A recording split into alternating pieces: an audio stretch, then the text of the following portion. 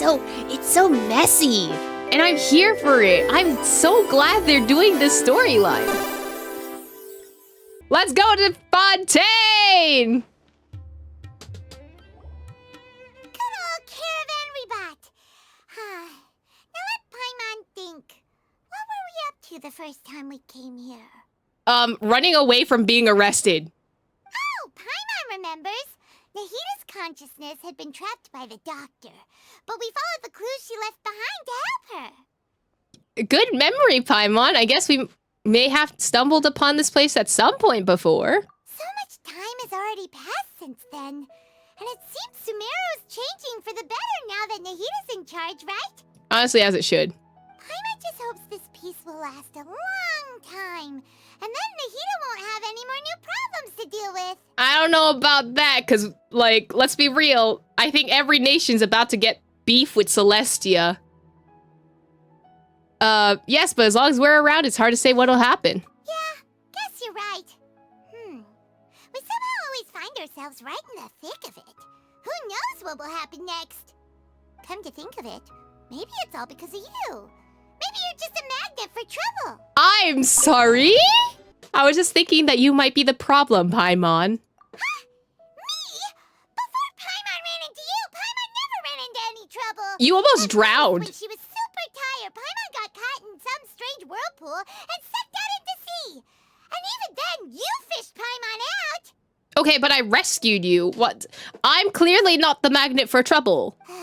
Anyway, for Nahita's sake, maybe we should think about heading to our next destination for now. So I see that Paimon having kind of beef with us is gonna be a plot point in this story. Next stop, Fontaine. Ah, look who it is. Running into you in a place like this? I can see you two still love wandering around. Hi, girly pop D here. What's going on? Oh, it's Dia! Since when are we just wandering around? We're usually taking care of some serious business. Even though it may have nothing to do with our journey. Oh, Paimon's so right. But also, when did Paimon get this sassy? Damn! Paimon's got some spice to her now. But never mind that. What brings you here?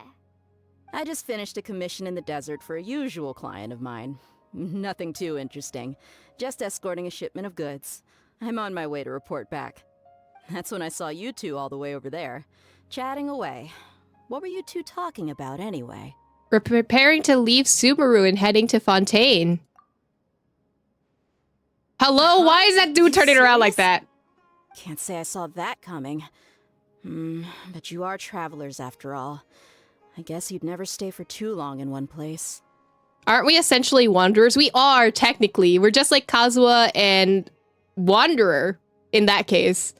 Paimon doesn't sound as sassy as the Chinese version. You know what? Maybe. Honestly, the bombastic side-eye is kinda, Bumping into you like this will become a rarity. I'm starting to feel sad just thinking about it. Hey, how about I gather a few mercs to escort you two? What do you say? Wait, that's so sweet of you, Dihya. Really? Thanks, but no need. Oh, I guess we're not getting escorted. So much. Say edge. But don't worry, we'll come back to see everyone when we get a chance. Dihya getting sad makes me sad. Oh, Blurfish, it's okay. We can come back to Sumeru. Sounds good. All you need to do to get to Fontaine is cross this stretch of desert and navigate some waterways. Knowing you two, I'm sure it won't be anything you can't handle. So, when are you leaving? Journey should be spontaneous. If I have money, that would be my goal. Oh, wait a sec. Paimon just remembered there are still a few dishes in Sumeru that Paimon hasn't tried yet. Now, where's that list Paimon made? Paimon, we can come back. Like, it's not like we're banned from Sumeru. Who is this dude? Okay, he's gonna walk off. Okay. I see. Guess you won't be needing a going away party or anything. It's sad enough to see you go like this. So did none of us see that? Like, Dihya definitely saw that. Though, now that I think about it, Sumeru wouldn't be what it is today without you. Seems true heroes always prefer leaving quietly. By the way, should we go say bye to Nahita? In her case, she'll know from our dreams anyway. Oh, good point. Then there's no need to bother her in the real world. I feel like we should say hi, though. Like, I feel like that's courtesy. Then I guess this is goodbye for now, traveler in Paimon. Whether as a client or a friend, you're always welcome to come find me. Okay, Dihya telling that to us is so sad. I feel heartbroken. Like, her actually saying goodbye makes me so sad. Take care, Dihya. Goodbye. Goodbye, Dia. Bye-bye, Sumeru. There she goes. Bye, Dihya. Thanks for the send-off.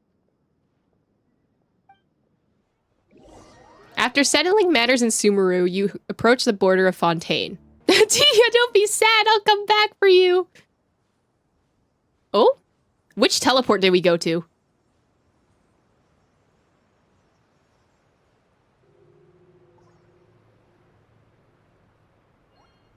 There we are.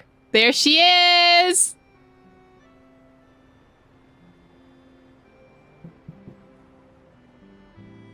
God, it's so pretty.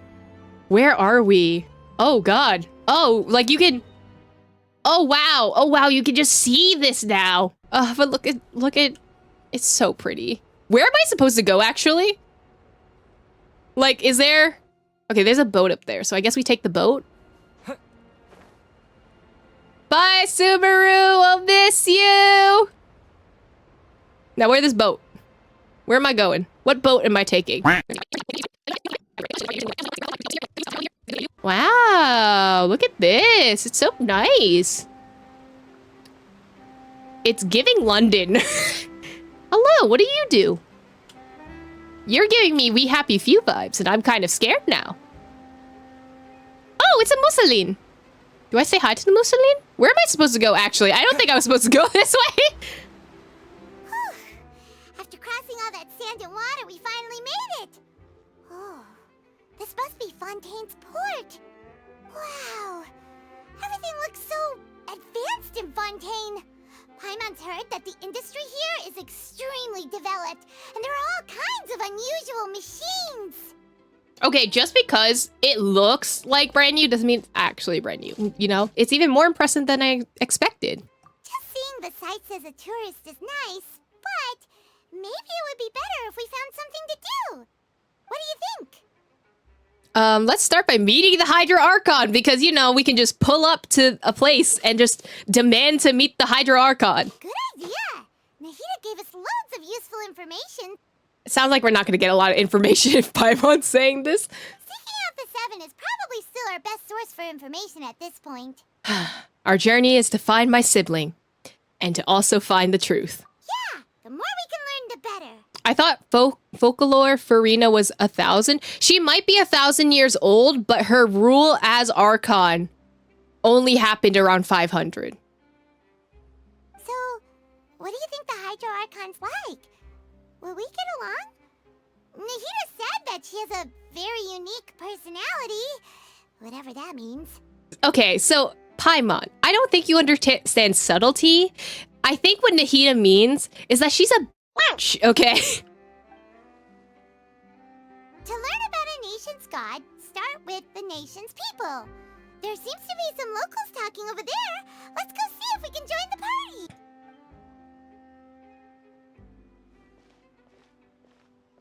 If you ask me, it's a tragedy how things ended for him. Oh? Clearly, he was a pretty decent person. Someone died already. Yeah, I didn't We just expect got that here. kind of ending for him. I thought he would at least fight on a little longer for his family. I was expecting a sudden plot twist, but it's a pity that it never happened. Still, his story is quite the tearjerker.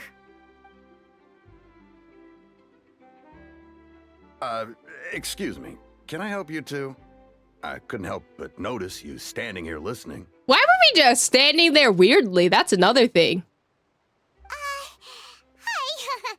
We're travelers new to Fontaine, and we had something we wanted to ask, but you seem to be really busy talking about some kind of play, so we didn't want to interrupt. Play? Oh, no. We're talking about something that really happened.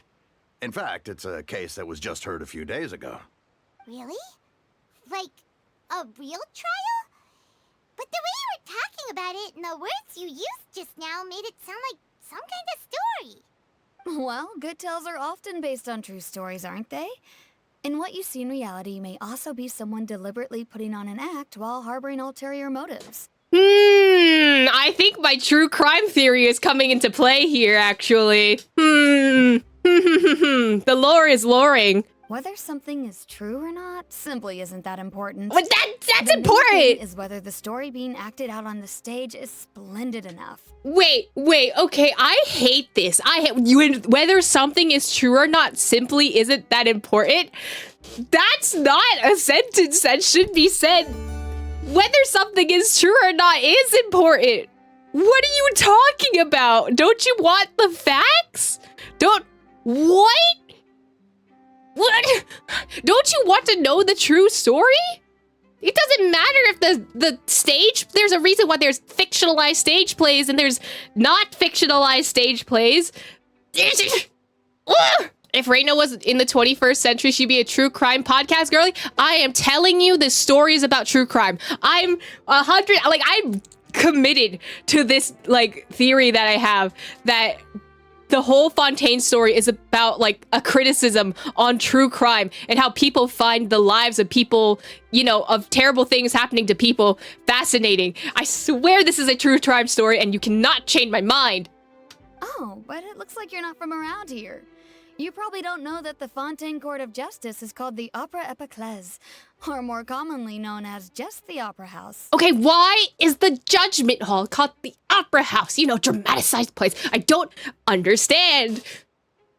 These people wouldn't bat an eye at other people's trials and crimes, but being serious until they themselves are the ones and they say, exactly, people don't care unless it happens to them. That's exactly what's going on. So these trials are sort of opera? But, shouldn't court cases be treated a little more seriously than that? Not to question Fontaine's way of doing things. It's just that putting someone on trial is usually a very serious thing. I love that Mama Mao's here. I know that's not important detail, but Mama Mao's here. No worries. Other visitors to Fontaine have wondered the same thing. You could say that we just don't want to waste the moving stories behind those cases. And as for your worries about whether the cases are treated with due reverence, we have the absolutely just and honorable Chief Justice Neuvillette, as well as the Oratrice Mécanique d'Analyse Cardinal, a machine created by the Archon. Between the machine and the Chief Justice, false charges and injustice are a thing of the past now. Oratrice Mechanic Analyze Cardinal? Cardinal Analyst Mechanic? Okay. A judgment device created by the Archon, so this is the nation of justice. Oratrice? Is it some kind of machine too? Oh, Paimon's curious. We should check it out if we get the chance. Wait, Paimon almost forgot to ask you our question. Do you know what we should do if we want to meet the Hydro Archon? Oh, that's easy. Just go to the Opera House. Lady Farina practically lives there. You could definitely say it's her biggest passion. I think what they mean is that they wish to speak with the Archon personally. In that case, I am afraid it's going to be a tad more difficult. You'll have to make an appointment well in advance. An and appointment? it'll depend on whether or not she has any time slots available. Time slots? Is she that busy? Damn. Time slots folklore definitely isn't like the other Archons then. Oh, definitely. She's like, I'm too busy to deal with your... It's time for you to schedule an appointment so that I can actually do things. She's a bit of a brat. I'm not surprised. Honestly, I like the fresh air of having an Archon be a huge to us. Bratty Fischl commence. No, actually, it's just Bratty Fischl. Make an appointment, time slots. Huh. Is the Hydro Archon super busy taking care of official stuff? Wait, didn't you say that she's always at the Opera House? No. Lady Farina seldom takes an interest with the nation's affairs. Bro! The reason it's difficult to make an appointment is simply because she's incredibly popular. Oh. Well, that doesn't help. Farina is just, I'm busy with my soap operas. Let me get back to later. Read never. She like me for real, putting off things that she should be doing right now. Official if she lets the power go to her head, honestly. That's right. After all, she is the Archon. Though she may tend to get a little dramatic from time to time, people can't get enough of her. So she is a celebrity. Huh. Quite literally this time. Paimon's ever heard of an Archon being described that way before. Wait! Paimon gets now! The Hydro Archon is kinda like a big celebrity here, right? I'm just Paimon. I'm just saying her lines before she actually says them. Yeah, I suppose you could say that. Perhaps you could even say our mascot. That's crazy that Farina is the mascot and not, you know, I don't know, the Archon. Hang on. This is still Fontaine's Archon you're talking about. You should show some more respect. Yes, you're right. I guess I should at least try to be a little more respectful in front of visitors. Otherwise, I might get arrested and find myself face to face with Monsieur Nouvelette. Oh, so all we gotta do is shit talk Farina? Farina's a weak ass. Nouvelette, where you at? Come on. Sure, there's a lot of laws here, but nobody's going to be arrested for saying something disrespectful about the Hydro Archon. Oh, damn, so I did all that for nothing? Seems like the people of Fontaine really like the Hydro Archon, but they don't appear to revere her. Alright, I think we get it. Thank you! At least we now know that we can find the Hydro Archon at the Opera House. But who knows how long making an appointment will take? Guess we could have a look around the city in the meantime. Hey! What are you looking over there for? What am I looking over there for? There's a girl over there. She's been standing alone for quite some time. Huh? Who? What are we looking at? Oh! Maybe something's the matter. She isn't going to jump into the water, is she? She can probably swim, my guy. Maybe we better go check on her.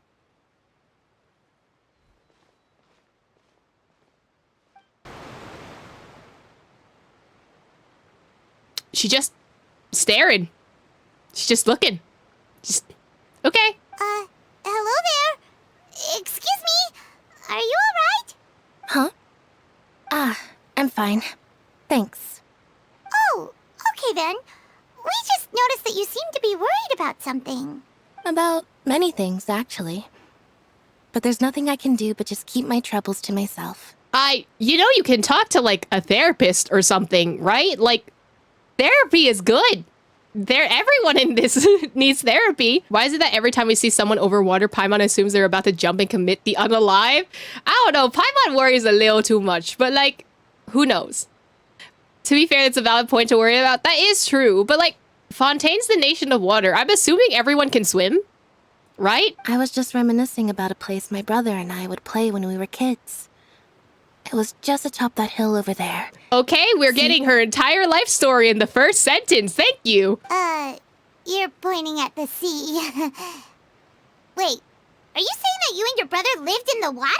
Maybe they're mermaids. They're not mermaids. Unless she's an oceanid, which... Lynette can't be an oceanid, right? Right? Maybe they're a fantastical race from Fontaine. Maybe they're Selkies. No people call the waters around Fontaine a sea. It's actually just an inland lake that's filled with fresh water. Oh. And no, I can still see that hill clearly in my memories. Now it's been completely submerged. Oh. Global warming is happening. Good to know. He would skip and jump, tossing sand in the wind. The sun shone brightly, and the air was filled with the scent of the sea. But now, the water is gradually swallowing our memories. It won't be long before it swallows us. Could you not say the most ominous? Wow, we don't even know your name. Can we get you a therapist? Like, I think you need help. Do you want me to show you to like a good therapist around? I don't know, around Fontaine. Maybe there's one in Sumeru, you know. Are you okay? Like, Sorry. Paimon doesn't really get what you mean. I don't believe we've had the pleasure of meeting. Are you Lynette's new friends? can you get Lynette a therapist? Like, please? Oh, and you are? Now we need a therapist character in Genshin. When's our therapist character? We have Baiju. I don't think he does therapy, though. Thanks for looking after my sister. She often comes here to reminisce about our childhood, that's all. There's no need for any concern. I love his gloves. They're so cute. Allow me to introduce myself. I'm Linny, and this is my sister Lynette. If I had to guess, I'd say you must be travelers from abroad. Nice to meet you. Paimon is Paimon, and this is the Traveler. We just arrived in Fontaine. We were just talking with your sister. Even though we didn't really get what she was saying. I see. It's unusual for Lynette to be so willing to talk with anyone. In fact, she seldom speaks at all. I'm usually the only one she ever talks to. Maybe that's a problem. Maybe there's a reason. Maybe there's a reason why that's the case. Oh, really? Then you two are just like us. Paimon's always the one talking for some reason. Because you never let me talk, Paimon. I'm just the Traveler. It's because you always steal my lines. So that's how you think it is? Paimon's gonna accuse us of treachery, right? She's gonna throw us under the bus, huh? She's going to throw us under the bus. Like, there's so much beef happening right now. I don't know. Paimon a little sus right now. Anjo did hint at Paimon throwing us under the bus. I just didn't think it would be so soon. You know? I also think my brother can be too talkative at times. Seems you were right, Paimon. We are quite similar. I love Lynette's bombastic side eye. So, what did Lynette mean just now when she said that the water is engulfing your memories? And that it won't be long before it engulfs you too? Global warming, my guy. Oh, that. It's from a prophecy that's been circulating in Fontaine for some time now. Well, I suppose prophecy isn't exactly the right word, because that implies a certain amount of uncertainty. There's no doubt about what's happening in Fontaine now. Oh. Oh no, what's happening in Fontaine? Where to begin? Let's put that question on hold for a moment. Huh? We still haven't formally greeted each other yet, have we? No. You were about to tell us some prophecy, some story kind of thing, and then suddenly you're just like, we didn't actually meet each other, right? Like, get to the good stuff. Where? What do you mean? What do you mean? Hello? Did all the introductions earlier not count? No, literally. Like, we know your name, we know her name, we know our names. Is there anything else? Hello, traveler. Oh, well, how do you know? Hello, Lynn. Hey, it's a pleasure to meet you. Do we have to do the song and dance? Did he tag us? With our hands? Hello, Paimon. Bro, he's tagging us or something. Like, is he not? There's no reason to do this. Like, he's 100% tagging us with something. Hey! Why didn't Paimon get a handshake? You're not poking fun at Paimon, are you? Please, don't take offense. Just consider it a sort of etiquette we have here in Fontaine when making new friends. You should remember it. It might prove useful. That's so sus. Could you not? Why are both of y'all so sus right now? Oh, all right then. Well, Paimon's just happy to have a local friend now. By the way, we were just getting ready to go to the Opera House to meet the Hydro Archon. Would you be able to show us the way? So you're going to see Lady Farina? No problem at all. In fact, I was planning to go to the Opera House later myself. I'll gladly take you once I finish things here. Please follow me. Okay, we're going. Going to the Opera House. This is the most direct line of like, hey, we're going somewhere. Now we're doing this. I should not be. Hold on. Yay. Oh, okay. We're turning this way. Just gonna follow y'all. We're just taking a stroll. This is the slowest stroll I've ever been on.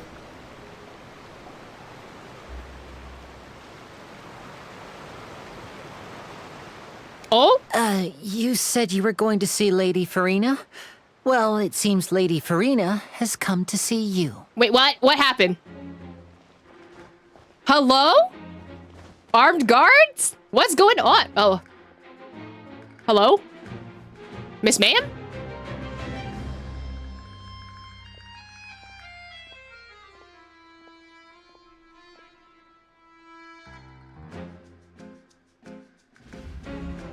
Hi, what's going on? So, she's the Hydro Archon? But how did she know we were looking for her? People were talking. My dear people, rich and poor, those with cup in hand and those with nothing at all, raise your glasses in celebration. If you don't have one, then just raise your hand in lieu. She is giving, official. This is very song and dancey, and I don't like it. As you can all see, 2 unfamiliar travelers have arrived in our nation.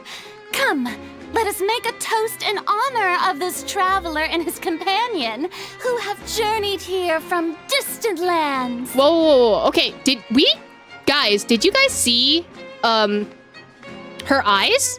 I didn't realize that they were 2 different colors. It's giving the Hydro Cube right now. You know, the one where, like, one of them heals and one of them attacks? Like, if we're going off the slime theory, right? You know, if, like, the slimes are based, like, have the similar personality of the Archons, does she maybe have, like, one personality where she, like, helps and then one personality where she, like, stabs you in the back? Because I think that's what's going on. Like, if we're predicting from the slime theory, not the slime theory, the most hated theory in Genshin. Okay, but the slime theory sometimes is right. She's literally a caricature of Marie Antoinette, let them eat cake and all that. No, she actually is. She physically is. Is she talking about us? Who else is a traveler not from Fontaine? Of course she's talking about us. Nobody here seems to be holding a glass. We're just all chilling, you know? I've long heard of the turmoil and chaos you left in your wake. Chaos? As you visited other nations. But I welcome you nevertheless. No, I have come to receive you personally. I, Fischl, Princess and Therefore Ertalong, descend upon the land by the... She is just Fischl, please. Fear is for insignificant cowards. I am a god, and I will never entertain the notion of such meaningless wariness. You can be rest assured, I see clearly your sincerity. Of course, seeking an audience with me is the most sensible thing to do. It will allow you to truly behold my power and witness my authority. Intelligent people always gather under the correct banner. Oh, the correct banner is being rich because we're poor right now. I literally have like 6 more to my name, if that's a thing. I want to find my sibling. You're not special, even though it's an Archon. Damn. She's giving me Loki vibes. I'm not gonna lie. Like, it's giving like kneel before me, like I am the true leader kind of thing. And I would love a Loki-like character in Genshin. I, Focalor, hereby welcome you to the nation of Hydro and acknowledge the value and significance of your trip. Now, you may rejoice in this. I'm surprised she's pronouncing her name as Focalor and not Focalor, because I thought it was Focalor in French, and that's how she pronounced it one time. If Farina is Loki, then there must be a Thor somewhere. Maybe Clorinde is Thor? She is Electro. The theory is theorying that, you know, Hoyoverse is gonna put Marvel into Genshin Impact. Okay, well, finding the Archon was easy enough. Yeah, Paimon still can't believe it. Feels like we've only been here for a few minutes. We've literally only been here for a few minutes. But the Hydro Archon's entrance was, how should Paimon describe it? A little over the top? Listen, everyone's dramatic here, it's fine. Also, I love that Lynette's just staring at us. What do you see with your special eyes? Miss Hydro Archon? How did you know we were coming? I see. As Outlanders, you inevitably lack even some of the most basic understanding. Don't She called us forget stupid? that even the gods can be divided into the mediocre and the excellent. I suppose it's only natural for you to be awestruck by my abilities. Did you just call us stupid? Bro, you want a 1v1? I'll, like, get Zhongli or something. 1v1 me. You had best stop and consider. Do you really have the noble qualities and etiquette necessary to communicate with a god? All it takes is a flick of my finger for me to know everything about you. So there are spies. There's always spies. Whoa. Talk about sounding high and mighty. Feels like she can't get over herself. Oh? What's with these looks? Perhaps the welcoming ceremony still isn't enough? What else should I say then? I don't fucking... Bro, I barely talk in the first place. Is she waiting for us to start talking?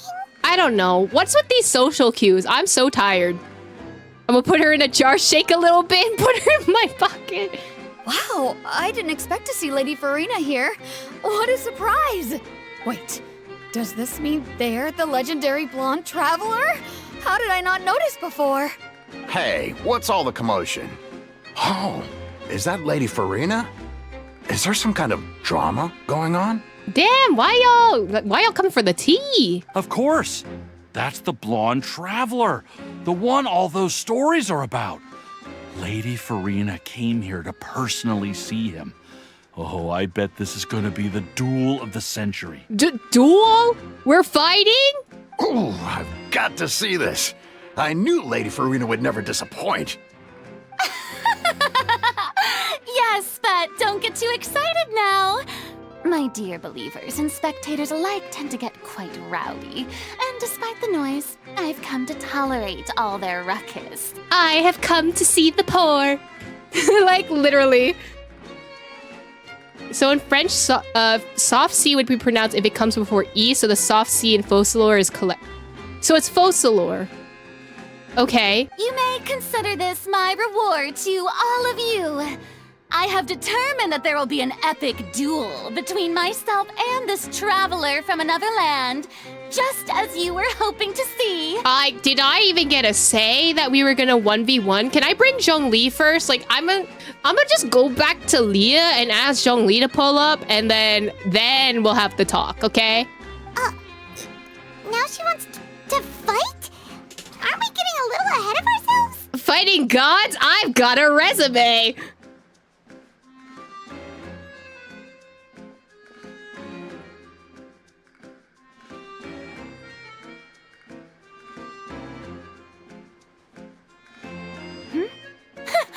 Are you not afraid? Might I remind you that this is a duel against the divine? Okay, so how many gods have we fought? We didn't fight Venti. We didn't fight Zhongli, actually. We fought the Inazuman Archon. Does that count? I think that's enough, right? I also fought a giant rock tree frog dragon thing.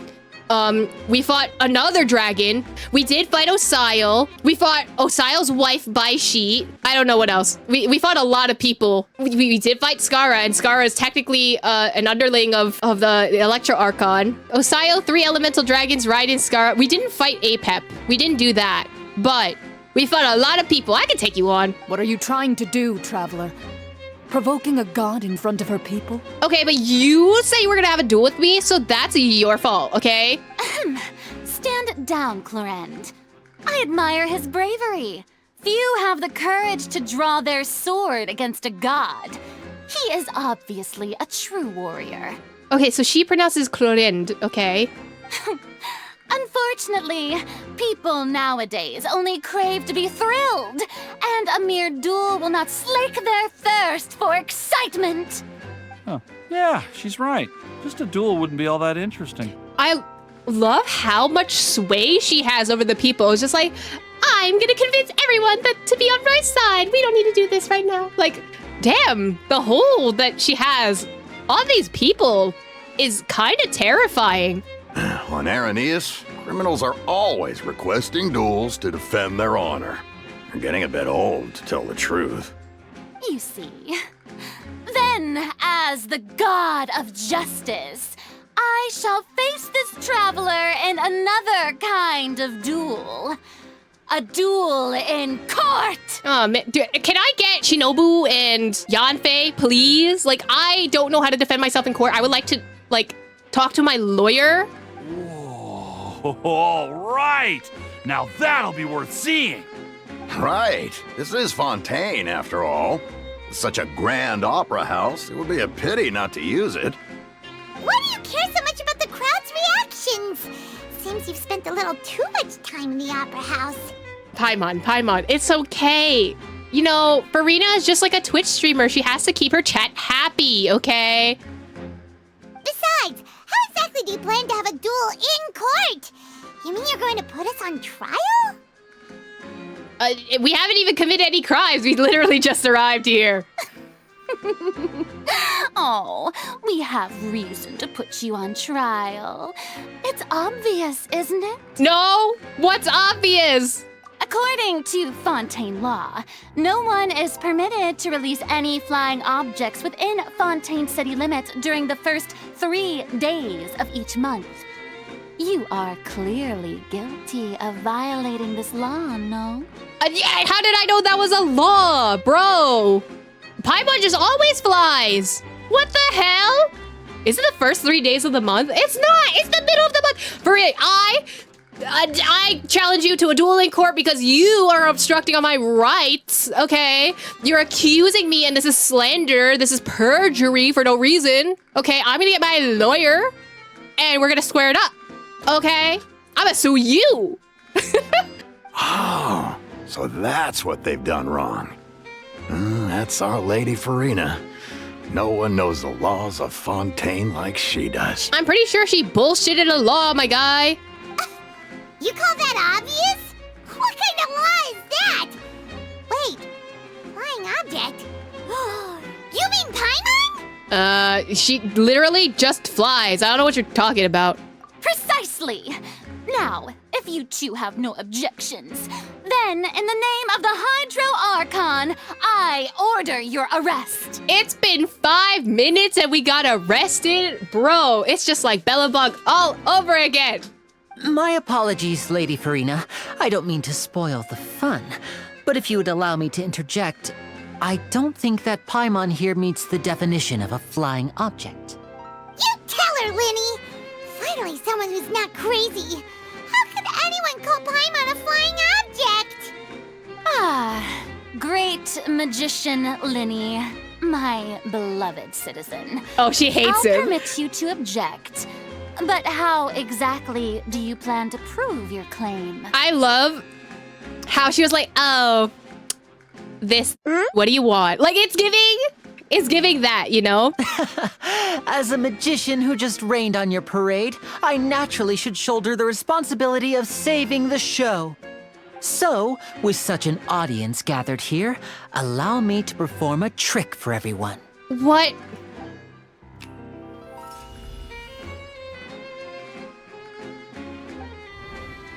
Hello? What is going on?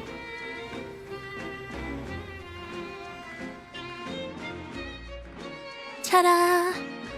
I don't know. Why is there suddenly a red string of fate tied between us? What's that on Paimon's back? Hey, when did you do that? When Linné patted you on the back, I knew he was planting something, bro. Never trust a magician. See? I knew it. I knew it. There. As you can all clearly see, Paimon should be classified as, well, something like a balloon. This rope has been in the traveler's hand all along. It was just that no one could see it before. Huh? You call that magic? You've got to be joking. I thought it was pretty good. Nice one. Huh. I'm not sure what to think. It seems Lady Farina's charges no longer hold water.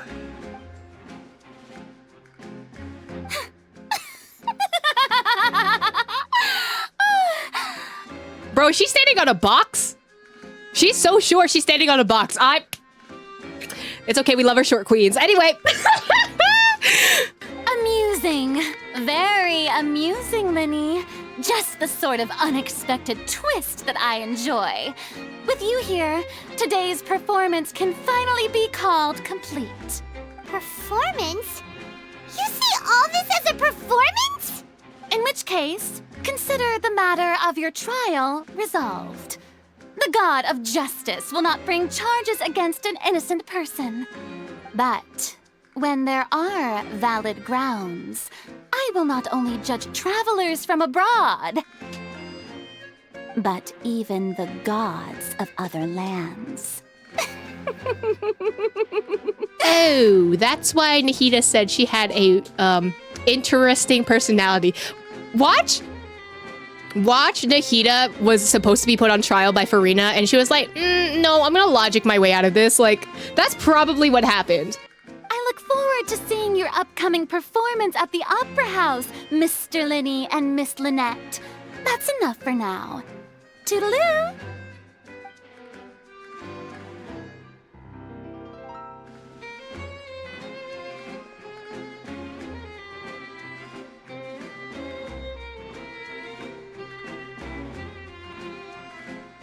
Yeah, I didn't like that. I'm scared. We literally just almost got arrested. Like she's gone. Well, that's the most unpredictable Archon Paimon's ever seen. We never even had a chance to ask her anything. But that's a problem for future Paimon. That whole scene just now was really... Thanks for bailing us out, Lene. Don't mention it. I just happened to remember that there was such a law, so I did a little preparation, just in case.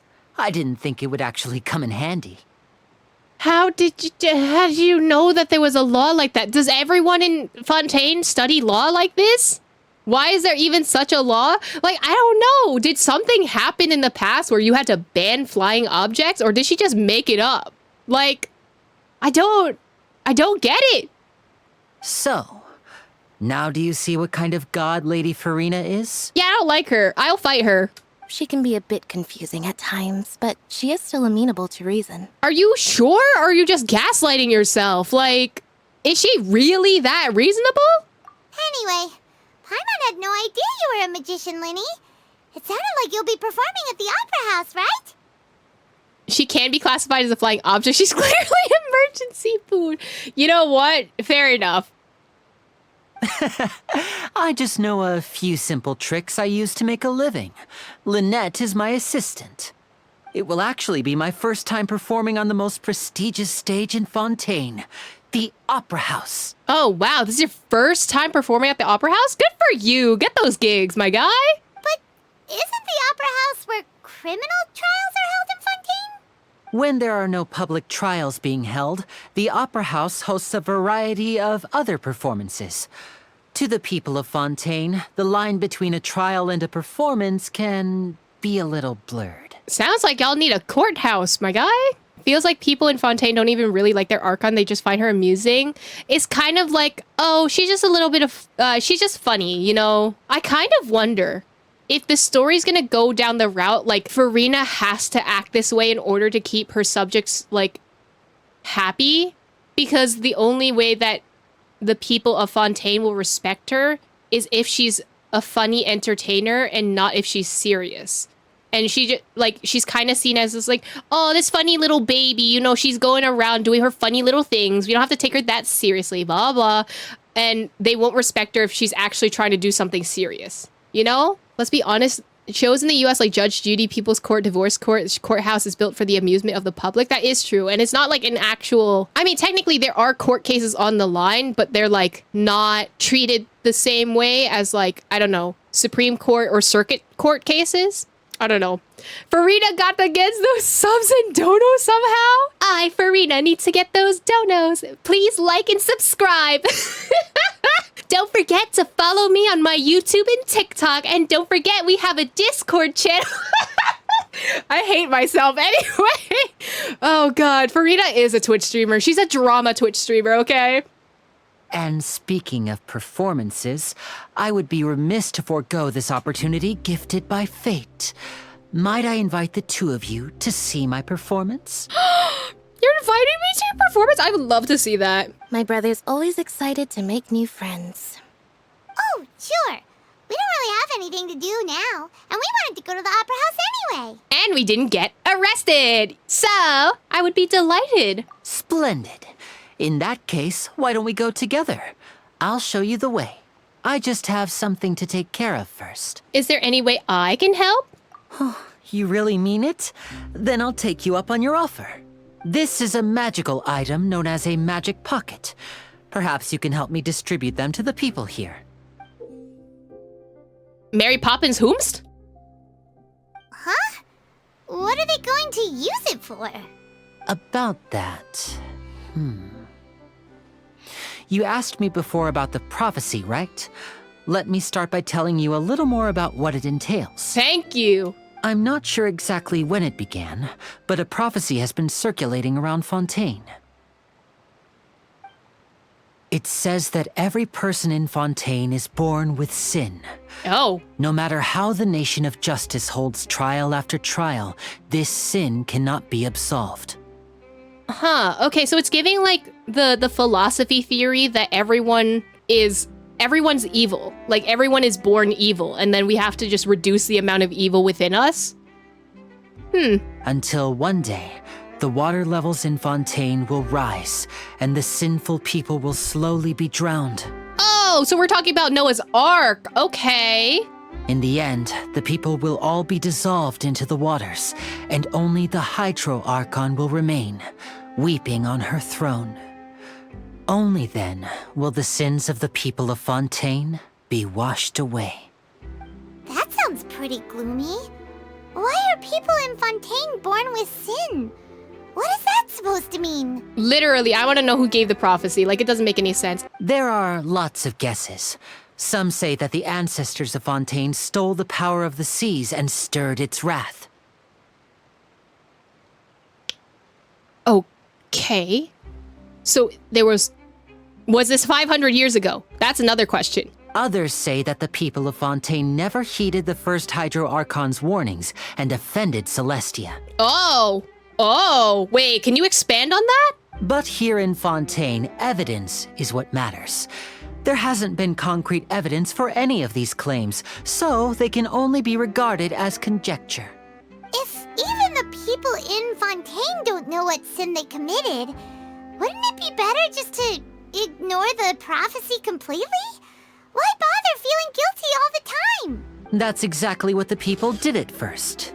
But in the last few years, the water levels in Fontaine have actually started rising. But now the waters is engulfing our memories. It won't be long before it engulfs us. Many places have already been completely submerged, and now lie beneath the sea. Many people carry on with their lives as before and shrug it off as a natural phenomenon. But my family and I think that the people of Fontaine shouldn't ignore the possibility, which would end up sentencing them to death. We hope that at least the people who reside near the waterfront can move away before it's too late. So, we've started distributing magic pockets to them. I'm guessing it's another case of an Archon doing something bad and getting their citizens involved. Another case of the Archons f***ing it up for their citizens. Wow. It's Inazuma all over again. I hope she doesn't get a redemption arc. Like, please, just let her be a... As a magical item, these magic pockets have astonishing capacity. I'm sure they will come in handy when people are moving their belongings. Oh, Paimon gets it! It's like preparing for a rainy day! But this is more than a bit of rain. Yeah, but also, like, why would you give them out for free? Like, it doesn't... There has to be a secondary use for this bag. If the prophecy is true, is there no way to prevent the disaster? Perhaps only absolute power could ever contend with such a catastrophe. But who knows? We're just tiny specks in the grand scheme of things. Now, if you'd like to help, then please give these magic pockets to anyone nearby. Be sure to convince them to take it, regardless of what they say. That's so sus. There has to be a second reason why you're giving us the magic pockets. Like, is something gonna pop out of there? Like, is there a reason? Who am I supposed to give these to? I should probably get that statue that's... Oh god, that is all the way up there. I'm not doing that now.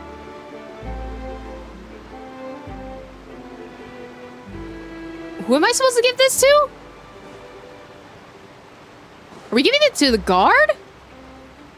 Wait, are we giving it to the guards? Wait, that'd be so sus if we're giving it to the guards. Hold on. Ain't no way. Navigate. Why is one of them we're giving it to the guard? Bro, why are we giving it to the cop? What's this? So you also believe in the prophecy. Keep it. I won't have any use for it. So y'all know about this bag? Huh? What? You mean you don't believe in the prophecy? No, I believe in the prophecy. But I also believe in another story. I'm so confused right now. The story says that people once lived in the ocean. They were one with the ocean and couldn't live apart from it. Theory concluded. We're all oceanists. What? But as time wore on, people desired to live on land and developed blood vessels, encapsulating the sea within their bodies. Thus could people set foot on land. Is this the evolution theory? Like us turning from fish into not fish? So, if you ask me, when the water rises and takes us all, it'll be like we're going home. Bro, he's just like, well, this is my fate. Goodbye. Like, do you need a therapist? Oh, we hadn't heard that one before. But people can't live underwater. They'll die. You should probably still take it. All right, I'll take it. I guess I just feel that being dissolved into the water doesn't necessarily mean death. Confirmed. Everyone in Fontaine needs a therapist. Oh god. With Farina as Archon, I wouldn't be surprised if there's a lot more people who need therapy. No, you're kind of right about that. So you're the blonde traveler that everyone's been talking about. My apologies for not recognizing you earlier. It's okay. I guess you can sense my main character energy. That's totally okay. Not everyone can, not everyone can understand how important I am. I want to throw up. Anyway, I'm so sorry. Take the bag. I don't know why Lene wants... A magic pocket? Seems you really thought of everything. I guess it's better to prepare for the worst and hope for the best. Thanks. Please, also thank the magician on my behalf when you get the chance. Oh, so we just... okay. And also my dad about the Archon he said who left this theater kid unsupervised. She is... Oh my god, she's Rachel Berry. Oh my gosh, she is Rachel Berry from Glee. This is her villain arc. Huh? I don't want that thing. Way I see it, if the prophecy's true, it's still gonna be a long time before the water can cover everything. Life is all about living in the moment. What use is there in worrying about the future all the time? We'll cross that bridge when we get to it. So so I see that everyone is kind of having this like YOLO kind of thing. You should still take it. You never know when it'll come in handy. Oh, all right, fine. Thanks. It's just that if I start moving, that means I've already given up on the life I have now. I'd really rather not. Is it a moving bag? I mean, you can just store things in there, right? Like, you don't have to... You can use the bag for other purposes, right? Right? You can... It's not like you have to move right now, but you can take the bag for funsies, right? But also, I love that everyone already knows what the bag all is. Of the magic pockets? That was fast. So, what did people have to say? I bet you heard some, interesting opinions. Okay, but Lene definitely has to have an ulterior motive with giving out these bags. Like, there's no reason why he's just giving out these bags for funsies, right? I don't trust Lene at all. Like, no offense, he did save us, but he has some ulterior motive, right? No kidding, many were quite stubborn. Yes, but that will change once disaster strikes. Oh. I know they'll change their minds, so it's only right to help them prepare. Is there anything else you need to do before we leave? Yes, one last thing. I have the magic pockets made by a workshop in the court of Fontaine. Since we're out and about, I was thinking about bringing him some more materials. So, you want to collect materials? Just tell us what the materials look like and we'll help. Many hands make light work. Oh, that would be much appreciated. We'll need some Romaritime flowers. Some what? I remember seeing them near the waterfront on the east side of the harbor. Why do we need flowers to make a bag? I'll gladly take the free bag if it means I don't have to pay jack shit for it. No, same. I'll take a free bag. I'll take a free Mary Poppins bag where it's just, you know, you can just carry around whatever without needing to do anything. I think that's a really good thing to have in real life if you could, you know, just bend space-time a little so everything can fit in your bag. Collect materials used to make magic pockets. Why am I climbing on the bush? Oh, I was like, there's no reason why I was climbing on top of the bush. Okay, now how do I get up there? That's another question. Is there an elevator? Can I take an elevator? Is that a doggy? Doggy! Oh, he's so cute. He's a little guide dog. His name's Baguette.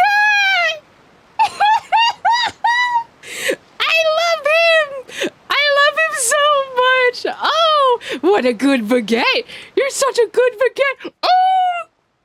Oh, good doggy, good doggy. He's so cute. I love him so much. Ah! Oh my god, I love him. What a baby. Bye, Baguette. Oh my god, I can't believe they named a dog Baguette. Okay, this is the elevator. I would like to go upstairs, please. There it is. Hi. Statue of the Seven. Whee!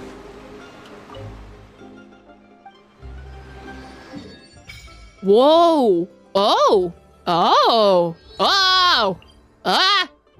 Huh? Okay. I'm scared now.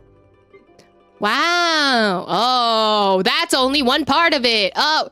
What is that? Oh, it's the flower. Right, we were collecting flowers. It seems we have to use Hydro to collect Romaritime flowers. Hi, I'm Dendro and I forgot to resonate. I pretend that we did this and I completely forgot to change into... There's Dendroculus. I'm not gonna... Not Dendroculus. Hydroculus. Sorry. It's not called Dendroculus anymore. We're in the Hydro region now. I forgot to resonate. Ooh, her dress is so pretty. Wait.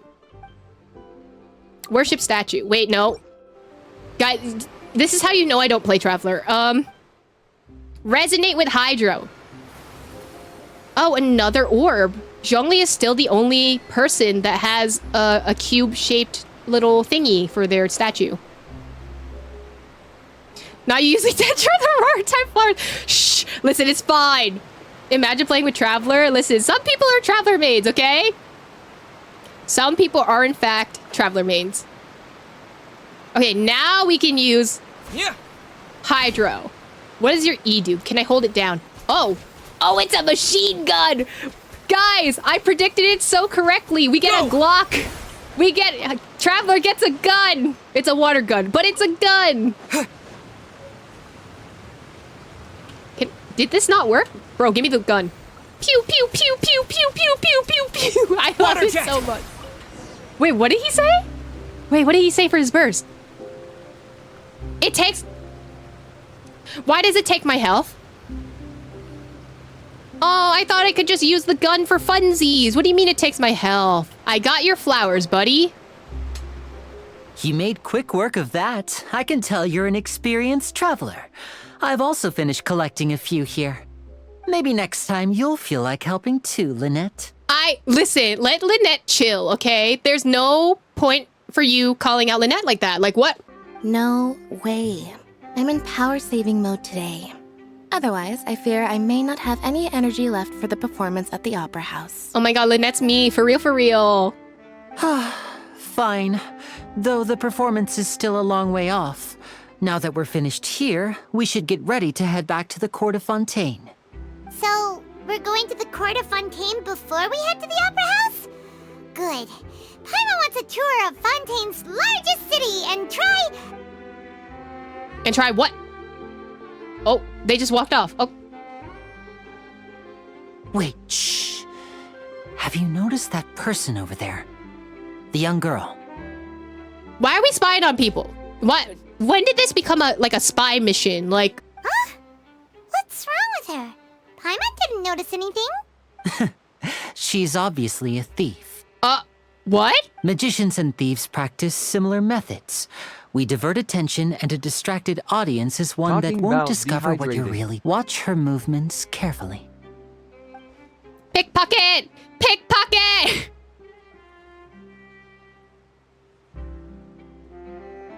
Oh, he's right! Dun dun dun. Shh, keep your voice down. We need to think of a way to catch her, but it seems she's very alert. Perhaps we should split up. You two can ride the lift over there and wait up top. I bet that'll be her escape route if she tries to run. Leave it to me. All right, let's go. We are going to get abandoned. Go to the top. Good thing we already did it, so I can just teleport there. Hehe. Easy. Oh, I'm so sorry. I shot someone for no reason. This is the spot where Linny wanted us to wait. Also, I'm surprised you're pronouncing it Linny. Oh, there she is right there. Oh, look! Isn't that her? Oh, get ready to stop her. Oh, is this our Dark Knight hero arc? Is this Vigilante arc? Oh no! Did she notice us? She started running the other direction! What should we do? Should we chase her? No? I don't feel like that's our jurisdiction. Our job is to block this path. The rest is up to Linné. You're right. She might also be trying to lure us away. You wait, but there's no sign of the thief. Nothing's happened for a while now.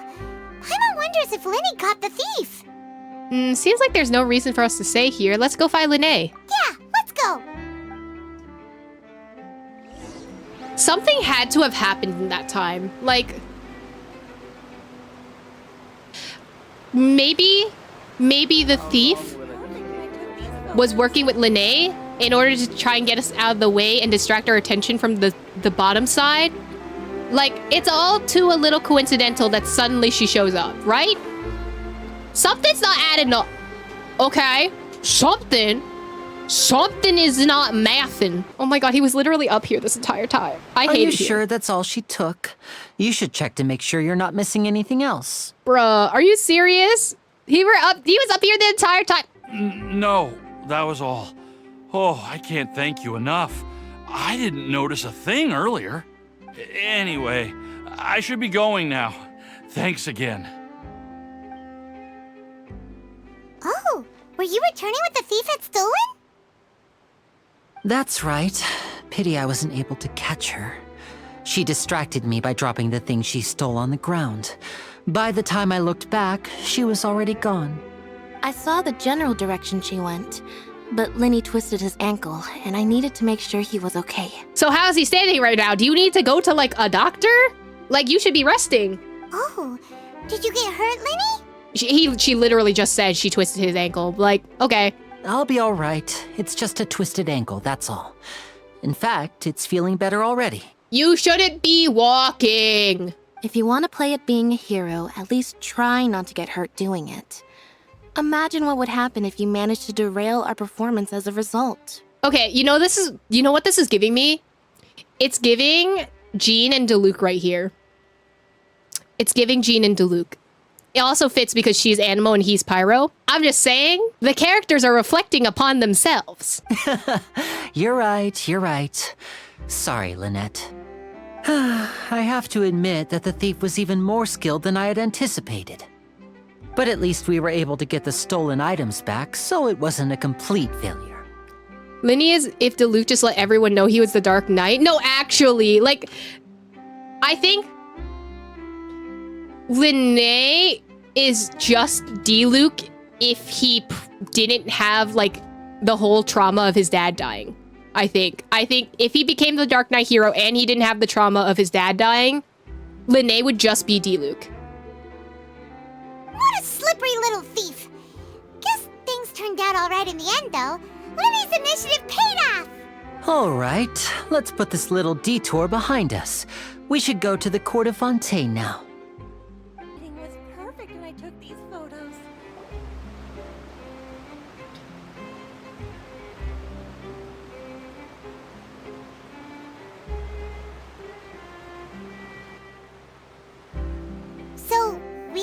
this thing to go into the city? What an ingenious way to get around! People in Fontaine really know how to use water! This is an aqua bus. It allows people to travel between several key locations around Fontaine. It's pretty convenient, but the ride can become a little dull after a while. The scenery is always the same. That's why it's better to travel with friends. So you mean it's still boring even when I'm riding with you? Oh! Damn! Lynette did not need to come for Linnea's throat like that. Oh my god! I love her so much. I'm so glad we get her for free because the sweater! Oh my god! You pop off. We love a girl boss. We love a gaslight girl boss gatekeep. No, that's not what I meant. It's just that, well, you don't really talk that much. Oh. Damn, but like she calling you out.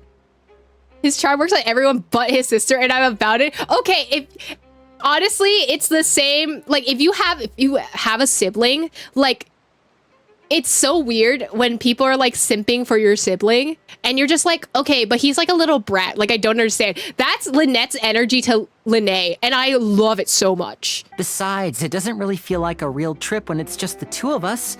It's the same as being at home. Whatever. I love her. Guess that's what it's like to be an older brother. Aether just looking at him is like, ah, yes. I too have these things with my older sister. These are the squabbles we must do. It's about time for us to leave. Let's get on board.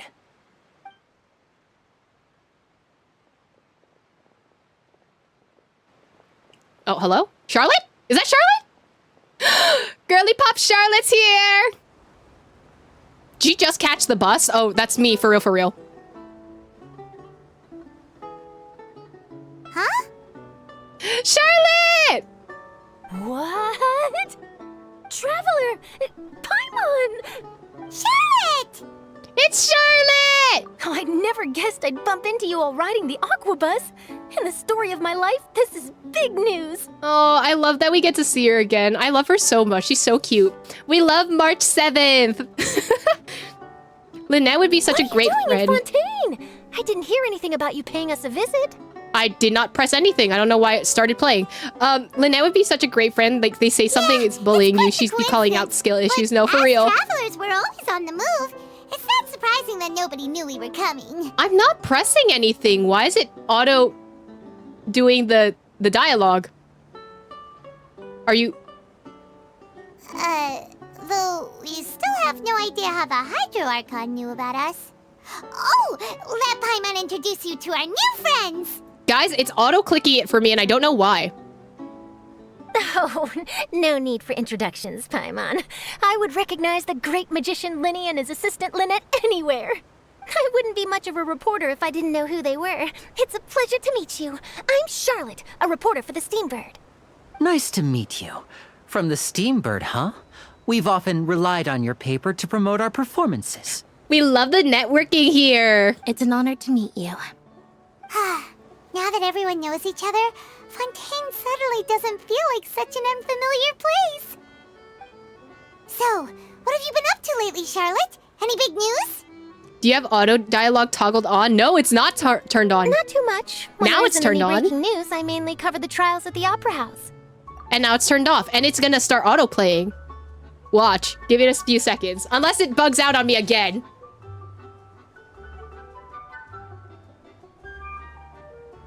You can still manage to keep readers' attention as long as you tell things from a clever enough angle, even if it's the same old topics. See, it just auto-plays. I'm so confused. For example, reporting on how a scammer once deceived vulnerable girls into relationships. Ayo? Or how a financial criminal was once so poor that they ate a single piece of bread for 5 days. Ayo?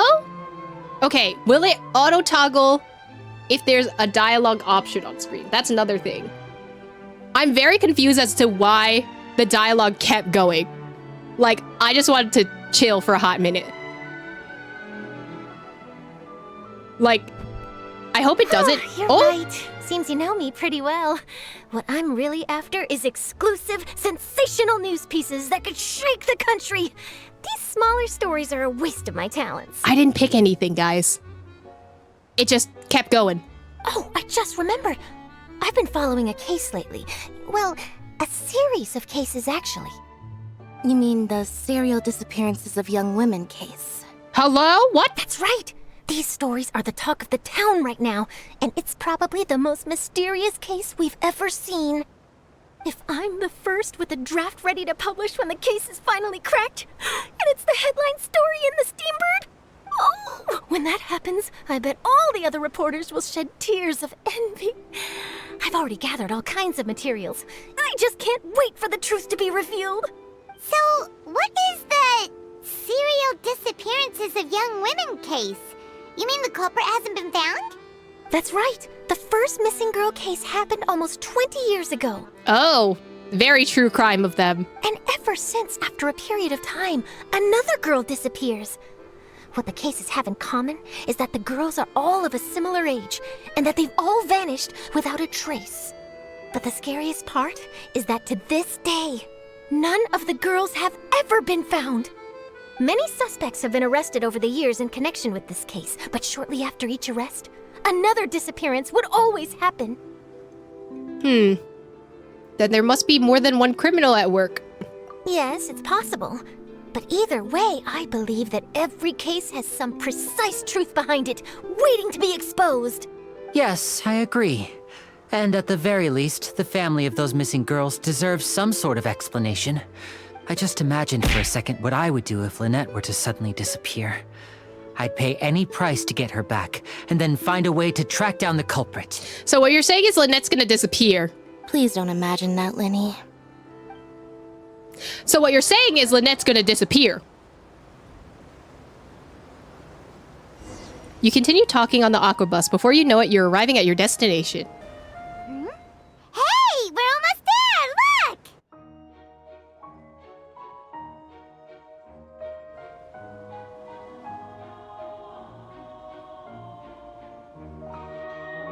Oh, everything's so pretty. Look at the fishies!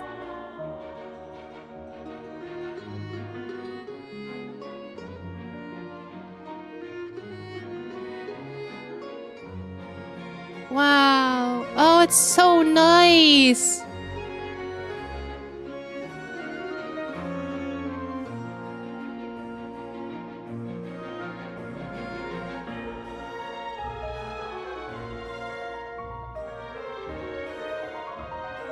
Ah, the piano.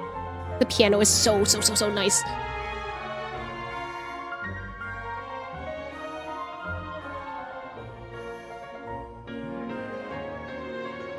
Well, I really enjoyed chatting with you. Life should be full of pleasant little surprises like this. Yeah, us as well.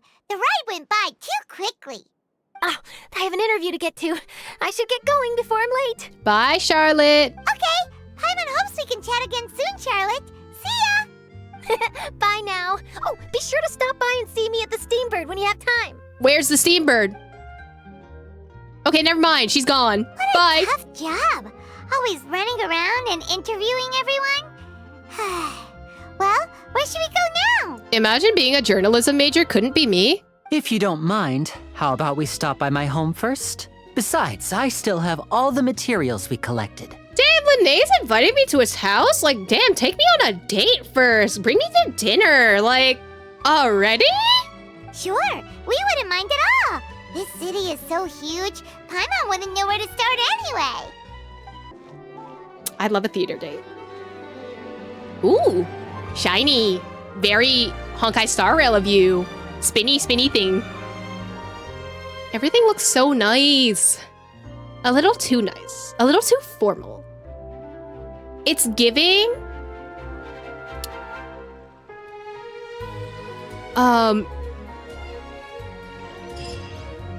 It's giving, you know, it was a Disney show, and there was like a section with the newts. It looks like the Newt Kingdom in that This is no time for distraction. You mean Amphibia? Yes, it looks like the Newt Kingdom from Amphibia You know how everything looks so nice and pristine and so architecturally like sound and like everything looks so pretty, and then like if you watch like the last 2 seasons of Amphibia, you kind of know what happens with that. So I wonder if we're gonna get the ending of Amphibia, but like, you know, Genshin style. This is our current abode. Ah, Fremine, you're home. Where did everyone else go? I have some new friends that I would like to introduce. Hi, I would like to see your penguin, thank you. Oh, they all just went out a moment ago. I also love his voice so much. I see. Everyone is getting busier now that Father will be returning soon. Who's I suppose Father? That can't be helped. Who's Dad? Allow me to introduce you to my little brother, Fremine. He is a phenomenal diver. Hello. Oh, he's so shy! Oh, it's okay! He's such a baby! He's so cute!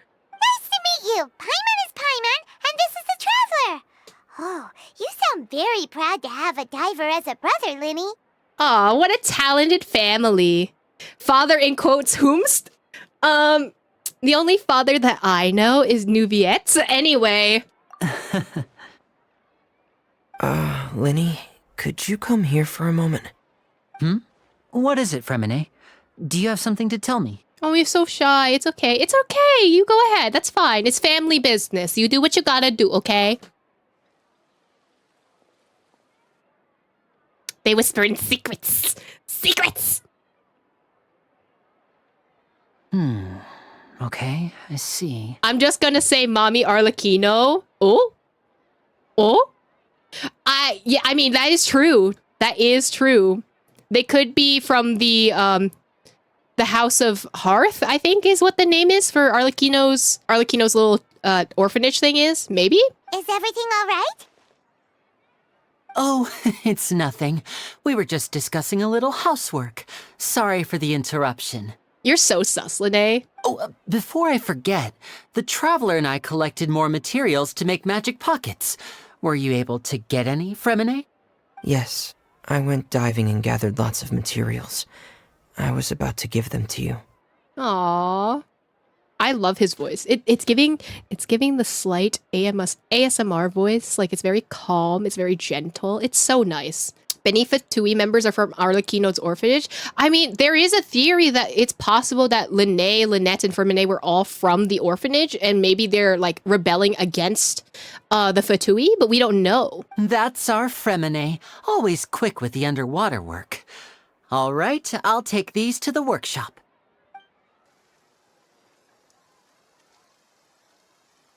Oh, why is it raining in the city? It never rains in the city. Unless...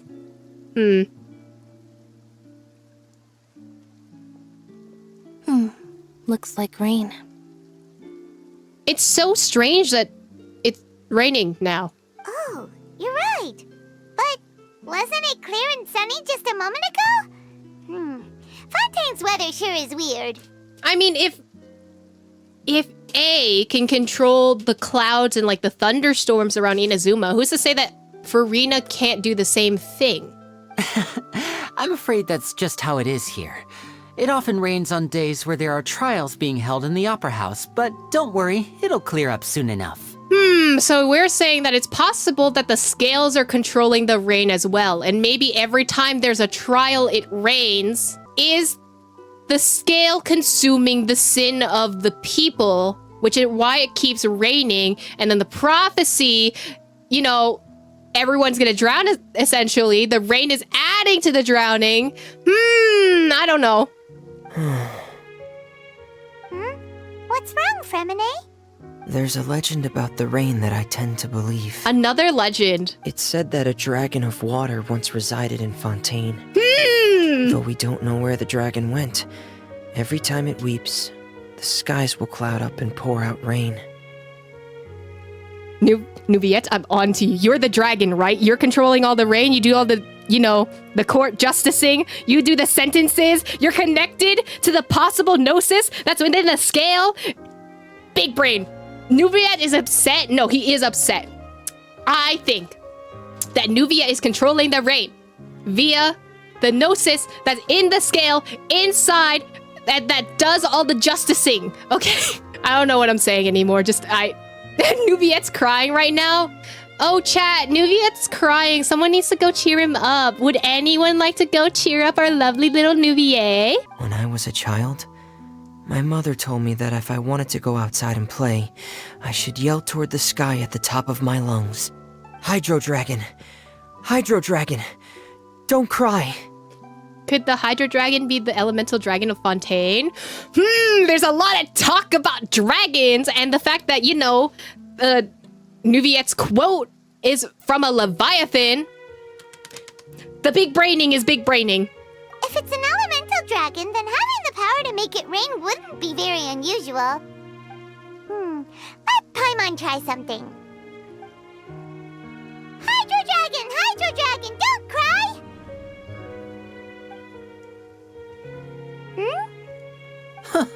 Doesn't seem to be of any use. It is just a legend after all. You know, but you believe in might the be a other more legend, huh? popular magician if you understood the concept of romanticism. Oh! Or could at least play along. Oh! Bro, Lynette is coming for his throat right now. I appreciate her. She's so real for that. We love her. Sorry. It might be because we've never met the Hydro Dragon. Unless? Perhaps it can't be comforted by the words of strangers. Unless? After some time, the rain stops. It rained for longer than I suspected. Oh, it's already getting late. Bro, why is Lynette glowing right now? Damn, he getting hot. His skin is literally glowing. The hydration in Fontaine is so good. Like, can I get your skincare routine? Like, was there something you needed to do, Linny? Yeah, some preparations for the show at the Opera House. I need to find a way to catch the last aqua bus of the day. On the day of the performance, just ride the aqua bus to the island of Aeneas. I'll have Lynette meet you at the fountain in front of the Opera House. Sounds good. You go ahead, Lynette. Oh, are you leaving now? What is it, Fremine? I'm in a hurry. Oh, I get it. You feel nervous delivering the materials for the magic pockets, is that it? Oh, he got social anxiety. He like me for real, for real. Perhaps we could trouble the Traveler to help us take these materials to the Beaumont workshop and deliver them to the owner there? I'm afraid that Fremine can be quite introverted, and the boss there tends to be pretty talkative. Fremine has always been a little afraid of her. Oh my god, Fremine's like me for real, for real. I love him so much. Let's all protect Fremine. He's such a baby. No trouble at all. Don't worry, we're on the case. Yes. Sorry for the inconvenience. I'm quite useless when it comes to such tasks. I'll think of a way to make it up to you. Oh, no need. This will be a walk in the park for us. Okay, we're going to be the introvert friends that introduces Fremine to all the other friends, okay? We are the introvert protection squad, okay? Thanks again, you two. I really can't deal with that lady. I got you. I got you, baby boy. We got you. I don't know where I'm going, though. Where's the workshop? Oh, hello there. New customers? Estelle. Looking to buy, or do you need something made? Or perhaps you're just looking for a chat with me. Oh, no. We're just here to deliver some materials. Here they are. They're for making... what were they called again? Magic pockets? Ah, these must be for magic pockets. I could tell right away. I've already made several orders worth now. Do we need to pay? Because I'm kind of poor. No need. They've already prepaid several batches worth. When they told me what they'd be using them for, I even offered them a discount. But they insisted on paying the full amount, saying that I had a business to run. That's nice of them. Both their hearts and their pockets are made of gold. Oh, me. Whoa. So, is Linny actually loaded? I highly doubt that if he's spending money like this. Like, let's be real. I can't say for sure, but who knows? Maybe there's good money to be made being a magician in Fontaine. Hey! Is this machine what you use to make stuff here? It looks really advanced. It looks very, Ruin-Guardy. And I'm scared. Why use your hands when a machine can do the work? It would be a waste not to use the latest technology. And wasting is a kind of crime. But where does a big machine like that get its power from? Abyssal magic. Well, It's a little complicated. I'm not sure I can put it in layman's terms for you. But basically, everything we usually use here in the city is powered by indemnitium. It's a type of energy that's produced from trials. Okay. We're gonna get an explanation on the energy. You love to see it? Huh? How can trials produce energy? Well, I'm not completely sure of all the details myself, but basically, when a trial is in session, the Oratrice Mécanique d'Analyse Cardinale harvests people's belief in justice and converts it into energy to be used all around Fontaine. The way she said that was so fluid. Oh my god, props to you. So that's what its other function is? Paimon heard that the Oratrice was created by the Archon to make judgments. But Paimon still doesn't get it. How could something unreliable like people's beliefs be turned into a stable power source for these machines? Run that back for us English speakers. No, honestly, why do they randomly have accurate French and then switch to non-accurate French? I don't know. I mean, not everyone's gonna say Oratrice something something something. We just say Oratrice, right? I guess that's why. Like, I think the words that are being used more frequently, they'll run it in like a non-accurate French, and then the ones that not a lot of people will say, they'll actually say it in French. Venti and Nahida both said that the gods rely on belief to obtain power. Oh, yeah! So that means the Hydro Archon relies on the machine to take the energy created by belief and turn it into power for all of Fontaine, right? Even though I've never heard anyone really put it that way before, it sounds like it makes sense. Besides indemnitium, we have another type of energy called pneumosia.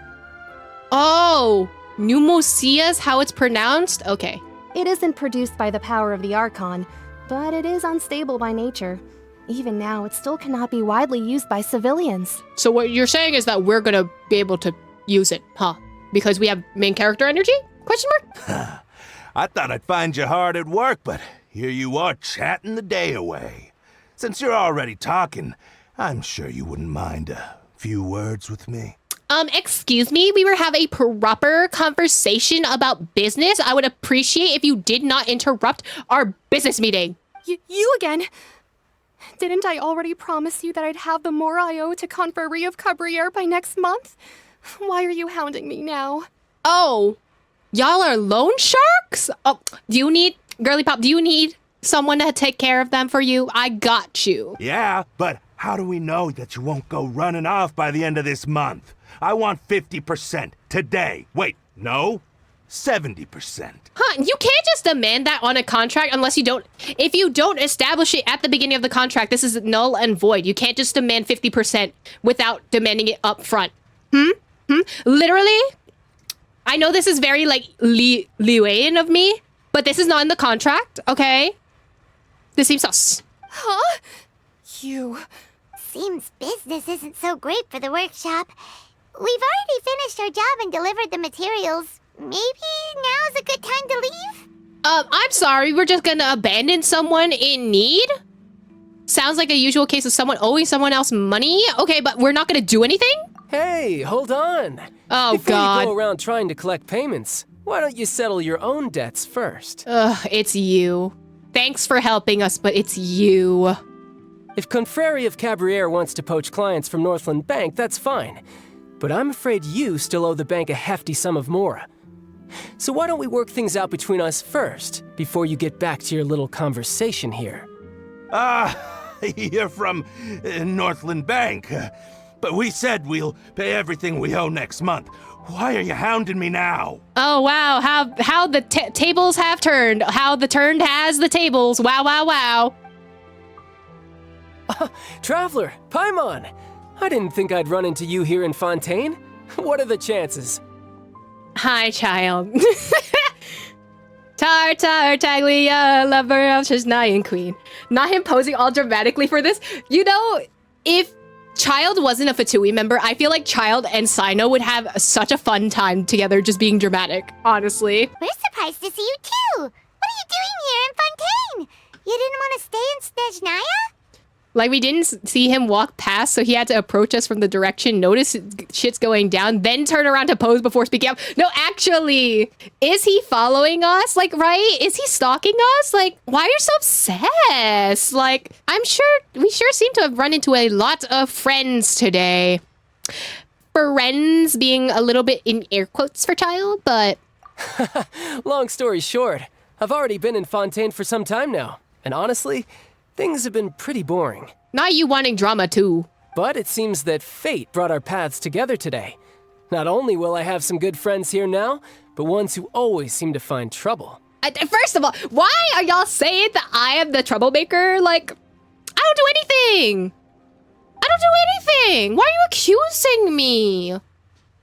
Either way you look at it, it seems things are going to get a lot more interesting now. Why are y'all accusing me? I did nothing. Pretty sure we'd want to avoid anything that you'd find interesting.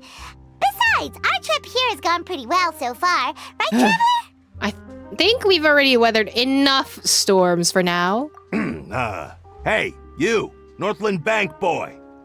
Aren't you forgetting something? Okay, I will defend Child this one moment. Who are you to talk to Child like that? Don't you owe him some money, or did you forget about that? Like... Don't interrupt. It's not often I run into the Traveler like this. Why don't you wait for me over there for a while? The Traveler's only criteria is that they're alive. You know what? You're so valid. You kidding? Aren't you the one looking for us? You really expect us to sit and twiddle our thumbs while you catch up with your friends? I'm sorry, were you accusing someone of owing them money and then now you're impatient and needing to wait? Because you owed Child some money? I don't know. This seems a little bit weird. Listen to me, boy. If you want your Mora, fine. Why don't you come and take it? Hey, I just said not to interrupt. Oh, by the way, Traveler, the last time I took Tonya and Tooser ice fishing, Tooser said, "Hey, that's way over the line! All right, boys, let's see who has to pay up now!" Oop. Can you at least let me finish one sentence? Fine. Though the bank told me not to get rough with our clients. Well, you know what? It's their fault. They initiated the fight first. You're the ones who started it. This is an act of self-defense. You two will have to be my witnesses, okay? I cannot go to court right now. Like, can we not do that? We just need a... Okay, sure. Go ahead. They're all yours. I'm sure this won't take long. Have fun. I hope you're enjoying your fighting. Oh god, I'm fighting. Riptide. Yeah. No time. Yeah. Don't interrupt him telling him about Tooser and Tonya. Exactly. Like, I want to hear the childhood stories. Bye. Oh, what's your deal, Brad? How are you so strong if you're just a staffer from Snezhnaya's Northland Bank? Wait, don't tell me you're... I'm sorry, you have the wrong archetype. He's not a brat, he's a twink. Thank you very much, get that correct. Oh, now you notice. It's a little late, don't you think? Just make sure you understand that you don't mess with Northland Bank. Got it?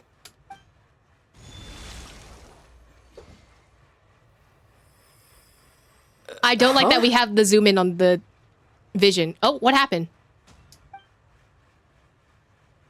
Now's my chance! Oh. Did he just smack him in the face and he went down? That was weird. What happened, buddy? What just happened? Are you feeling okay? I'm not sure. It's as if I suddenly lost control of my hydro powers when I needed them. Uh-oh. Maybe there's something wrong with my vision? That's not good. That explains why he doesn't have the vision in the trailer. Strange. How could that happen? First time Paimon's ever heard of someone losing control of their vision. Losing the vision? We've heard of. Losing control of the vision is another case. Never mind. It doesn't matter. If I want to stay sharp, I shouldn't be relying too much on my vision anyway. Besides, I always have my delusion in case I need it. Okay, you don't need to use your delusion. Remember what happened to, I don't know, Crepus? You better not use your delusion too often. So what are you doing in Fontaine, child? And don't say it's work for Northland Bank. Well, I guess it's because I've been in a bad mood lately. Oh? Wow, a child's opening up about his feelings? Wow, wow, wow, wow, wow. Huh? What kind of reason is that? Wait, since when do you feel down about anything? I don't know. Maybe I still have a lot to learn about myself. So, correction to the rule that I made before. Everyone within Fontaine, not just Fontainians themselves, needs therapy. Child, would you like me to recommend you to a therapist? But recently, there seems to be some sort of restless power stirring inside of me. And I don't know why, but every now and then I feel like I'm in a terrible mood. So that's called your feelings, buddy. Would you like to see an emotion wheel so that you can point out which feeling you're feeling the most? Maybe you losing control of your vision just now is connected with that power you're feeling inside. That is a possibility. So about this power, do you have any idea where it comes from? I can't remember if I ever mentioned it before, but when I was 14, I fell into some unknown abyss. It was during that time I learned nearly all of my abilities. The one who took me under her wing and taught me was named Skirk. She was always quiet and very mysterious. Nobody knew where she came from or what she had been through, and she was always very strict when teaching me combat techniques. Skirk lore? One time, I asked her why she was willing to take me on as an apprentice. From what I could make of her answer, it was because I had awakened it. What is it? And traces of it remained on me. She said that all my combat training would be useful in the future. What is it? But what is it?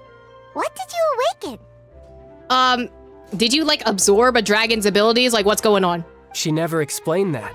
But my guess is that it's related to a dream I saw when I had just fallen into that abyss. Explain the dream. In my dream, I was in the deepest depths of the sea, and the boundless seabed was all around me. But in front of me appeared a whale that was so massive, I felt like I couldn't breathe. A whale? Oh, that sounds familiar! When we fought against you before, you summoned a huge whale that seemed to leap at us. Is that the one? I wonder if this is tied to the Honkai Star Rail Machiavelli whale. That's just an abstract form of a whale that I create using my elemental powers. Also, it's a narwhal. It takes that shape because the scene I dreamt of the whale has always been stuck in my mind. I'll never forget it. So you used the whale as inspiration for one of your moves? Huh. Seems a little twisted to Paimon. It's very possible that the power inside you is connected to your incident in the bit. Wow, Traveler. Are we becoming too much like Paimon right now? Did we need to point that out, the obvious connection? So why don't you just go ask your master? Maybe she knows the answer. Think of it this way, we're spelling things out for Paimon's benefit. You know what? That's fair. We need to explain things to the child. You're so right. You make it sound so easy. Ever since the incident I experienced there, I've never stopped searching for Master Skirk and that unknown abyss. But it's been years now, and I've still found nothing. There isn't even a trace of the place where I remember falling into the abyss.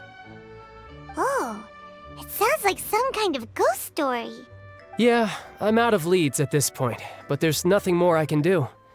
It seems that strange encounters in this world tend to be elusive like that.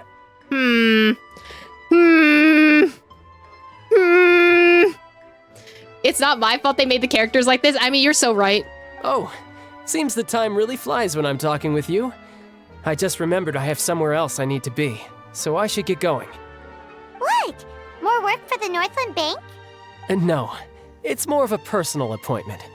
Lately, I've been sparring with some of Fontaine's official champion duelists whenever I'm feeling bored. Of course you are. Almost like all the Fatui are dead. And this is another version of them. Official champion duelists? You mean it's their job to duel? Yep. In Fontaine, before a criminal goes to court, they're given one chance to defend their honor by requesting a duel with an official champion duelist. Hello, is this Pokemon now? The champion duelists are all-powerful fighters selected from among the nation's best. And the duel itself is a no-holds-barred fight with no specified stopping point. So engaging in such a duel is regarded as a symbol of defending your honor. If a criminal manages to win the duel, they'll be acquitted. But if they lose, they'll have no choice but to stand trial. And the worst case scenario is that you're simply killed in the duel. That's the worst case scenario? Though it's rumored that Fontaine has a death penalty, from what I can tell, no one has ever been officially sentenced to death. So really, the only people who opt to duel are those who have suffered a grave injustice in being accused, or those who greatly value their honor. Otherwise, why gamble with your life? So, do many people actually get out of their trials by winning the duel? What if you're a mass murderer and you win a duel? I guess you're let go, right? Apparently, it's exceedingly rare for anyone to actually win. Fontaine probably enacted this system as a way to show that the nation respects the honor of its citizens. Besides, none of the champion duelists are to be trifled with, which is exactly why I was itching to face them as soon as I got to Fontaine. Of course you did. Apparently the one I'm meeting today, Clorinde, is the strongest of the champion duelists. I had been asking her for some time before she finally agreed to face me today. Did you just bully the officer of Fontaine, like the highest chief officer in Fontaine, to a duel for funsies because you were bored? I can't with this guy. Well, that's Child for ya. Paimon feels like we heard that name somewhere before. Clorinde. Huh. She was there when we met the Hydra Archon Paimon. Oh, before I forget, I want you to have this. Oh? What? Huh? Your vision? You're seriously just giving it away? What? Okay. What? You're just giving me your vision? So, you know, the entire thing with Inazuma doesn't make any sense now because, you know, if you give away your vision, doesn't it come back to you? I don't know, like in Kaching's story, it just comes back to them. If your vision gets taken away by the Archon, you lose your memory. How are you not losing your memories? Like, I'm just worried that it could become uncontrollable again. I'd be pretty upset if it got in the way of my duel. So, I think I'll be better off without it for now. Besides, I just need you to hold on to it for a short while. I'll come retrieve it when I have some time later. What if I break it? Can I destroy it? I mean, Diluc also left his vision behind when he went to Snezhnaya, so I think if you give it up willingly and aren't coerced, you're fine. Okay. I guess that's the rule that we're doing now. If you get it taken away by your Archon, then you will lose your vision. But if you do it by yourself, it's fine. Paimon knows what you're up to. You just want an excuse to come talk to us again, don't you? The Chalumi stands are so happy right now, probably. Visions don't matter, I'm telling you. You're so right. I don't think the visions matter. Like, I definitely agree that it's just a conduit for, like, being able to harness the energy better. But it definitely does not matter. Especially if this is happening. Whatever gave you that idea? I'll be in touch later. Bye, okay? Bye. That sneaky guy. He said he's been feeling down lately, but he seemed the same as ever to Paimon. You think he actually shows his, like, feelings on his face? You know better than that, Paimon. Well, since we don't have much to do for now, we might as well walk around and see the city before Lyney's performance. Under Paimon's enthusiastic leadership, you walk around all of Court of Fontaine. Not y'all asking to call him. Who could have seen that coming? The reporter who was barely around for most of the story was the murderer all along! What? Hey, don't blurt that out, Paimon. That's spoilers! It's rude to spoil the mystery for everyone else. Sorry. Paimon was just surprised, that's all. Whew. Paimon never saw that twist coming. The murder mystery novels here are amazing! See, chat, don't be like Paimon. Don't spoil anything about the story that you're enjoying right now. Child is a pro at masking. Never thought I'd see the day when Paimon would enjoy reading. The whodunits here in Fontaine are a lot different than the light novels you see from Yai Publishing House. Both have their merits, but Paimon thinks this style of novels are more, well, novel. It's so exciting to reach the moment when the mystery is uncovered, especially in the one Paimon was just reading. You should buy a copy and read it too. I'm good. You already spoiled who the murderer is. It's probably Chang the Ninth, just like in Honkai Star Rail. I'm good. Oh, sorry about that. Paimon will be more careful next time. Mm-hmm. Hey, shouldn't we be heading to the Opera House to see Linny's performance soon? It's almost time for the show to start, so we should get going. Okay. Linny said that the Opera House is on Aranias, so let's go ride the Aquabus. Whoa, now this is fancy. The Opera Epiclese. What a place to hold a performance. No wonder Linny and Lynette were looking forward to it. Huh. Looks like there's a lot of people standing around the fountain up ahead. Oh, Archon, please bless us with a bright and healthy child. We pray. I don't know why you always feel the need to ask so much. I'll be happy as long as our child is healthy and lives a peaceful life. I guess if they're our kid, then there's no doubt they'll turn out smart. I don't know how to pronounce his name. I'm so sorry. Maybe this is one of the customs in Fontaine. There sure are a lot of couples here. Vache. Are we hallucinating? Uh-oh. Not again. This is like the third time we've hallucinated. Who's Vache? Vache. Vache. We cannot keep doing this. I cannot keep hallucinating. Please. First, it was Inazuma, we were hallucinating. Then it was Subaru, where we were hallucinating. And now, third time, we're hallucinating. I am begging you. Why? Leave the poor traveler alone. Also, is that Nicolette? Or Nicole? I'm sorry, not Nicolette. Nicole, the one of the Hurricane Circle members? I don't think that's her name. Not her name. I don't think that's her voice, but I'm not sure. Did you say something, Paimon? No, Paimon didn't say anything. Are you hearing things? Strange. Whose voice was that just now? Welcome to the Fountain of Lucine. All the water flowing through Fontaine converges here. It's customary for newlyweds to come here and wish for children. Honestly, that's kind of cute. Vache cow, vacher person who takes care of cows. Huh, okay. But it's a name too. So who are we meeting that's named Vache? Oh, maybe it's that that little oceanid person that we saw in the void at some point. Ah! Lynette! You scared Paimon! When did you get here? Lenny asked me to wait here for you, remember? He did kind of ask her to wait for us. Right.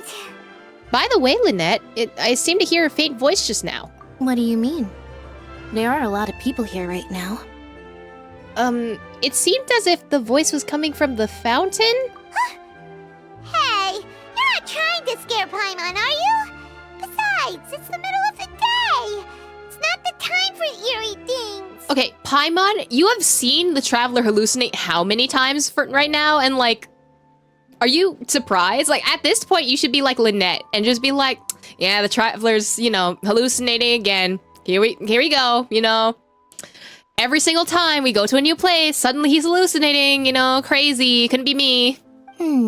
I see.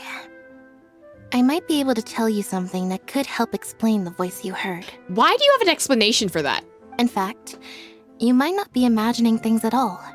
I suspect that what you heard is a result of your hypersensitivity to the hydro element. Others in my family have had similar experiences. Oh! So we're all hallucinating. Great! It's because of his sensitivity to the hydro element? But what would hearing a voice have to do with elemental power? When do you cry, Paimon? That's, something we say for therapy, Lynette. Wait, what? What does that have to do with anything? Just answer me. When do you cry? When Paimon's really sad? Oh, and when Paimon's super happy. Oh, and also when Paimon's really, really scared. Oh, so Paimon's just me. I cry all the time. All the damn time. She cries all the damn time. I see now that Paimon and Aether need therapy. You're kind of right. Everyone that enters Fontaine needs therapy. That includes us, okay? Traveler be like every time there's a new story quest, not the voices, the voices, you know? That's me for real, right? We're all Paimon. Then you should understand that tears contain your most intense emotions. Like I just mentioned, the Fountain of Lucine is where all the flowing water in Fontaine converges. Even the tears that fall to the ground will eventually gather here. So maybe what you heard was the intense emotion coming from someone's tears. I'm not sure whether I buy it though, but that's an interesting explanation. So, what did the voice say? It seemed to be calling out someone's name. Huh. If you were hearing their emotions, then Paimon wonders what happened to them. They dead? Rather than worrying about them, we should worry about my brother first. Why? Don't let that calm look of his fool you. He tends to get pretty nervous just before a performance. So chatting with Linny might help him relax a little before he goes on stage. Oh my god, Linny is actually me. Linny is actually me. Oh, right. That makes sense. Let's go in and see Linny. I love that the music in this area sounds like a sonata. Like, it gives me so much life. I appreciate the composition so much. I love her skipping around. Hi! Magic, personally. Oh, okay. What if Linné was here to show you magic? Alright, bye. Higher? Where do I go? Do I take a staircase? Also, the top of the opera epiclets looks like an organ. Which is, design choice? We love that. It's really giving music history class. I'm screaming. But tell me I'm wrong. It's a sonata. It's a sonata form. Like, if it was composed by Mozart. I love this place. Oh my god. Wait. The interior design? Paimon. Good to see you. I knew you two would come. It's giving, Sound of Music. It's giving Phantom. Like, I really love the stage design. Are you kidding? We wouldn't miss it for the world. We've been looking forward to it. I can tell, judging by how early you've arrived. But you're actually right on time. The audience still hasn't started entering the venue yet, which means now is the perfect chance for us to take you to the best seats in the house. Wait just a moment. I'll fetch the tickets. We get best seats? Okay, so row K or J is what I'm hearing. Let's go, Linné. I appreciate you.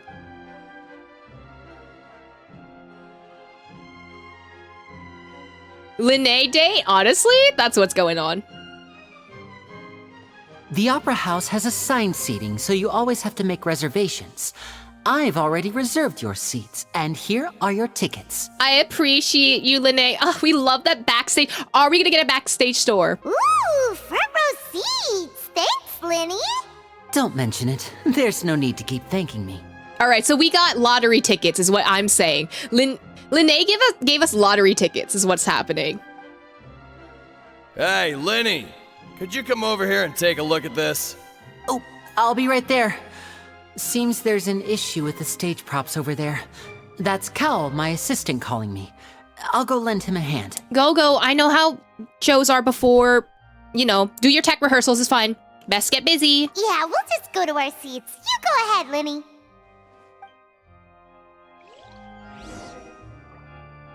Go to the seats Linné arranged.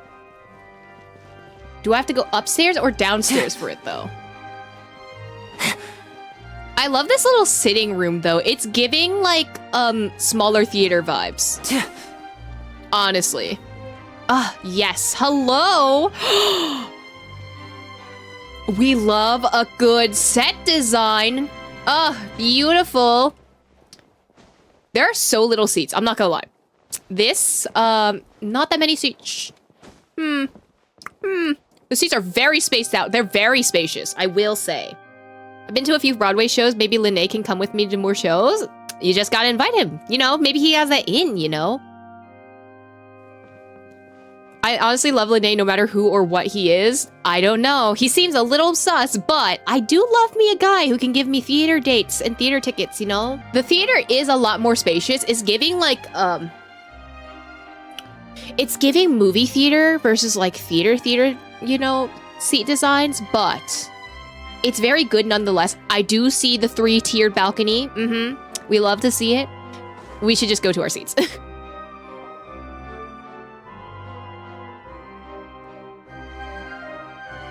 Oh. These should be our seats. Come on, let's sit down. Is that Novelette? Hello, sir. Bombastic side-eye, what's going on? Hi. It's just us two. Did he get lottery tickets or did he get invited? That's my question. This is so awkward. Like, just, y'all can just talk, right? We don't have to stare at the other person. Like, that seems rude. Can we just not stare at the other person? Aether, it's kind of rude for you to stare to the other person. Like, if y'all are going to a theater show by yourself, like, I don't know, look at the playbill. Stop staring at the other people in the row. Like, a little weird. I'm just saying. Hey, Traveler, maybe we should strike up a conversation with the person next to us. Since we're sitting together and the rest of the place is practically empty still, it's kinda awkward if we don't say anything. See, I agree with Paimon right here. You should strike up a conversation, stop staring at each other. Like, it's a little bit weird for y'all to just be side-eyeing each other. Okay? Just talk. It's fine. My god, y'all are down bad. Y'all need some hydro. This is an empty opera. There's no way he can't hear here. No, for real. Like, he's definitely listening in on this conversation. That is awkward. You're up, Paimon. Isn't that usually your job? You little... Of course you put this on Paimon. It's usually you're the one who's talking. Excuse me. I did not realize you felt awkward. I am terribly sorry.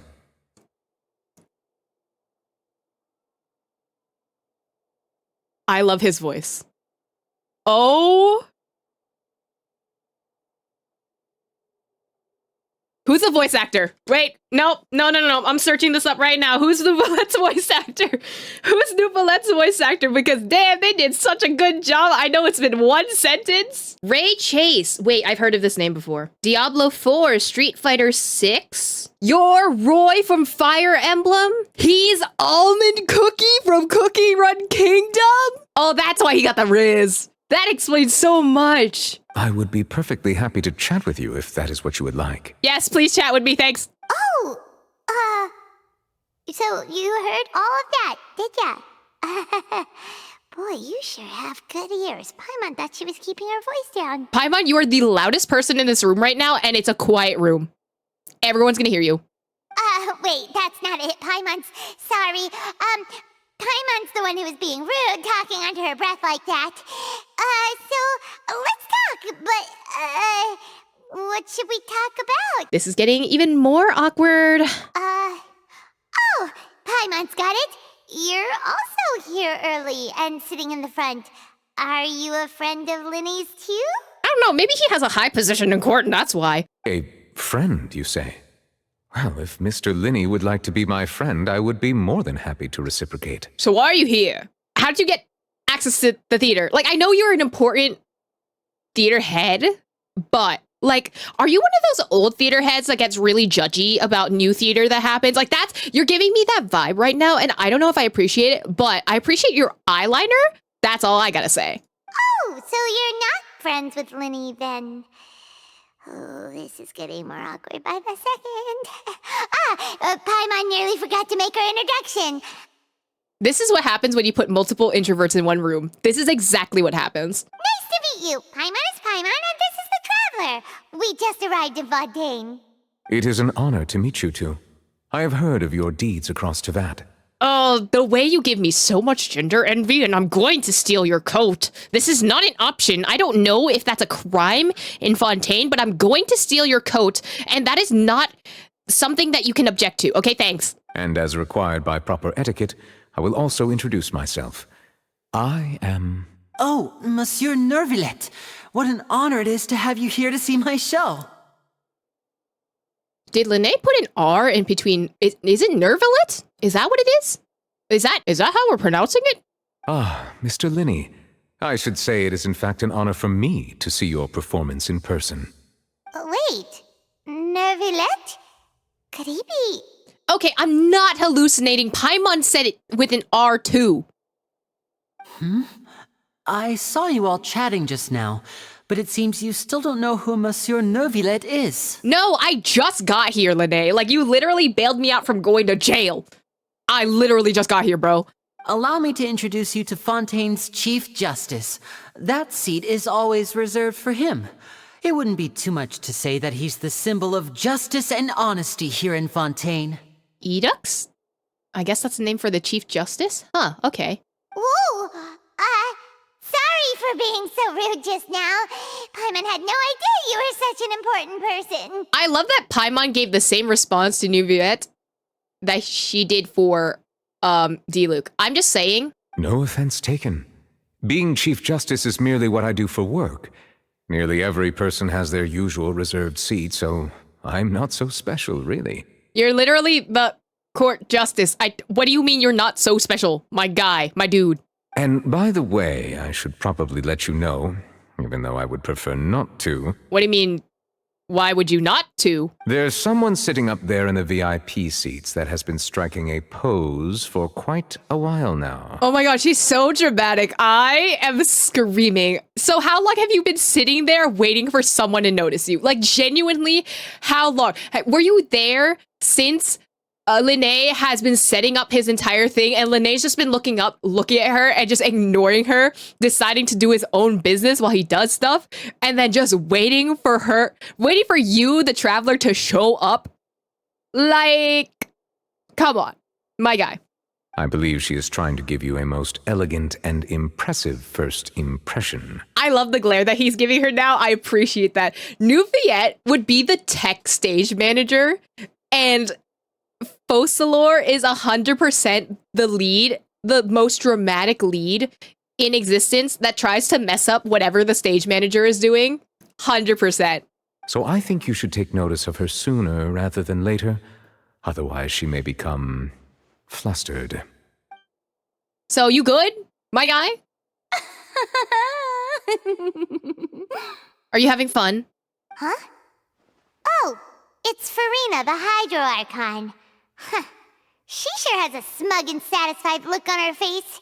Guess she has no idea that you saw right through her act. So Paimon, are you just gonna say all this out loud in front of her? Like, are you that bold? Are you? She almost tried to arrest us and then murder us in a duel. Very good. That is for the best. No need to pay her any more attention. We may now enjoy the show. Oh, I love the way he did the intonation for the ending. It's very Disney. I'm not gonna lie. It's giving theater Disney. Huh?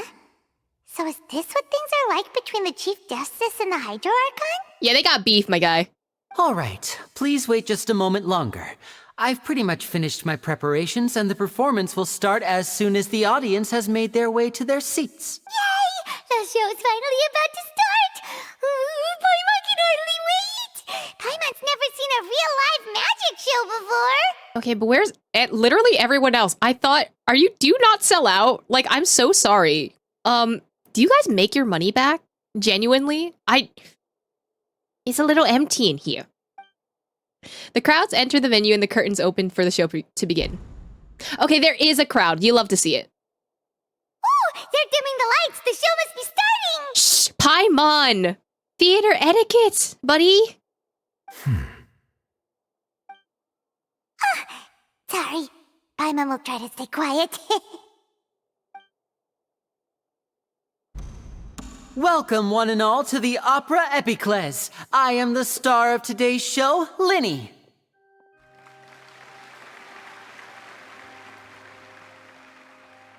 And over here is my sister, Lynette, who will be working as my wonderful assistant. Please, let's give her a warm welcome. The small amount of cheers for her. Lynette deserves better, okay? Hello, everyone. She deserves more cheer than that. Let's go, Lynette, okay? I know she may seem to be a little sleepy right now, but that's just a sign that she's nervous. Whatever. Oh, the side-eye. Now, some of you may be thinking, two vision holders who can freely manipulate elemental powers performing magic is not true magic at all. So, I would like to take a moment to assure you that elemental powers will have nothing to do with what you will witness on the stage today.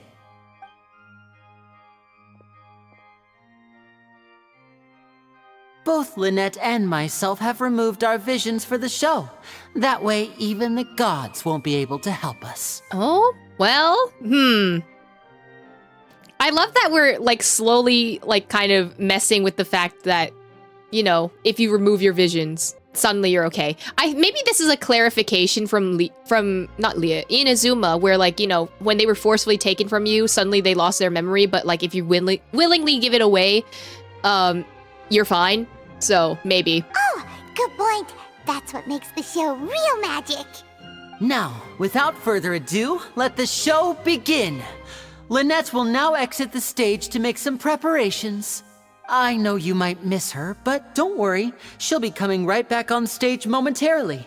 Perhaps in an unexpected way. I'm sure she'll be stealing the spotlight soon enough. Oh, and before I forget, there's one more thing I should say. You never know what can happen in the blink of an eye. A magician's greatest skill is making things disappear or appear. The possibilities are endless. I'm concentrating so hard right now.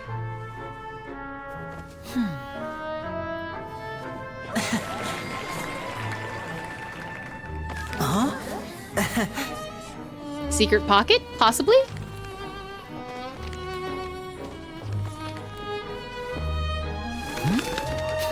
That doesn't explain that, though.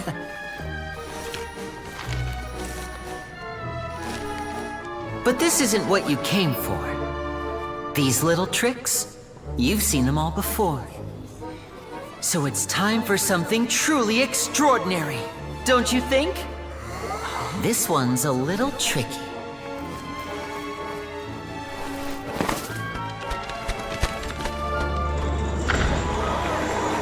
The pan and tilt? Using We this love to see water it. tank, I shall make my sister vanish completely, right before your very eyes.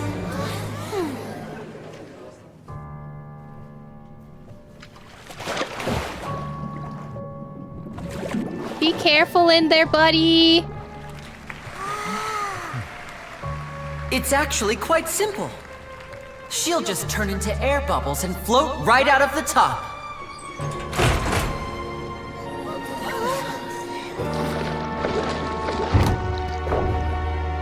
Oh no! Uh-oh. I told them to check all the props carefully.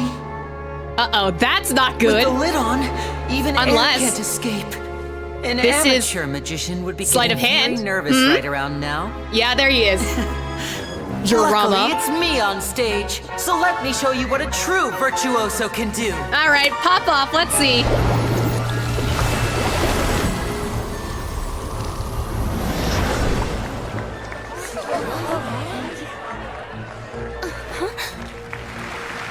Lynette, are you still there?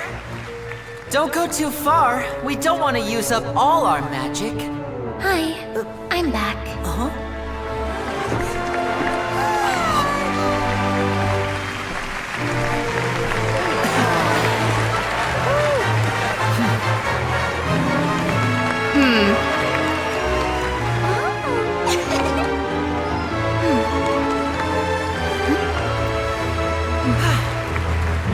The cues. Okay, I see you. I see you. I see you. Whoa! What in the world just happened? How did he do that? Paimon didn't see him do anything! Magic, Paimon. Just leave it at magic, okay? We don't need to know the strings and all that attached. Trust me. Wasn't Lynette inside the water tank? How did she disappear and then reappear out of nowhere? What a show. No wonder he's a famous magician. If we could see easily through his tricks, then that would mean that his skills are still lacking. See, he's got the right idea. To appreciate magic, you should focus on the show happening on stage, rather than getting caught up in trying to see that which has been intentionally hidden. Unless you know how to do sleight of hand, then that's what you do. Guess you're right. Paimon couldn't believe her eyes when Lynette reappeared. Amazing! Thank you everyone. I'm glad you enjoyed that performance. But our magical journey has only just begun. I've prepared even more astonishing surprises for everyone here. The magic of transformation and disappearance can go far beyond what you've just seen. It's Momo Mo! Ah! I'm sure many of you are thinking that escaping the water tank was impressive enough. But Lynette is still my assistant after all. Who are you volunteering? In which case, I have ample time to make all necessary preparations.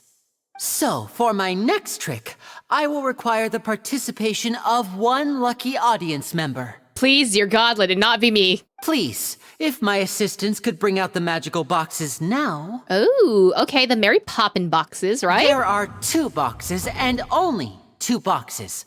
One is here, and one is there in the aisle among the audience. I'm sure many of our clever audience members have already guessed our next magic trick. A swap! Our lucky audience member and I will each enter a magic box. After 1 minute, we will each emerge from the opposite box. Now please, everyone pay very close attention to the box you see here. Don't give me any chance to make a move. Wow, how's he gonna do this? Hey, do you think this is all magic tricks, or does Lenny have actual superpowers? Let's just watch and see, buddy. The lucky audience member will be generated by this random number selector. I don't like my luck with random numbered selectors, I will say that. It selects numbers entirely at random. Even I don't know who will be chosen to participate. Teva is low-key channeling quantum physics and vision prowess in disguise. Maybe. Honestly, it doesn't make a lot of sense, but also I'm just like, how much of it is just, we can make stuff up for a Genshin game, and how much is it like sleight of hand? But also, that box is definitely rigged. We do know who's gonna be chosen. Or at least Lene knows. Now then, let's begin.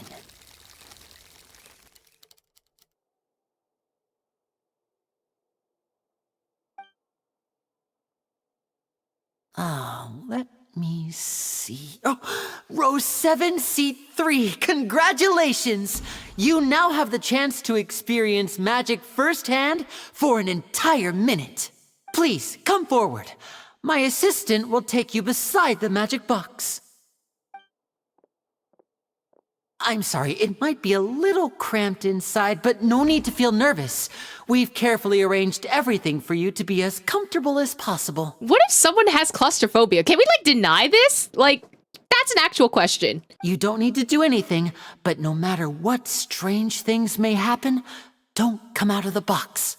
If the magic is interrupted, who knows where you might end up? You might even find yourself in the Fortress of Meropide. This might be funnier if I knew what that was. Oh, okay. All right. The side-eye. Before I enter the magic box, there is one more thing I need to ask the audience to do. Could you all give me a countdown? Like this. 60, 65. 59, 58. Oh. Just keep counting down. You can go a little faster or slower if you like. That doesn't make sense for a countdown. I'm so confused. Imagine the trick is just an elevator that goes underground. I mean, that could be the case. They move the box from one place to another, or at least an internal box from one place to another. There's probably a box within this box, like, and then it's moved via stagehands. That's probably what it is. I won't be able to see anything in the pitch black box, so I'll be relying on your voices to know when time is up. Oh, and no tricks now. If you quickly count from 60 in just 30 seconds, then I'll be in a tough spot. Ooh! You can count. Wants to count faster after hearing him say that. You just said that we can count for as slow or as fast as we want, and now you're putting the stipulation that, oh, you can't do it super fast. I'm sure Lene's prepared. With the whole crowd counting together, you couldn't even, if you wanted to. No, that won't do. I can see it in your eyes. You still can't be trusted. Let's practice together. I'm sorry, are we practicing counting? Honestly, I need that because I don't know how to do math. Come on, repeat after me. 60, 59, 58. 60, 59, 58. That's right, perfect. Keep it going. All right, I'll see you all on the other side once you've finished counting. But also, there is definitely a box within this box, right? There's a smaller box that the stagehands can just move around. 54, 53, 52? Huh? Why aren't you counting, Neuvillette? I am counting in my head. I think things are exciting enough in here as it is. Oh my god, same. Me Merely too. a consequence of my identity and personality. Do not worry about me. Just enjoy the show. Oh, alright. You looked so serious that Paimon thought you might be feeling uncomfortable or something. 40! 39! 38! Mr. Linney, are you all right in there? Is everything ready? Yes, I'm fine, I'm just double-checking the direction of the magic. It would be a disaster if we get sent to the wrong places. For example, midair right above the audience. Even though he's saying that, Lenny doesn't seem nervous at all. I think this is part of the show, buddy. He's just supremely confident in his abilities. There he is. There's a switch. What was that noise? Did you hear it too? It was to divert our attention, or it probably came from the stage. It was definitely, they switched,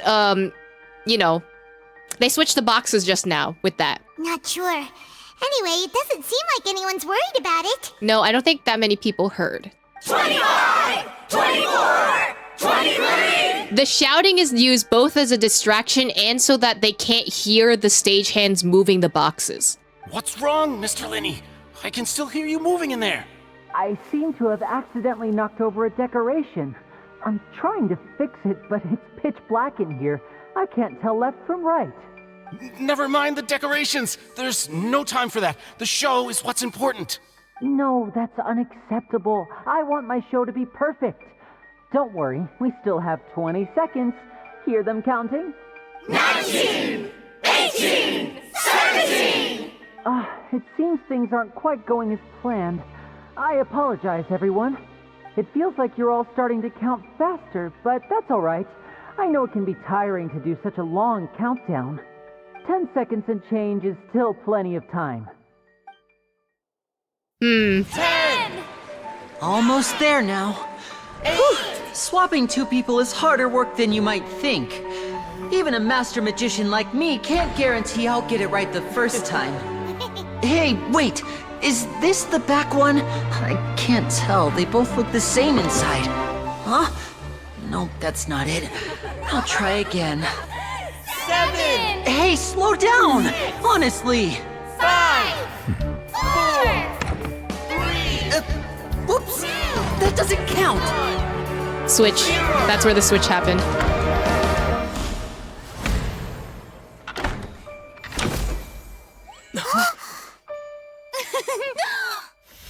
Ta-da! I told y'all. I told y'all.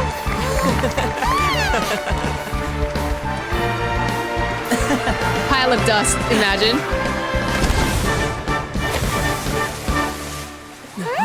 Uh-oh. Box is stuck.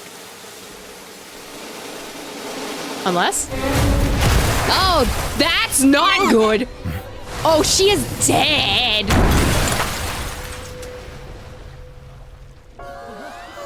Oh my god, they straight up killed a person. What happened? Oh my god, he's dead too. Oh my god. Huh? They killed him. Oh my god. Ain't no way! Not Yensei Slay! Oh, they killed the assistant! Oh, he is dead! Oh, that lady is dead! Oh, the assistant's dead? Oh my god. I don't see blood, it's not real murder? Okay, but Scaramouche's one, we didn't see blood either. He was just dead. Wait, is this connected to what Charlotte was saying about the disappearances? Because we didn't see the lady disappear. We saw the guy die. Is this part of the show? Girly pop, do you think so? Mr. Lenny, you're going to use magic to fix the stage now, right? Oh, sweet. What happened? Oh no. Maybe this isn't part of the show. The girl was still in that box, right? This performance is over. Medical staff with me. Guards, secure the scene and detain all the performers. Seal the exits. No one is allowed in or out at this time. Yes, that's right. If this was just an accident, then we must investigate the cause. But if this was all part of some scheme, then then those accountable will not escape the judgment of the God of justice! No need to be alarmed, you two. We'll get to the bottom of this soon enough. Oh, he is so calming in this time of need. Oh, medical staff is not going to do anything. Trust. Most unconfident Archon ever. I think that's going to be part of her story. I think the Archon is just pretending to be like this because she doesn't feel confident enough as an Archon. It's going to be similar to Nahida, except people just don't take her seriously if she's not dramatic. Medical can't do shit with that bashed skull and crushed bones. Can we get medical in chat to try and diagnose that? I diagnose him with dead. After some time, the guards complete their investigation. Unfortunately, the person who is in the magic box has been pronounced dead. His name was Cowell, one of the assistants in Linny's magic troupe. No, we literally met Cowell for like 5 seconds. That was the last time we saw him. Oh no, I'm so sorry. Oh, Linnea's probably so sad right now. Can we just go up and hug him? Like... Oh. Apparently, the fireworks on stage ignited the ropes that were suspending the water tank, which then caused the tank to fall onto the stage. Oh, so it's a pyrotechnic fail. Oh. As of now, we are still not sure why we found Cowell in the box, rather than the guest from the audience. So the guest is safe but disappeared. And after an initial search of the area, the guards have confirmed that the girl is nowhere to be found. And we did get a little bit of a, you know, that little thing where he was saying, like, where Charlotte was saying, like, hey, there's, you know, disappearances of random girls, sus, you know? It appears that this incident was not merely some mishap with the performance. You think this was rigged? How? And there are many indications that it is connected with the case of the serial disappearances of young women. The serial disappearances case? That's the case that Charlotte mentioned before! And to pull it off like this in front of an audience, including the Archon and the Chief Judge. I know the truth. I can see through the whole thing. Really, using such a shallow and obvious mystery as his finale. Did he really underestimate us that badly? I say that our powerful magician, Mr. Linny, is now the prime suspect for the serial disappearances case. That's not good. Huh? Why me? This whole thing was an accident. Uh-oh. Oh, this all occurred during your magic show, did it not? The missing girl disappeared after being chosen, did she not? The deceased is one of your assistants, is he not? Girl, what kind of theorist are you? Just because some of these things may be tied together doesn't mean that they're actually kind of tied together, okay? Maybe call someone who knows something about lore or something to investigate, because clearly you are not the detective here. Now that I think about it, that whole speech about magicians making things disappear was nothing more than a provocation, a bald-faced challenge. Girl, you are saying nothing. What kind of detective work is this? That can't be right. How can Linny do this? Everything is connected. Linny would not! Time to judge Judy. Let's go. We got this. I will defend Linné because he defended my honor. When we first entered, we have to do the same thing. I would like to place myself as the defendant of this case. He was in the box on the stage the entire time. We could even hear his voice. Besides, before the show, he told us that he would like to catch the criminal behind the disappearances. He couldn't possibly mean catching himself. He's a suspect at most. It's hard to believe all this happened during the show. Save discussion for a later time, please. Lady Farina, may I assume that your comments just now constitute an accusation against Mr. Linny and his associates, and that you are pressing charges? I just think that I think it might be a little early to talk about formally pressing charges. Yeah, speak the up. Speak the up. You were so ready to accuse him. Right? You were so ready to accuse him, and now you want to backtrack? But what Lady Farina said just now makes perfect sense. Looks like she's gonna personally deliver justice. A kidnapping and murder carried out under the cover of a magic show. Lady Farina said it all. Y'all just eating this up. Y'all, do you not all think? Do y'all not have a brain? Like, y'all can't be this serious. Y'all gotta think for yourselves. I mean, of course, my dear people. But what excites me even more than the obvious truth before our eyes is the opponent I'll be facing. That's right. I mean you, Traveler. You'll support Linny, won't you? After all, he was the one who helped you the first time we met. I trust Linny. Then there's no problem at all. You know, the Traveler and I already had a duel the first time we met. Okay, we didn't duel. You just said you wanted to duel and then you canceled the duel. So that's not a duel. But with Linny's help, our little duel ended in a draw. But draws really are the most boring possible outcome. So no more draws. Between the two of us, there must be a clear winner and loser. And what better place to hold such a riveting showdown and decide the true victor than here, on the grandest of stages, the Opera Epiclese. Okay, so are we gonna duel, like fight duel? Because I will kick your trust. It wasn't a draw. She obviously lost last time. I understand. Charges have now been pressed, and as such, a trial is in order. God damn it. I liked you so much, but if you're gonna be on her side... Well, Traveler, seems Lady Farina has set you in her sights. But putting her dramatic rhetoric aside for a moment, I would like to ask you... Oh, we're getting serious? All right, please. Get me the paperwork. What do I need to do? Are you willing to act as Mr. Linny's attorney and defend him in this case? You might say that I'm even an ace attorney. Very well. The trial will be held a day from now in the Opera House. Both sides may investigate the scene to build their cases and search for the truth. Linny and his troupe are all potential suspects and shall remain within the Opera House. The audience may begin to leave in an orderly fashion once they have been cleared by the guards.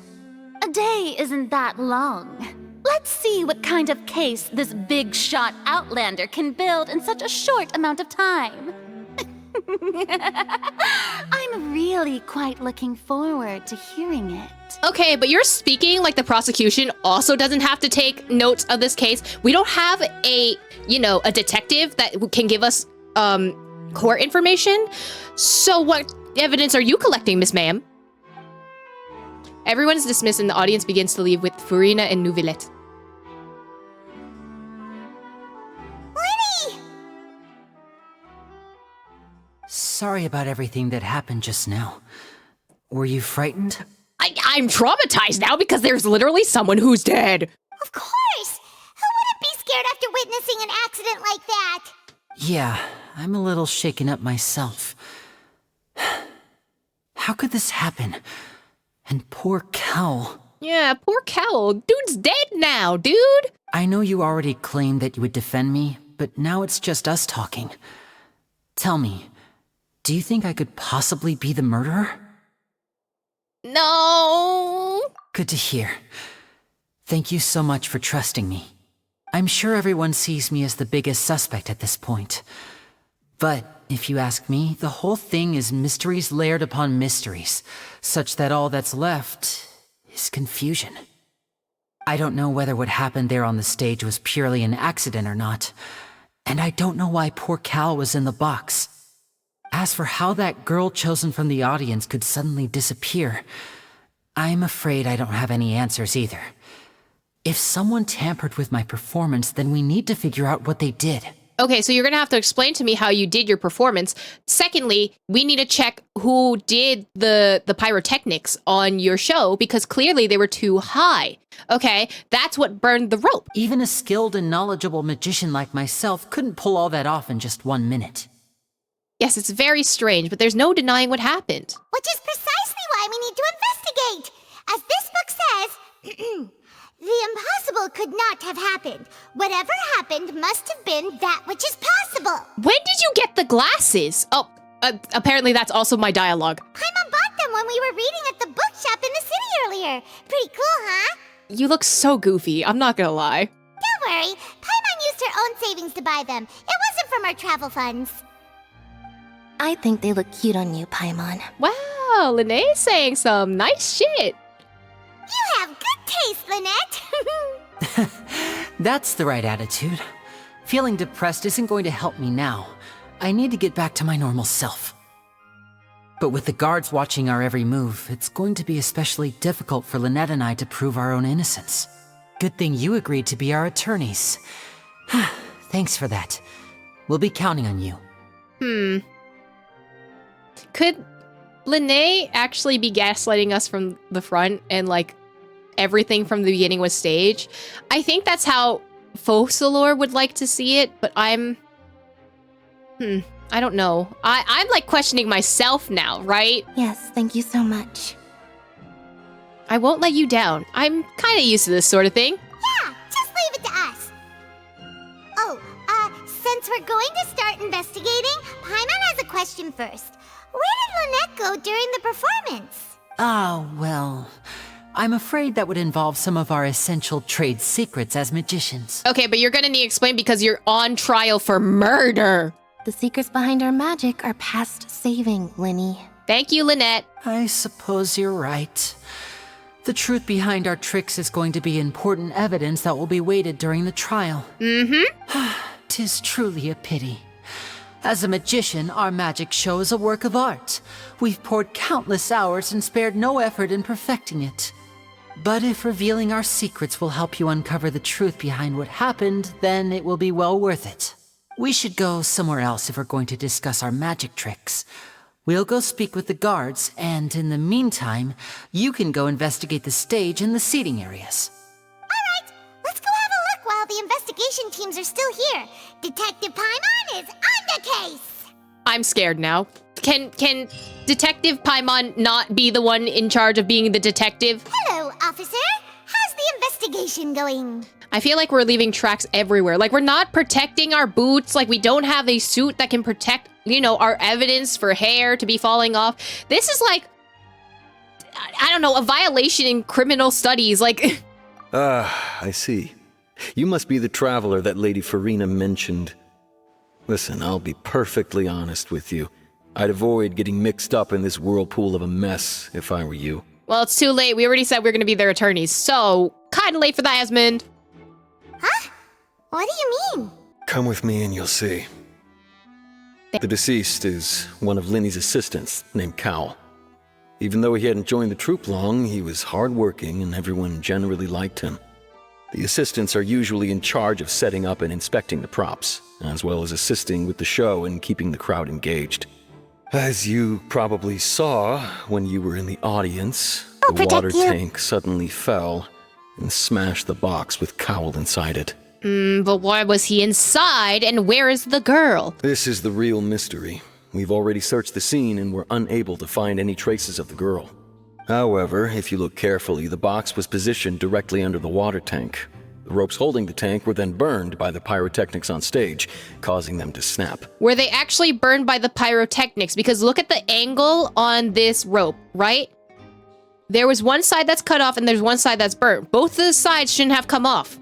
All these factors lining up so perfectly makes it hard to see this as a mere accident. If anything, the more logical explanation is that the whole incident was intentionally planned, and Linny is the most likely person to have access to all these areas. Just because Linny can check that, make sure that all the stuff works well, doesn't mean that he has all the prevention measures to prevent things from happening like this, right? If, theoretically, if someone wanted to use Linné as a cover-up, it is possible to just go around, especially if the other person is a magician, he can just go around and, like, mess with the things without him noticing, especially when he's nervous. But he doesn't have a motive. Are you both good friends of his? Yeah, so we're biased. Well, you can't say we're good friends, but we've known each other for a little while. We literally just got here, and then he was here, so... So in just a short time, he was not only able to win your trust, but even convince you to act as his attorneys. I mean, let's be real. Serial killers are very, very charming. I'm not helping Linné in his case, isn't he? I know there's no such thing as magic. The real trick of a magician is holding the audience in the palm of their hand. I've seen a lot of cases, and I can tell you that people are the least reliable kind of evidence. That is true. Evidence that come from witness testimonies are usually less, hold less water than actual, like, evidence. So, that's not always true, though. Sorry, I tend to be pretty straightforward. Just know that I'm warning you for your own good. Anyway, you may investigate the scene of the crime yourselves if you're curious. Who knows, maybe you'll be able to come up with some new evidence. Oh, you can use the case record to confirm your current evidence and clue collection situation and sort case-related information. Oh god, I was not prepared to be an attorney. I never went to law school. Someone who has taken the bar, please help me. You can check as yet undiscovered evidence and clues to the case record, then investigate the corresponding area to locate them. Use perception skill to find evidence and clues that can be investigated within a certain radius around yourself. This will advance your overall progress. Okay, so we have the guard's evidence. The investigation from the guards indicates that the fireworks launched at that end tail of the magic performance set the rope dangling from the water tank alight, causing the tank to fall and kill Cowell, who was within it. It seems evident that Linné is the likeliest user of the prop to commit a crime. However, the reason for the victim being Cowell and the reason for the chosen lady's disappearance remains mysterious. Deceased identity. The deceased is one of Linné's assistants named Cowell. He is well trusted by all his colleagues. His job was setting up and inspecting the props, as well as assisting with the show and keeping the crowd engaged.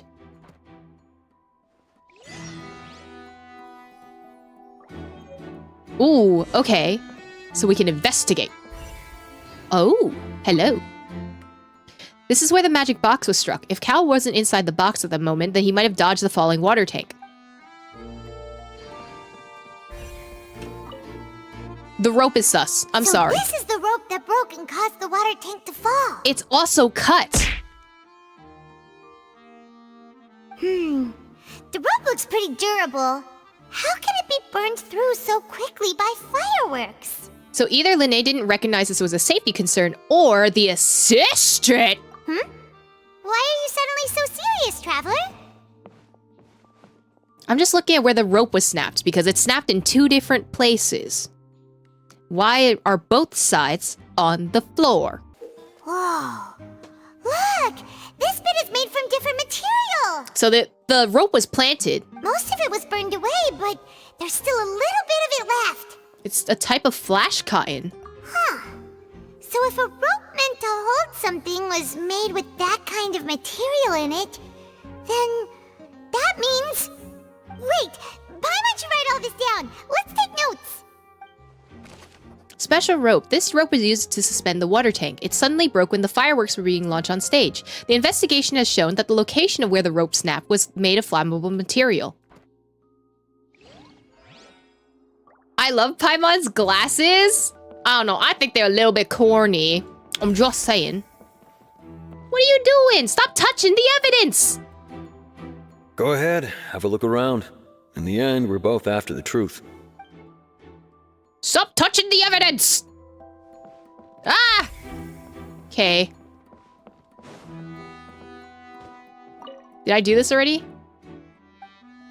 I don't know if I did.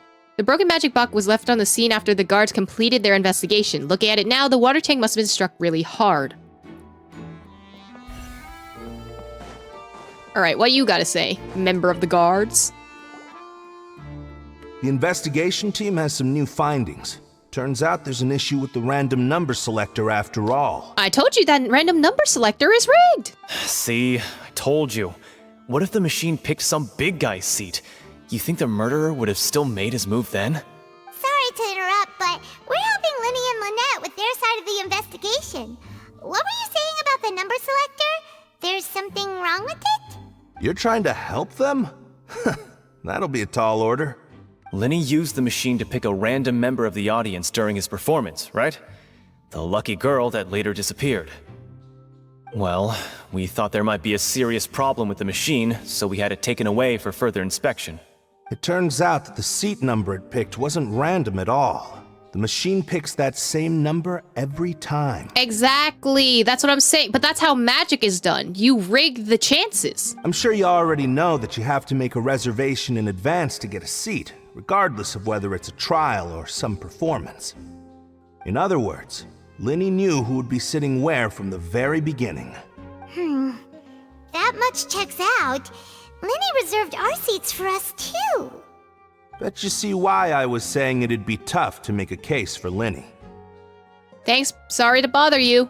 Even though it's bad for Linny's case, Paimon had better write it down. Collect all the evidence first. Random number selector. This device was used during Linné's magic performance to choose a lucky member of the audience. However, the guards have found that it will generate the exact same number no matter what. Clearly, someone has tampered with it. Ask the guards how they're guarding. I don't know if I want to. Vaughn and Quinton. We are here to do an investigation, okay? There's people talking still. Are we allowed to talk to them? No.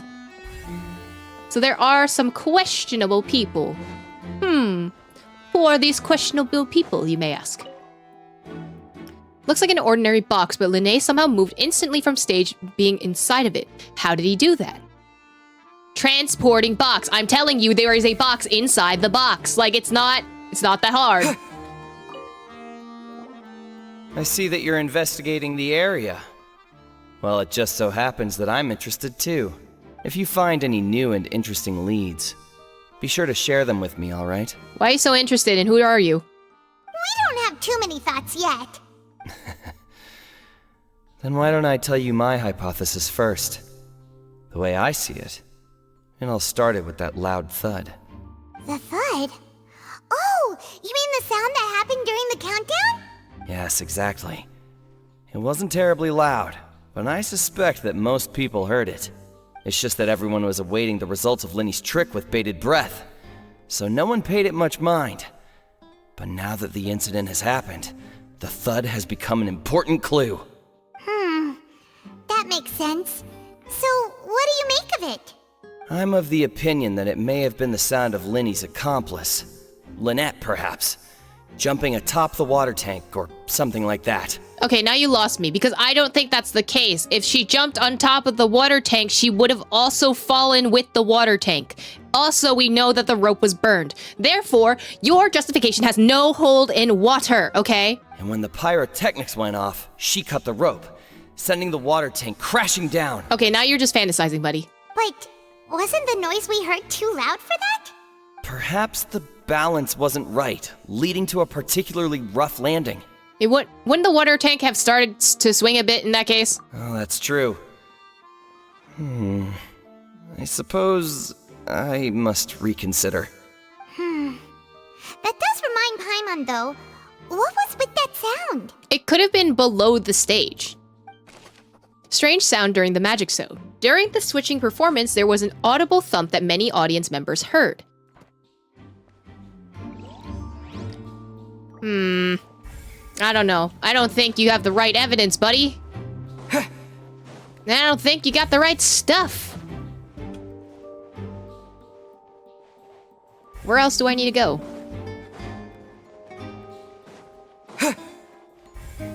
Oh, what was that? Oh.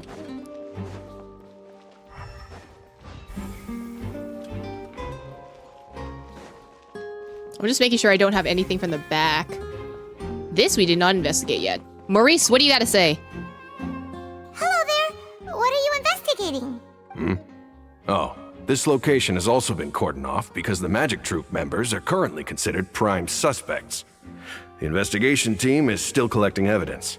The seats were all booked in advance, so we were able to deduce the missing woman's identity by checking the guest list. So could you tell us who she is? Sure. It's not like this is confidential information.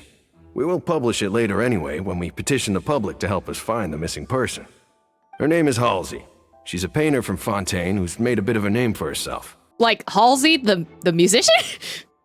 The second thought I had was maybe related to Kaveh, which I don't think that's the case, but I think she was an architect and not a painter. Apparently, she wasn't a regular at the Opera House, but she'd been feeling some pressure with her work lately, which made her decide to come see the magic show. Oh, that's so sad. I'm so sorry. The magic troupe members all claim not to know her, We have looked into her social connections. It seems that she has no personal grievances or conflicts of interest with the suspects. Simply put, she wasn't related to the magic troupe at all, which matches the features of the previous serial disappearances. Were the victims of previous cases also chosen at random? That's how it seems to us, in any case. Apart from the fact that they were all young women of around the same age range, there really weren't any other connections between them. Why are you collecting young women from all around the same age range? Okay then. Thanks for letting us know all this. No need to be so formal. If you do happen to see the missing girl, please be sure to contact us. It is of utmost importance that we get to the bottom of these disappearances. Information about the missing lady's identity. Halsey is the missing person. She was a famous painter and came to watch the show in order to take a break from her own creative work. She isn't known to be entangled with the quarrels with any of the members of Linné's magic troupe. I don't like that. I don't like that they're kidnapping young girls. I don't like that at all. Okay, we checked y'all. Has to be this way? I'm going in the direction of it. It's in the back, maybe? It's one last... Oh, the suspects themselves. He's still talking to the guards. It seems he'll have a lot of explaining to do. I think someone will be assigned to monitor us later, but that's alright. You are so calm about this, buddy. Linné's still talking to the guards. Okay, you're still... Okay, you're checked. Oh, someone back here? Any suspects or something back here? Okay. Right, there is a door. Oh. Hey, you! Yes, both of you! Over here! I've been keeping an eye on you for a while now. Oh, hi, Men in Black, what's going on? Huh? You mean us? That's right. If I'm not mistaken, you're also among those who wish to cut down the thorns and pursue the truth. No? And by the looks of it, you're not from Fontaine. Okay, Miss Detective, what's going on then? Well, you're right on the more about that one, but who are you? Have you never heard of the Spina di Rosula? No, actually, I haven't. We literally just got here. From mediating disputes and providing protection to solving conundrums, you name it, Spina di Rosula does it. And I, Navia, have the honor of being its renowned president. Though those who play by our rules call me boss. All right, boss, Miss Mafia boss. I'm Silver, her attendant. Pleased to meet you. And I'm Melus. Demoiselle's various daily needs and affairs are under my purview. Huh? Boss? Demoiselle? What gives with the names? Mafia. Well, I am the second generation president. Melus and the others are still used to my previous title. My apologies, Demoiselle. Should you prefer, boss, I will endeavor to use that instead. No need. You don't have to call me boss. Just Navia is fine. Okay, if you say so. Not that we're members of Spina di Rosula anyway. All merely trifling details. Never mind. Now, back to the situation at hand. She kind of gives me vibes of like a Ruby character, but I'm not sure which one. She just gives me Ruby character vibes. So you want to investigate as well. That's right. I've always kept an eye on the serial disappearance cases. My interest stems from a matter back from my father's time. Judging from the look of things, I find Linné an unlikely mastermind. Really? We think so too! That's why we're looking for clues now. But how did you come to that conclusion? Intuition, naturally. My unparalleled intuition. Okay, yes, but we would like evidence. This intuition does not hold up in a trial. Noirceur was quick to point the finger at Linné without any decisive evidence whatsoever, wasn't she? Yeah, and I don't like her for that. But that's not uncommon for her. If you remember, the justice had to interrupt her and ask if she was pressing charges just to keep her from getting carried away. Anyway, a trial begins the moment someone levels charges. And, of course, there was no way Farina was going to back down in that situation. Sounds more like you just don't trust the Hydro Archon. Well, what's your opinion? I must admit that she can be interesting at times, but liking her doesn't mean that I'll blindly agree with her. Thank you, someone with a brain cell. All right, I've answered your question. Now, it's time you answer mine. Wait a minute, did that answer count? Well, I say it does. But don't worry, you won't hear any pointless questions from me. In your opinion, do you think it's right to treat a trial like it's an opera? No. Well? Not always. I straight up said no. And why would that be? Something serious like a trial shouldn't be treated like entertainment. Ah! See, Silver and Maloose? I told you they'd be different. Most astute of you, demoiselle. I too think that the traveler's response was most excellent. No matter how wonderful the script or how fervent the audience's expectations may be, the trials that go on stage here must be based in fact. And if that can be done, boss, then... All right, that's quite enough, Maloose. Anyway, I like your answer. You passed with flying colors. Now, I need to make some preparations, following which our joint investigation shall commence. You two shall be my assistants. Wait! Since when did we become assistants? I thought we were the defense attorneys, huh? Oh, well, I can be the assistant. Sure. Or your companion, if you like. I'm really not that fussy. I'm pretty sure Chat would love for you to become our companion. That's more like it. Okay, I think you're missing the point, Paimon. Far be it from me to brag, but I believe that Demoiselle's intuition will be instrumental in uncovering the truth. You wish to save a friend from false accusations, and we wish to unravel the disappearances. In this sense, our goals are aligned. You have a point. You're quite the talker, aren't you, mister? And what about you over there? What do you think? You seem like you've got something on your mind. I have nothing to add. Oh, I'm Silver. Oh, alrighty then. We'll be making some preparations first. Just be sure to let us know if they start revealing Linny's tricks. Thanks! Are you... Is this corporate espionage? Am I hearing that right? Sounds like some corporate espionage happening right here, right now. What do you gotta say? Speaking of that, I think magic shows would be very popular in Poisson. I can see that. Maybe I should try to learn some magic. If I could make things disappear, cleaning my room would be a cinch. You need not worry about such things, demoiselle. That falls under my duties. Oh, right.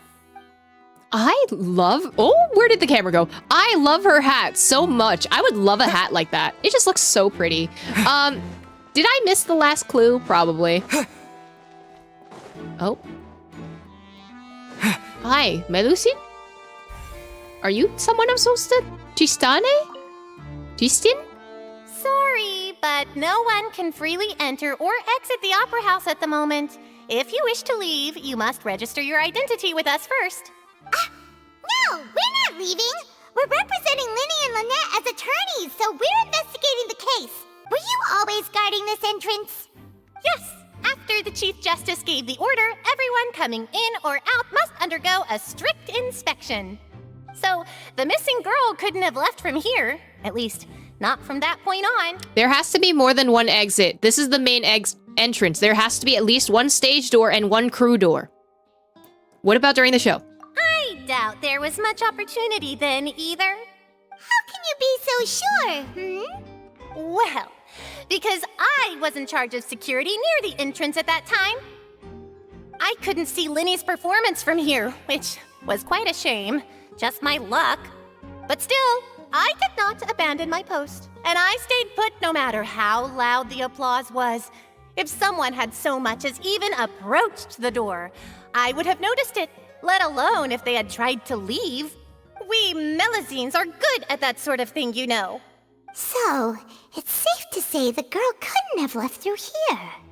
Alright, thank you for your help. This will be useful info. Entrances and exits to the Opera House. No one left the Opera House during the magic show, and after the incident happened, only those who have had identities cleared by the guards could leave. Can't you just escape from a window? Like, We've checked everything of note here at the performance venue. Paimon wonders how Linny's discussion with the guards is going. Let's go see, Oops, sorry, Paimon. Understood. Then I will be going with you. Just so you're aware, I will be monitoring your actions and making notes as necessary. Very good. Thanks for being so agreeable. I'd pull a rose out of my hat as a gift for you if I could. You may spare the pleasantries. I'm just doing my job. Molly sounds like a different NPC. I wonder if they're the same voice actor, but I've heard her voice before. You've arrived. Who's this? So y'all don't know her either. Great. Me? I'm Spina di Rosula's guardian angel. If you've got a problem, I've got the firepower. Sorry, I got a little carried away there. Call me Navia. I'm a partner of theirs, and will be helping investigate this whole situation. And these are my companions. Would you mind if they join as well? Fine by me. Oh, new helpers? I would be most grateful. Well, let's just say we're tagging along. It's not every day you get to see the secrets behind magic performed on such a large scale. I appreciate your kind interest. Come with me. We'll be heading below stage.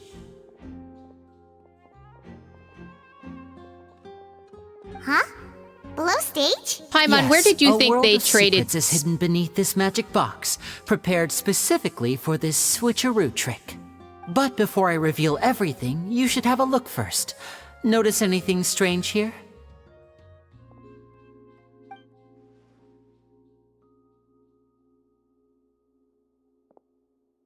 I'm not trying to be dramatic. Remembering the details of a trick will help you understand the methods used to perform it more easily. There were balloons in that box before. Huh. Weren't there balloons and other decorations here? Where did all that go? Someone ripped it out. Ah, good eye. That said, you're still far from discovering the answer. The back of the door isn't the same either. The back? You mean the inside of the door? What's different about it? Paimon didn't notice anything. Very good indeed. I thought you might not be able to catch that, given that you were sitting in the first row. The back of this door was patterned. Those patterns are now gone, replaced by a smooth wooden board. So, if you put 2 and 2 together, what do you get? Did I just predict the magic show before they actually revealed what the magic show was? Oh no, I'm sorry. Oh, I'm sorry for ruining the magic for y'all. I didn't want to be right in this case. There's a box inside of this box. Exactly. All right, let's go. I'll tell you how it works as we head down. Oh man, did I ruin the magic for you guys? I'm so sorry. So there was a passageway under the magic box. Oh my god! I'm so sorry. Oh no. This is the one time I didn't want to be right. I won't lie, you shocked me when you figured it out correctly. Oh, I didn't want to be right. You did get one thing wrong. I'm assuming because of the tracks, it was automated and it's not actually done by people. And the passage is linked by 2 boxes together. I knew you'd figure out most of it as soon as you saw this place. The 2 magic boxes are positioned right above the 2 entrances of the tunnel. See this flatbed trolley? So it's automatic. Interesting. So someone could have tampered it while they were underground. Considering if this is automatic, you would assume that someone would already do it. Therefore, someone can't just come in and tamper with it. The box with the lucky audience member in it would be shuttled over to the other side using the trolley. This trolley can raise and lower and even rotate, ensuring that the box will face in the right direction. I see. So that's the purpose of the box inside another box. Precisely.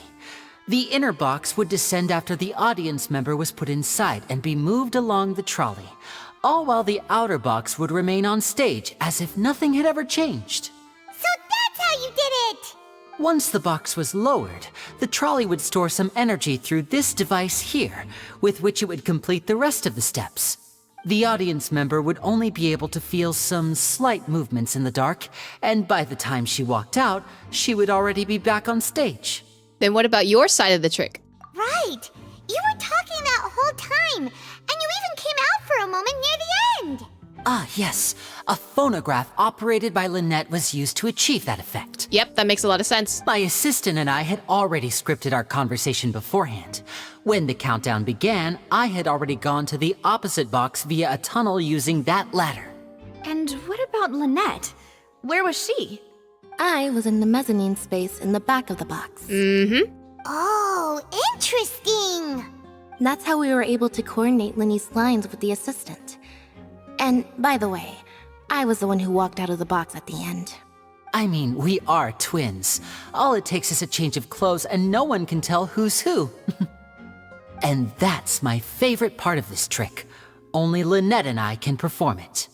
So that's how it all worked! Wow, every detail you revealed was more amazing than the last! I can tell a lot of thought was put into this. Lynette would briefly walk out of the box and then go back in, jumping into the tunnel and escaping before the box on the trolley could finish ascending. And then I walk out of the other box in the audience area, and the trick would be complete. The operative word here being would. So now the sus location is where Lynette came out and pretended to be Lynette, but in fact, was not actually Lynette. So between her popping out of the box and switching out with Cowl is now the suspect area. But as you saw, Cal was in the box, not our audience member. She, on the other hand, mysteriously vanished. We really don't know how that happened. If not for that interlude, this would have been an astonishing trick. I probably never would have figured out how you pulled it off. And yet, to think that someone was able to use this magic trick to commit a crime. Because if this is supposed to be automated, then it would be easy to commit the crime because no one would know what would be happening downstairs. Besides Lynette. Lynette would probably be the only person that, she was the last point of contact, possibly. Could we have a look around? I think we can come up with some more leads. I see Eve is smarter than Navia since you figured it out immediately. Okay, I don't know how I figured it out, but oops. This is the scene of the crime, so Linny and Lynette are not permitted to stay here. I'll escort them back up. I thought Lynette was in the audience box, not the stage box. So I didn't figure out the twin thing, but I knew it had to be an audio recording with how cheesy the lines were sounding. Yes, of course. No need to be so strict now. I won't disappear into thin air, you know. Thanks, everyone. We're counting on you. The magic trick. Lynette gave a detailed account on how the trick was supposed to work. By using a box inside the box, the idea was for the box containing the audience member to be transported across via a tunnel underneath, and Lynette himself would also use this tunnel to get out on the other side. Meanwhile, having changed her outfit, Lynette and her assistants would take charge of on-stage interactions. On-stage magic box structure. The magic box on stage has an additional layer to the rear in which Lynette, in Linny's clothes, remained hidden. She would appear at the end of the magic trick and lead people to believe that Lynette had been able to instantly move the box on the other side. Audience side magic box structure. The magic box at the center of the audience stands has 2 layers, and beneath it is an entrance to an underground tunnel. This is how the lucky audience member was meant to have been transported without the audience noticing. Yes, so what happened was, Lynette was in the stage box and not the audience box. So an audio clip was playing behind the other box, right? Lynette would pop out for a few seconds just to see oh wow, Lynette's still in this box, they don't have enough time. And then suddenly, Lynette would be on the other side. What are the investigations? Oh god, there's so many. Examine control board. This should be the control device for the trolley. It seems to be able to operate automatically. Yes, but how automatic is automatic, you know? Examine control... No. Ladder? You're gonna allow me to investigate the other thing? Oh, that's return to surface level. But there's a thing here.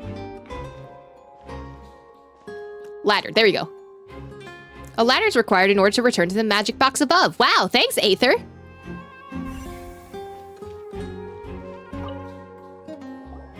Huh. What's this? That's a grappling hook. Looks like a hook tied to the end of a rope. Huh? There's all kinds of odds and ends here. Linnae didn't mention this earlier. Perhaps it was a prop for a different trick. But why would it have been left here? Whatever it is, let's make a note of it first. So Lynette left the box before the second box was slotted in, but she couldn't have seen what was inside the box, especially when she stepped out the box 2 seconds before the countdown. Exactly. So she couldn't have checked the second box, or at least what was in the box. So I think what might have happened, if Lynette and Linnae are innocent, Lynette was in the original stage box, and she was upstairs, pretending to be Linnae. Linnae was on the other side, in the audience box. And whenever, and then while the audience member was being transported down in this tunnel, and the 2 actors were on the top of the stage, that's when the person got switched. That's when Cowl got switched for the audience member. Dropped hook rope. A rope that has fallen to the ground. A metal hook that has been tied to one end of this rope. Its use is unclear.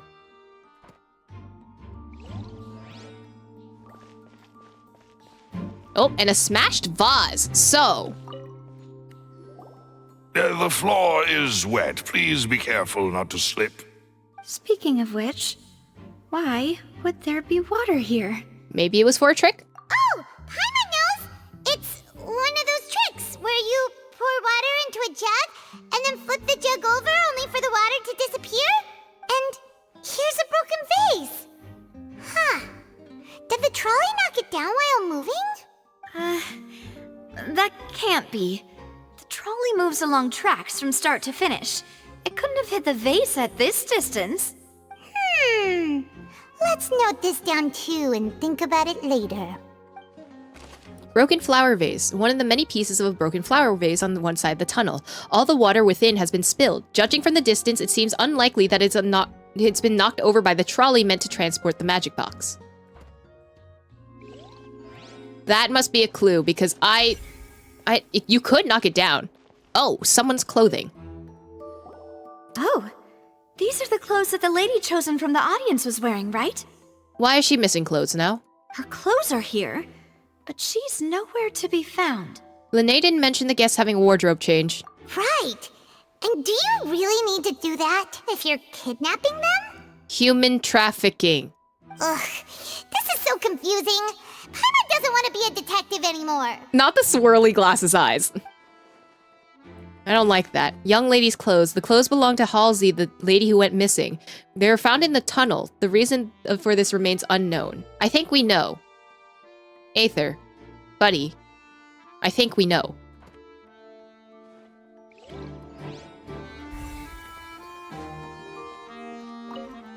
High precision is required to complete the magic show. The tracks are perfect for making the trolley stay on its designated course.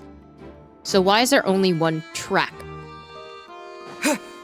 Unless both of the boxes were slotted in like this, you know? The trolley is crucial for transporting the magic box to the other side. The culprit must have used this to execute their plan. They wouldn't be able to fall out this way, so the water vase couldn't have been knocked down that way. But I think if there was a scuffle here, right? Someone ripped the person out of the box, broke the vase, and that's where, you know, the lady's clothes got, you know, ripped off of her. That's probably where the scuffle happened.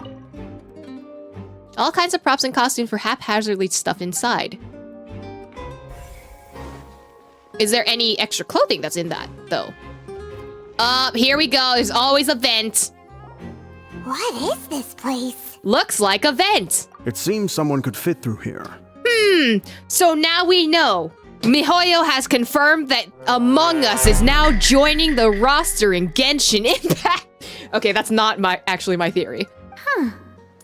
Could this have been the suspect's escape route? Yes. Alone, perhaps. But if they had to pull another person with them, the space would be too narrow. But that's how they entered. But there are no other other ways in or out of here. Other than those that go through the magic boxes, and Lene and Lynette were in the 2 magic boxes. Oh, you're right. Let Paimon write that down. Tunnel vent. The tunnel vent looks like it could allow one person passage barely, but leaving along with the missing lady seems a little like an unrealistic prospect. Seems we're just about done investigating down here. Yes, let's head back up. I think this is where the scuffle happened. This is where she got pulled out. Oh, not me examining the ladder when I need to go up the ladder.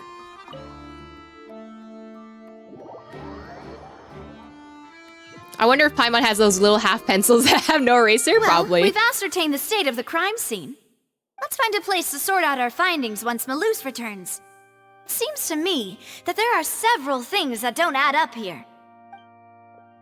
Apologies for the wait, demoiselle.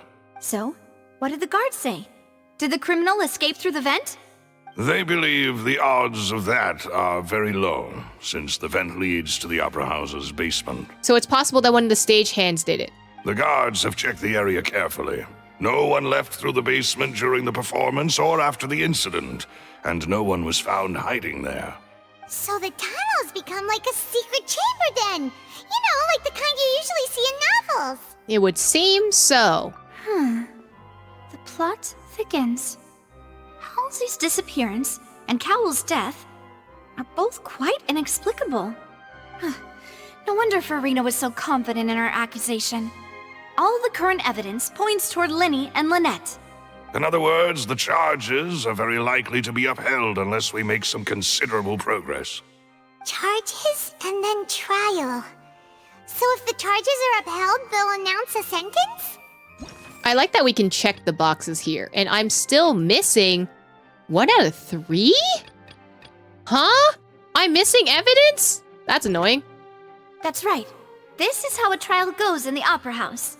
During the proceedings, the Chief Justice and the Oratrice will hear statements from both sides. The Oratrice will too. That's right. This is how indemnitium is produced. The statements from both sides, the defenses from attorneys, witness testimonies, and even the audience's emotions will all be projected on the Oratrice. Why would the audience's emotions be projected on the Oratrice to define the judgment? Paimon's not being a detective and start as a lawyer. I don't think she can do either. To put it simply, it's as if the Oratrice has its own will, and is a judge in its own right. Yeah, I don't like that. Whose AI are we using in order to, judge judgment? Like, is it the old Hydra Archon that currently resides in Sumeru? Is it, I don't know, Farina's crazy ideas? Who knows? This also precludes any kind of favoritism on the part of the Chief Justice. And not that this has ever happened anyway. Fascinating, but also terrifying. Once both sides have finished speaking, the Chief Justice will make his final decision. This, too, will be used by the Oratrice as a reference. Then, finally, the Oratrice will be consulted by officials. The result it returns is the will of justice itself. Huh? So that machine is the one that actually decides? Paimon thought Neuvillette called the shots. In practice, there is very little difference. Both have always come to the same judgment. Which is why people have great faith in the Chief Justice. Somehow, I believe that for some reason, the Chief Justice now will suddenly have a very different opinion from the Oratrice. It's a surprise tool that can help us later. Yes, the guards also asked me to convey that none of us will be allowed to leave this place before the trial. Yeah, I'm not surprised, but can we order food? Huh? Why? We're suspects and we're investigating, and this also can't go out to the public to sway their votes. Because we've chosen to act as the twins' proxies. That makes us persons related to the case. Ta-da! They're concerned that we might be colluding with outside parties. Or that we might find outside help to disrupt the case. Also, ta-da! And even if that were not so, it could prove problematic if we happen to spread key information about the case ahead of time. There it is! I'm ready to break out at any time. Silver, no. Whoa! There's no need for that! Paimon thinks they have a point. That said, are they providing food? Why me and Paimon the same person? I'm screaming. Of course. I just hope you don't mind the lack of options. I'm afraid that catering to all tastes is not in the cards, nor is any guarantee of balanced nutrition. What do you mean, no guarantee about nutrition? Paimon can eat anything. Now's not the time to be picky.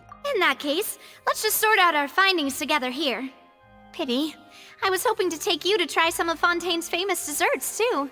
You're treating us to dessert, Navia? Wait. Are you on a date? I mean, what better way to properly think through our findings than over some tea and sweets? This is a date. Can we go on a date with Navia? I would love that. Can we just have some tea and cakes? I love that. Yes, Navia's eyes do have the little star in them. You know, little 4-pointed star that everyone's a little sus of. Huh. Breaking out suddenly doesn't seem like such a bad idea after all. Paimon, we are trying to help Linny and Lynette. Just kidding, just kidding. Paimon will still do her best, even if there are no snacks. What do you mean, no snacks? Of course we'll have snacks. If we cannot buy some, then we'll simply make some. Out of what? Paimon herself? Huh? Here? But how? Understood, demoiselle. Everyone, please come with me.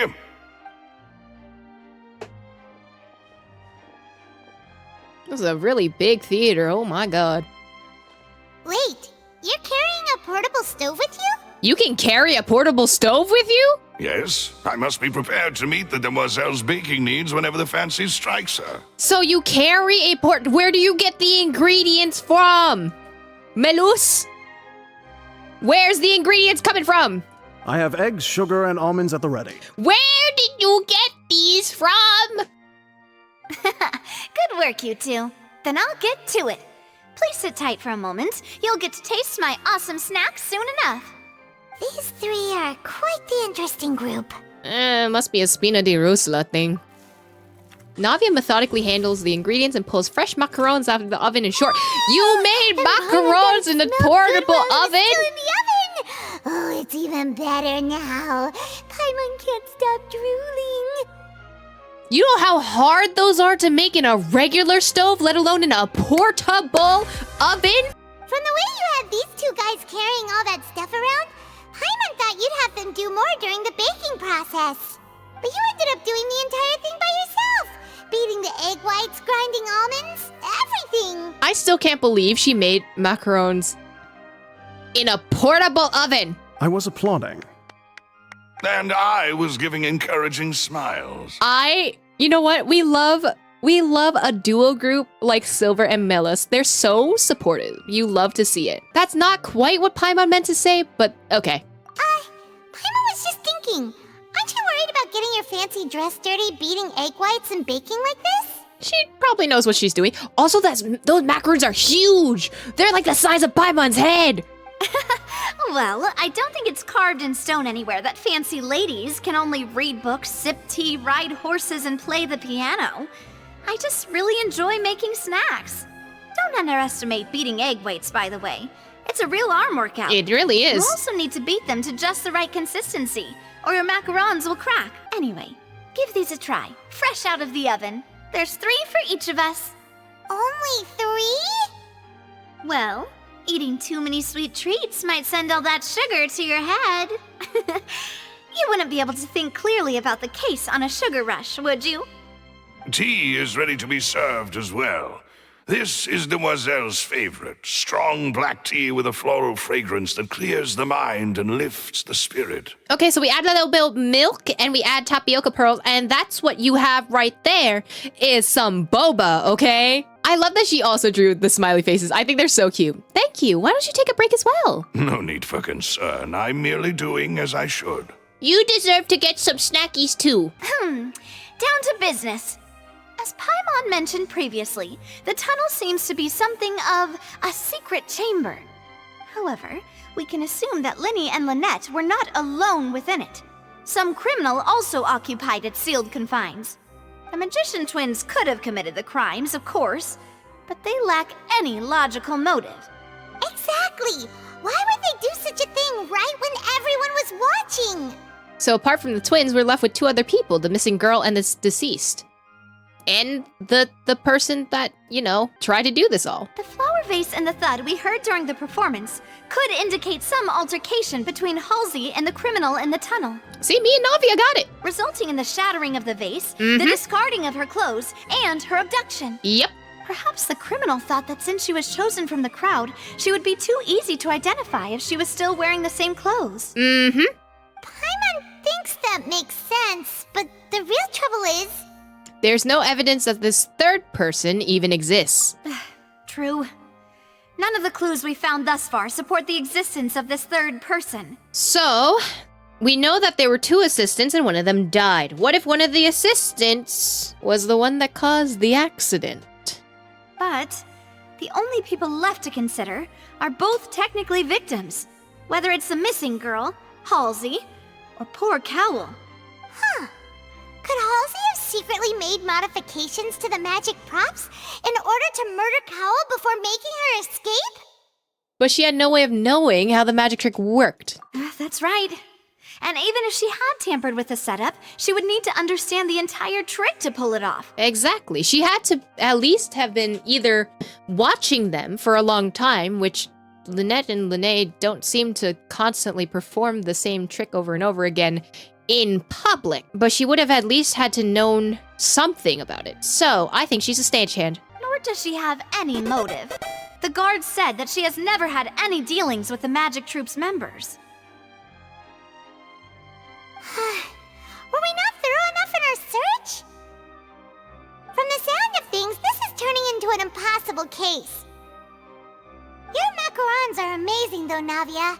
They smell great! They're nice and crisp and super sweet! They are my specialty after all. And I see you've already had 5 of them. Did you eat my macarons? Bruh. What? 5? Oh, that can't be right. Paimon only counted 3, honest! You sure? Please don't worry about it. At my age, a few less sweets might actually be a good thing. But sweets are good. No. Being greedy is one thing, but Paimon knows how to count. Besides, Paimon knows that if she ate too many, then others wouldn't have enough. It's fine. If you ate them, you ate them. Wait, even you don't believe Paimon? How could you? If Paimon ate those 2 extra macarons, then may they turn into stone in her stomach. Suddenly she gets a stomach ache, right? Is that what happens? All right, we get it. Well, I suppose one of us might have gotten too engrossed in our chat and eaten them by mistake. No big deal. Literally no big deal. It's just macaroons, buddy. Maloose, set up the stove again if you would. Oh, not again. We're making more? Huh? What are you doing?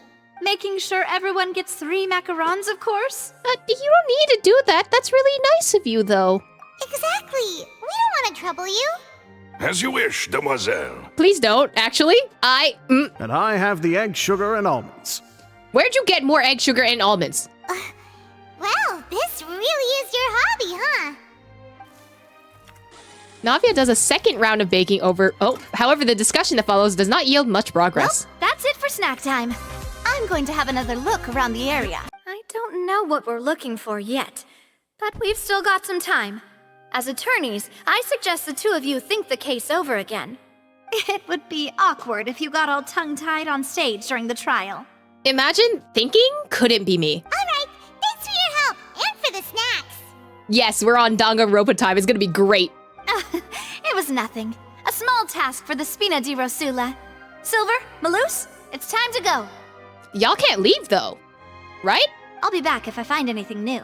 Oh, okay. Thanks, Navia. Probability of a third person being involved. Neither Cowl nor Halsey had a motive, but after having talked to Navia, the likelihood of a third person being involved seemed very low, too.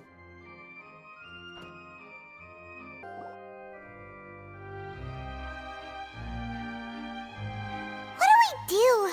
The whole situation is so confusing. I do have some thoughts, but let's take things step by step. Good plan. Impossible things don't just happen. We'll get to the truth one way or another. Just relax. Even if everyone else suspects Lenny and Lynette, at least we will be supporting them from the stands. Okay, but they're gonna go to jail, Navia, so... Besides, I doubt Farina understands any more about what happened than we do. Thanks Thanks, Navia. Well, we'll be going then. Best of luck to you. Oh, we're not gonna review or anything. You're just gonna, okay, you're not gonna come to the trial, my guy? Okay. Goodbye. Oh, I guess. The glasses increase Paimon's brain cells by at least 2. I am screaming. Ah, finally, you're back. Well, how did your investigation go? It wasn't good and I'm confused now. What did you guys do? To be honest, you might be disappointed. No. We're already very grateful that you were willing to help. Well, now, don't you all look disappointed?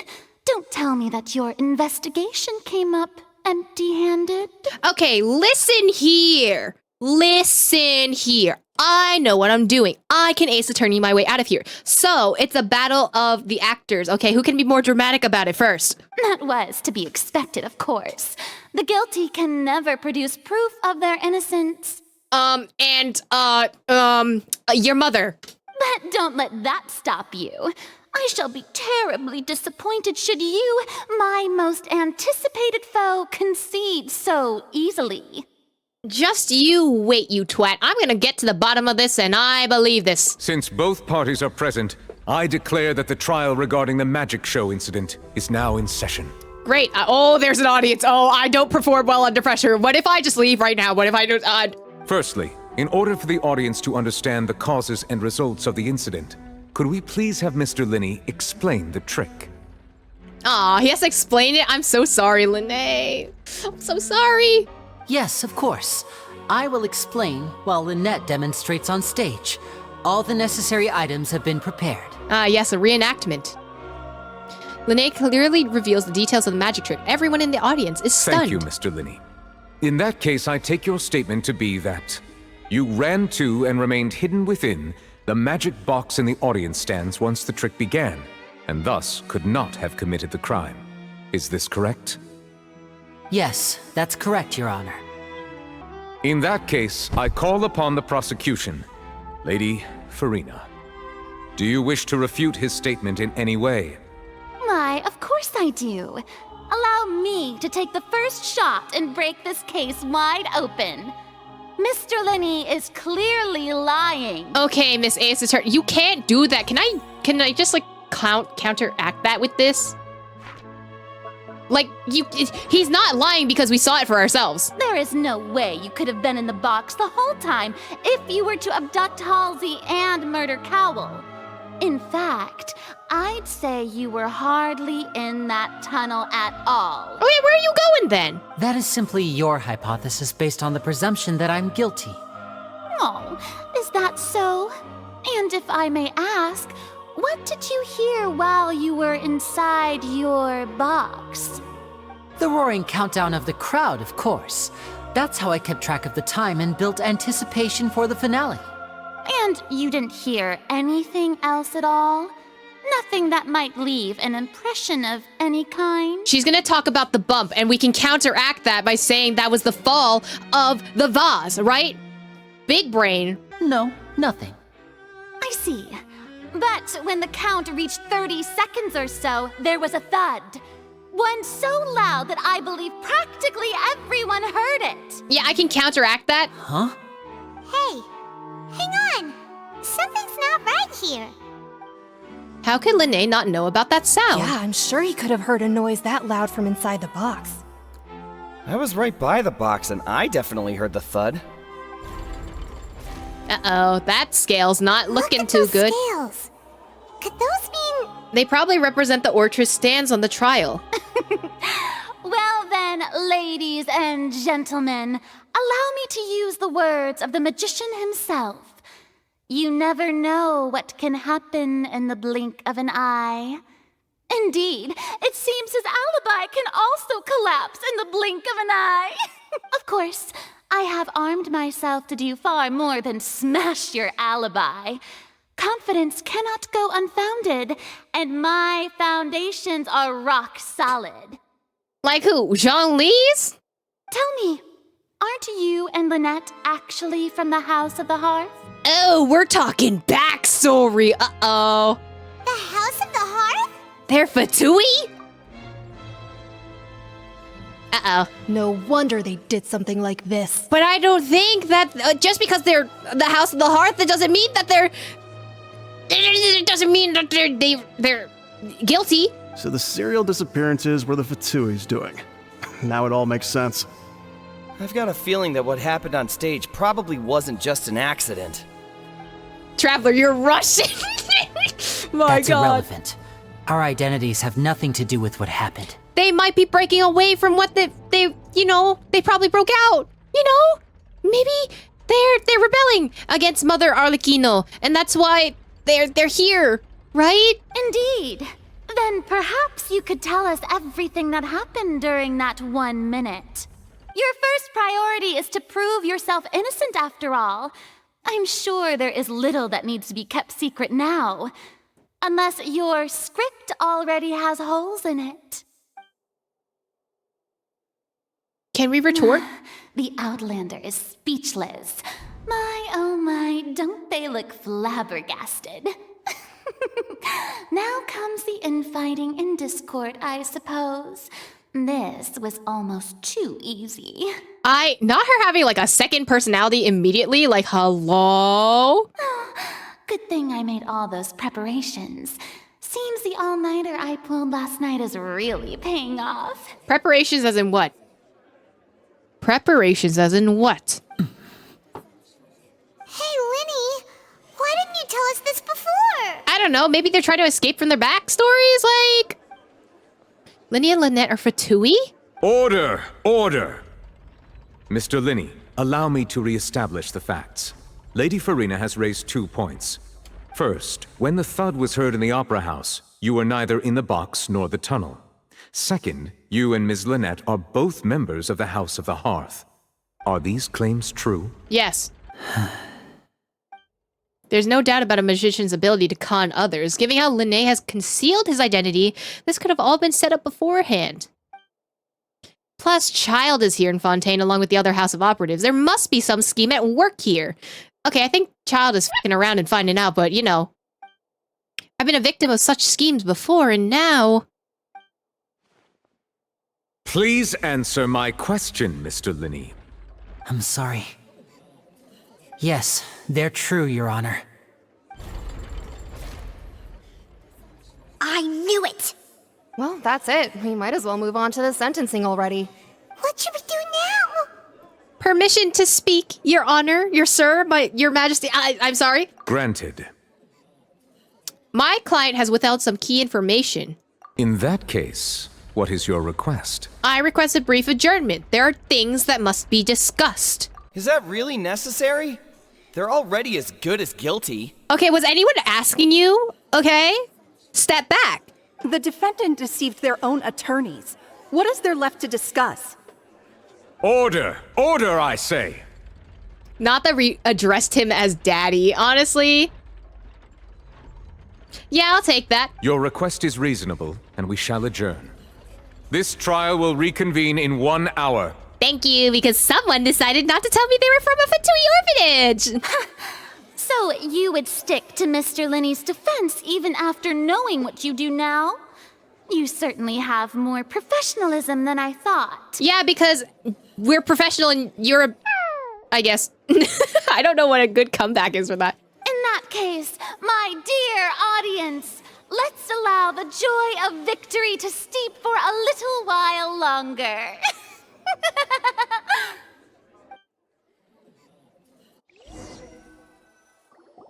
While the court is adjourned, you meet with Linné and Lynette's backstage in the Opera House. So tell us everything! Well, this is awkward. I didn't think the Hydro Archon would dig all that up. She kind of has a PI. She's also the Archon, so... I'm sorry, Traveler and Paimon. Yeah, sorry. Paimon just knew where to start. We trusted you two. We based our entire reasoning on the assumption that you weren't bad guys. Just because you grew up in the orphanage does not mean that you're Fatui. Not to set the wrong tone or anything, but Paimon's really mad! I'm very sorry. I know you're angry, and reasonably so, but please, let me explain. So explain. I know you've clashed with the Fatui several times before. I wouldn't be surprised if just hearing the word is enough to make you upset. But our organization is very, very large, and the Harbingers have very different personalities and goals. Right now, we want to save people. As many as we can. That's right. I'm sure we're on the same page when it comes to this nation and the disaster that its people might face. I knew if it weren't for our respective identities, we could become good friends. That's why I didn't wish to flat out lie to you, but chose to hide some details instead. The truth is very important, but being completely transparent about everything would see us spending more effort than we need to. But how can we know that this isn't all another lie? Right. So, you be the judge. Heck, if I were you, I fear that I'd even struggle to trust me at this point. I don't think they're the bad guys. Because it'd be too easy if they were the bad guys. You met a Fatus who works as a magician, a trickster by trade. All by coincidence, too. But still, I'm asking you to trust me.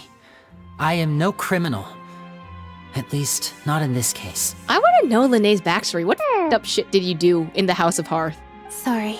Please forgive us. Well, you both say that, but...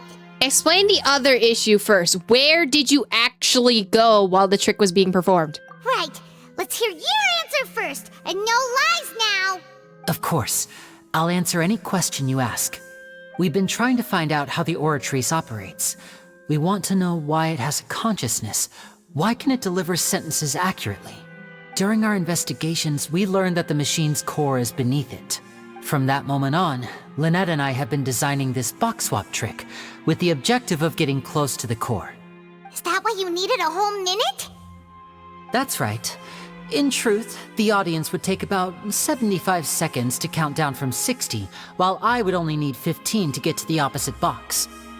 How can you predict that they would take 75 seconds? Some of them count really, really fast. So, after jumping into the tunnel, I accessed the Opera House basement via the vent, and went to investigate the room in which the core is stored. That air vent was created during the construction of the tunnel specifically to execute this step. And what did you find? Well, nothing. As soon as I reached that room and was about to investigate, I heard someone's voice. Which should have been impossible, of course. I was quite certain that I was the only one in the room. What'd you hear? That voice seemed to recognize me and tried to speak to me. I chose to err on the side of caution and retreated the way I came. Is it Nicole or is it the hallucination that we had? On the way back, I saw the broken vase and the clothes on the ground, but the countdown was almost finished, so there wasn't time to give it any thought. You didn't give it any thought? After that, the homicide occurred just as you saw. So you didn't... Bro, okay, so you didn't think that the person's clothing on the ground was enough to stop the trick from being performed? Use your brain, Linny, right? Use that big brain of yours, buddy. Why would you just look on the floor, see the clothes of the person that you saw, and put in the box? And then just go, oh yeah, we'll just go along with the trick. Well, that explains why you didn't hear the thud. But how do you want to understand why would you want to understand how the Oratrice operates? Because of that prophecy I told you about, of course. We must know all we can about this nation's secrets in order to deal with that prophesized crisis. I don't like how he says we must know all we can about this nation's secrets in order to deal with the prophesized crisis. It's giving Signora. That's the only way we can save everyone. So, there you have it. The whole truth. I swear, I didn't hide anything from you this time. Are you sure? It was never my wish to proceed under this cloud of mistrust either. But like I said earlier, you can be the judge. If you want to leave because you don't trust the Fatui, there's nothing I can do to stop you. Well, Traveler, you decide. Paimon will follow your lead however you choose. I believe in the facts.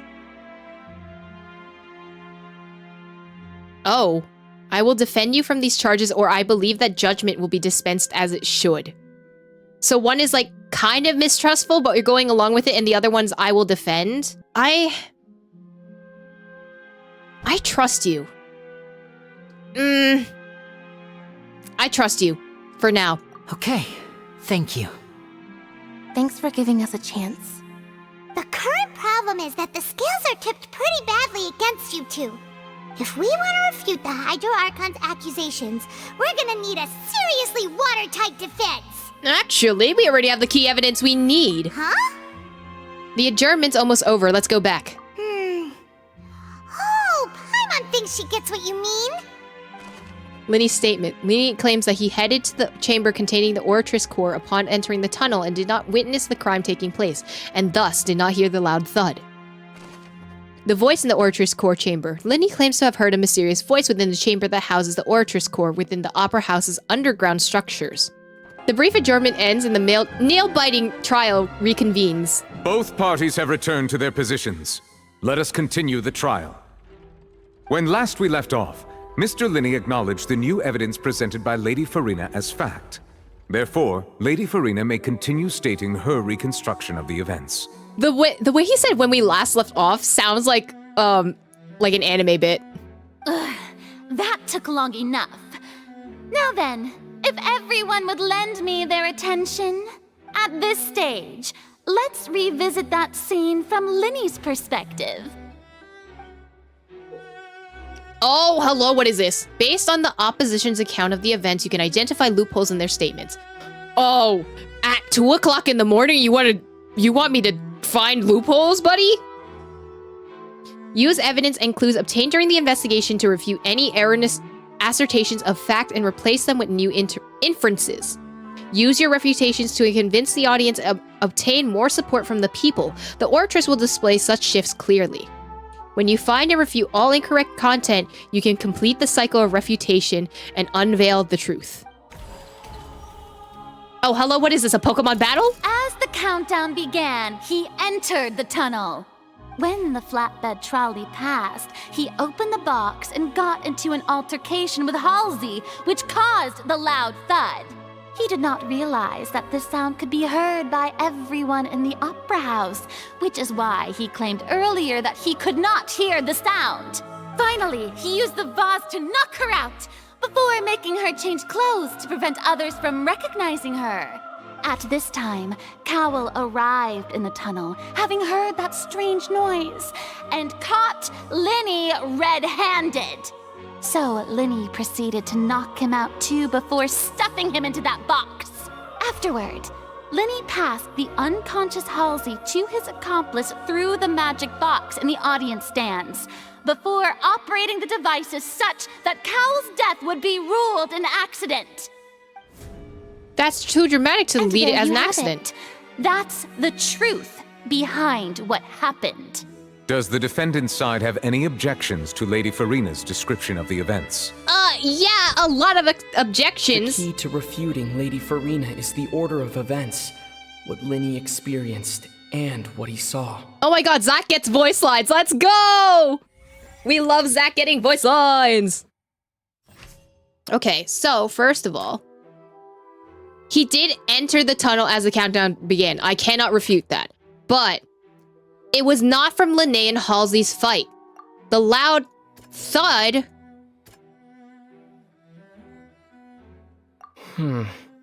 Oh god. Oh god, I'm already so bad at this.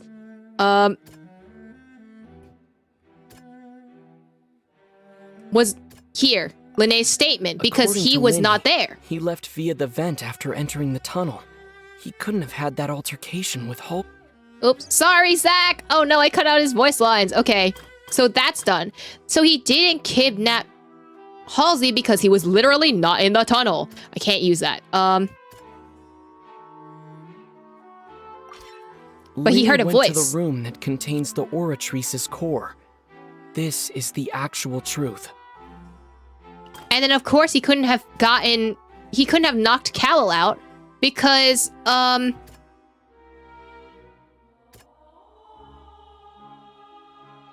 this? Linny did not take part in the underground altercation.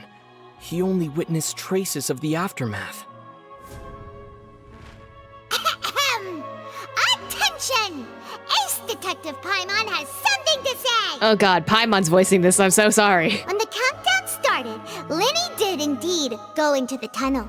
but he immediately used a vent to access the Opera House basement, which is where the underground core of the Oratrice is stored. Once he reached that area, he heard a voice in what should have been an empty room. Since he felt something was amiss, he returned immediately. The crime scene had already developed by the time he reached the tunnel again, and in order to complete the magic trick, he did not remain there for any length of time.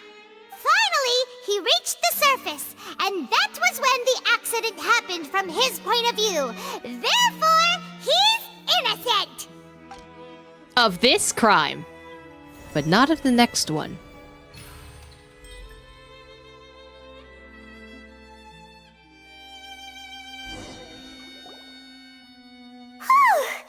Paimon did it!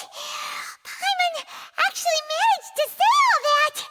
Oh, wasn't it awesome? Oh, she's literally blushing. That's so cute. In other words, you believe that he knew nothing of the incident? Yep. That's right! Moreover, I believe my opposition's reasoning is flawed. My reasoning?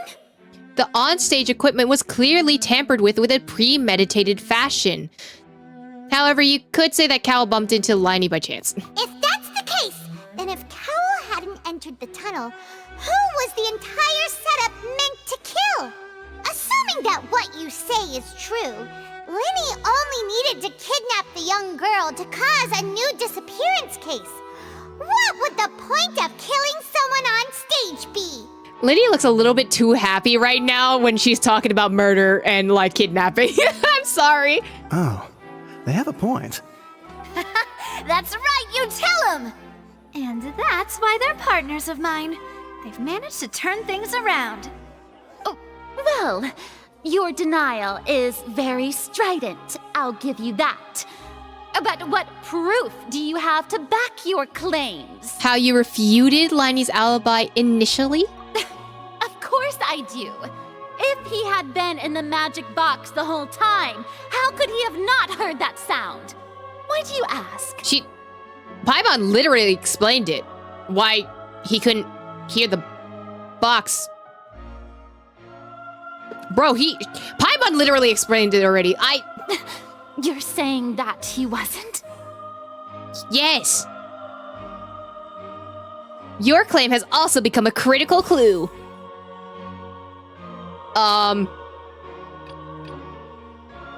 What clue am I trying to refute?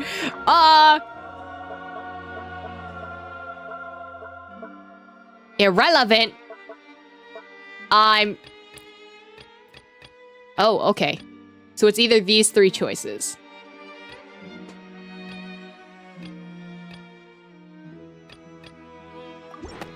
That's right! Linny wasn't in the box or in the tunnel. That's why he didn't hear anything strange during the performance. This means that when the crime happened, Linny had already entered the basement via the vent. The same clue you used to disprove his alibi has now become the best proof! How do you like that? Well played. To think you'd use such logic. It's a lawyer case. I don't know what you want me to use besides logic. Well then, if it wasn't Linny who committed the crimes, then who was it? Another stagehand. The murderer was... Uh-oh. Select the gear icons in the interface to check the corresponding case questions. Select the answers and fill out the empty gears to verify the correctness of your deduction. If you made mistakes, you must make another selection for the remaining options. Oh my god. The guard's investigation report indicates that the fireworks released near the end of the show ignited and burned through the rope and suspended the water tank above the stage. This caused the water tank to fall and kill Cowell in the box below. If Linné is no longer under suspicion, the only other members of the troupe would have been able to tamper with the props. See, it had to be another stagehand member. Linné gave a detailed account on how the trick was supposed to work by using a box inside a box. The idea was for the box containing the audience member to be transported across via a tunnel underneath, and Linné himself would also use this tunnel to get to the other side. Having changed her outfit, Lynette and her assistant would take charge of on-stage interactions. The clothes belonging to Halsey, the lady who went missing, were found in the tunnel. The reason for this remains unknown. The deceased's name is Cowell, Linny's assistant. He would have been able to tamper with the equipment. Halsey is the missing person and an ordinary audience member. Or did she have her own scheme all along? Could there have been a third person involved? Is that really a possibility? There had to have been a third person. Oh, never mind. The deceased's name is Cowell. Halsey Unless is she the planted missing herself. person and an ordinary audience member. Or did she have her own scheme all along? Nope, it was Cowell. The deceased's name is Cowell, Linny's assistant. He would have been able to tamper with the equipment. Oh, he could have been, but there's 2 stagehands.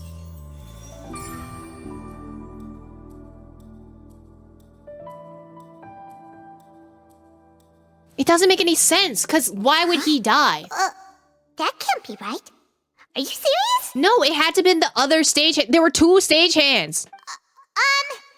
The killer was, in fact, Cowell, the deceased! Oh, is that so? How interesting! Let's hear your reasoning then. This seems like a bad idea. I don't What think I must we have do a lot next is recreate the truth. What Cowell did, and how he went from would-be perpetrator to victim.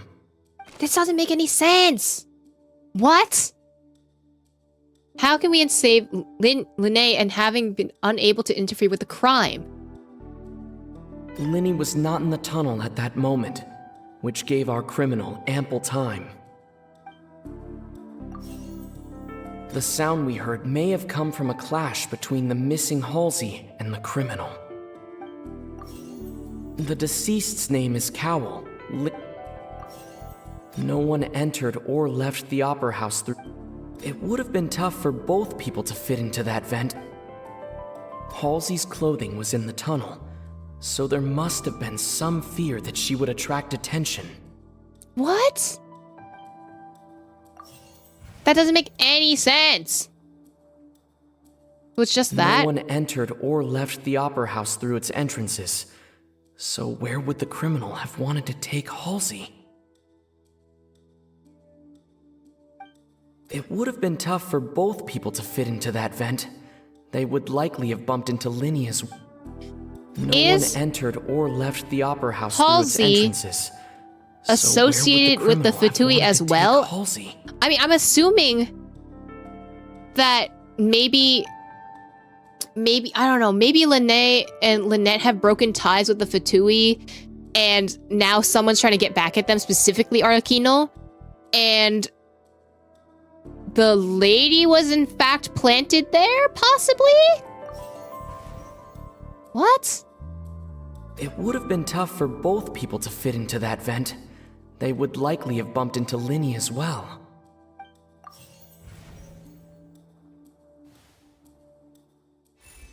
The criminal must have understood the methods behind Linné's magic trick and must have been in a position to easily modify the equipment. Leaving aside how he died, Cowell had all the means to commit the crime at his disposal. The strange noise could have likely been the sound of Cowell and Halsey struggling. Linné was not in the tunnel for 1 minute. They should have given time for Cowell to bring Halsey out of the magic box in the audience stands. But according to the guard's testimony, no one entered or left the opera house, so even if he had taken her, there'd be no means of exiting. Exiting from the box would have been in full view of the audience, pretty much guaranteeing that they'd be discovered. What's wrong, Traveler? Are you still having trouble figuring things out? Where the hell did Halsey go? I see how it is. So this was all just a bluff. And here I thought you had something to show for it. But it seems you're still far from the truth. Your truth is no better! Look, since we're at a dead end, why not consider a different track? Just like the trick as it transpired, the end result must have been utterly different from the magician's initial design. Whoa, this is a little too zoomed in, and also there's too much Gaussian blur in the background. What is going on? If only we knew how Halsey disappeared. Well, that would be nice, but the tunnel only has 3 exits, and none of them seem very likely. And it's not like this is a magic trick where you can just make a real live person disappear. You know, like you did from that water tank, Lynette. Magic escaping from the water tank. Wait, could it have been the water? Excuse my interruption, dear opponents, but do you not see that the crowd is growing impatient? There is no greater sin in this opera house than an awkward delay in the performance. Whoa, wait. Traveler, are you saying to me right now that you think that a Hydro Eidolon kidnapped her?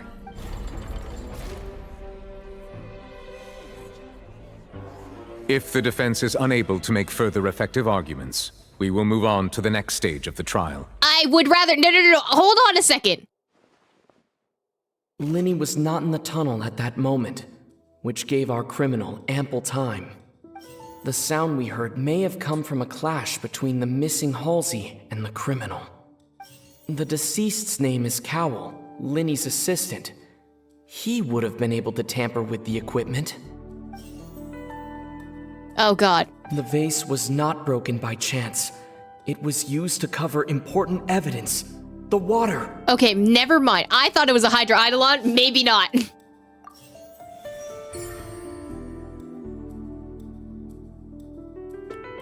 I wish I had a hypothesis correct anytime I make a theory. Like, this would make theorizing about things so much easier.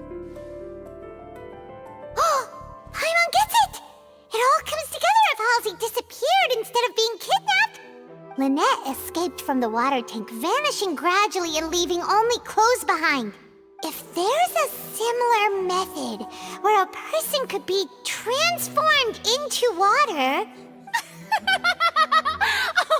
Just a moment, please. I do hope you know how preposterous you sound at the moment.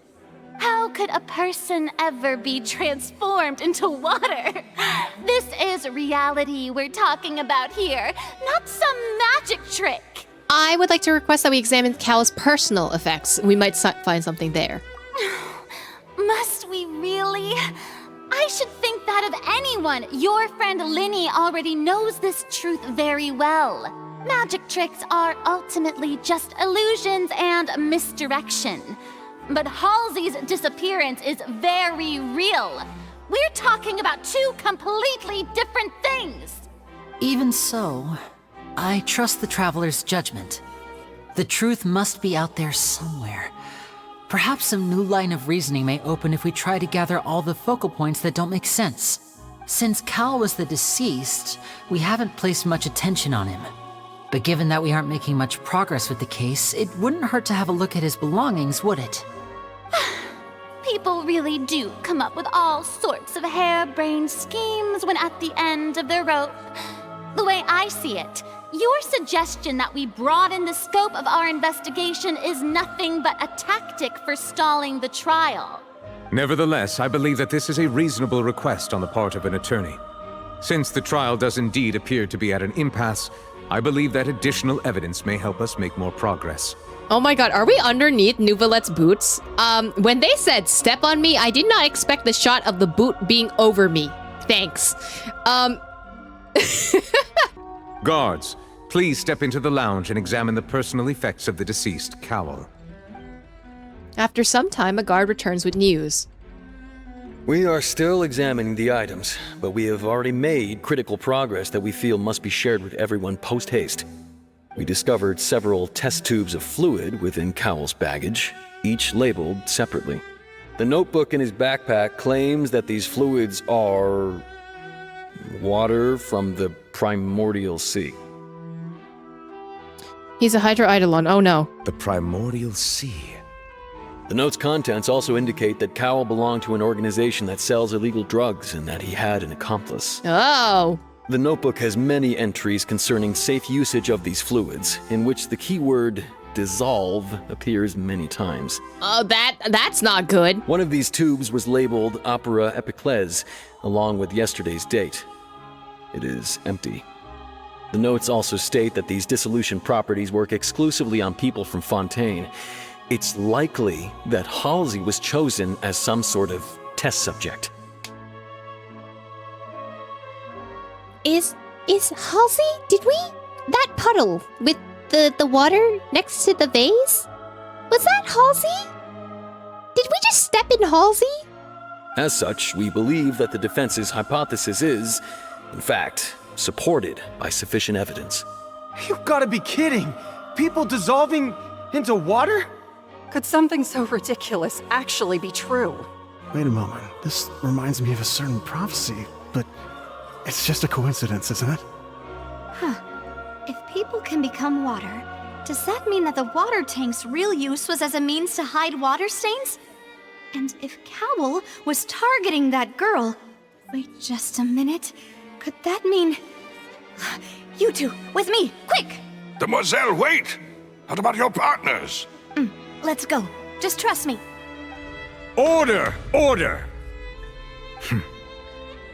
It is undeniable that further examination of the deceased's personal effects has yielded some surprising results, but we cannot yet verify the veracity of these clues. Still, let us assume that these clues are indeed authentic, albeit with the understanding that Ms. Halsey has yet to be found. Guards, please continue examining the items along these lines.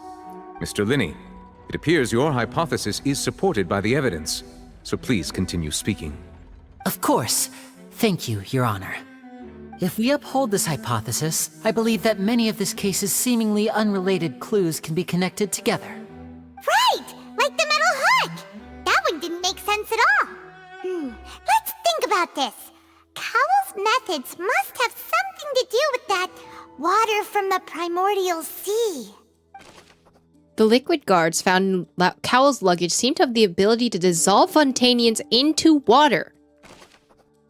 So Cowell... The deceased's name is Cowell. Linny's And then... The bottle. water from the primordial sea. And then the Now hook? it seems like the hook rope was not meant for another magic trick, but was instead some form of triggering mechanism. Was it planted inside of the box? Lynette was in the magic box on stage the entire time. Did she have something to do with this? I remember there was something else within the inner layer of that box. The balloons had water in them, maybe? Oh. Two of them was missing? Damn. So it's now it seems like the hook rope was not meant for another So it's a triggering the mechanism, rope that and held then the water tank up was lit by the maybe it tilted up fireworks and the snapped. fireworks. God damn it! I'm wrong again. Lynette was in the magic box on stage the entire. Wait, I did the other one. The What? water from the primordial sea should. There we go. I was just like, okay, so it triggered the something in the mechanism in the box to be dissolved.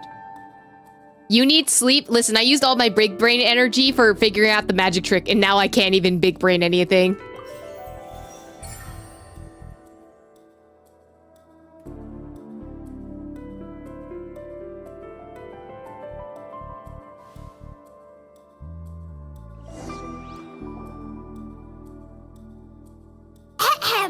It's Ace Detective Paimon's time to shine again! Okay, maybe please don't. In the original plan, Cowell would tamper with the water tank rope and the number selector securing his target.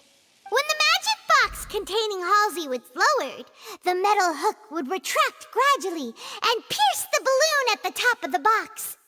When the balloon attached to the box popped, the water from the primordial seed inside it would pour down and dissolve Halsey.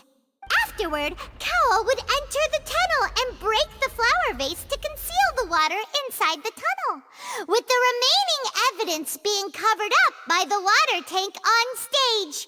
But he encountered something unexpected in the tunnel, and wound up being fatally hit by the same water tank he meant to use to cover his tracks. Lynette is now sus. Did Lynette push Cowell into the box?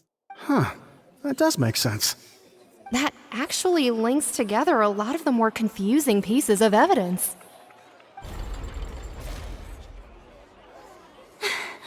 Oh dear, what do I do? Even I think they sound convincing now. Have I falsely accused an innocent person? What a humiliation. Now, it seems like the only point of contention remaining is the exact circumstances that led to Cal's death. His notes mentioned he had an accomplice who could be related to the situation. On that note, the guards have just contacted me indicating that they uncovered new evidence. I shall now invite him on stage to share it with us. Thank you, Your Honor. We were just inspecting the luggage of the other people involved in this case. And we found an identical sample of the water from the primordial sea among Linny's personal effects. God damn it, Linny. What? That can't be. Oh, I see.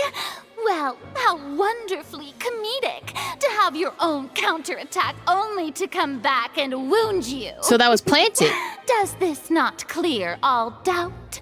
My dear citizens, my loyal audience, allow me to present my reasoning and bring this performance to a swift close. This is not good. Linny did not need to take part in the dissolution of the young woman at all. Indeed, he did leave the scene via the vent.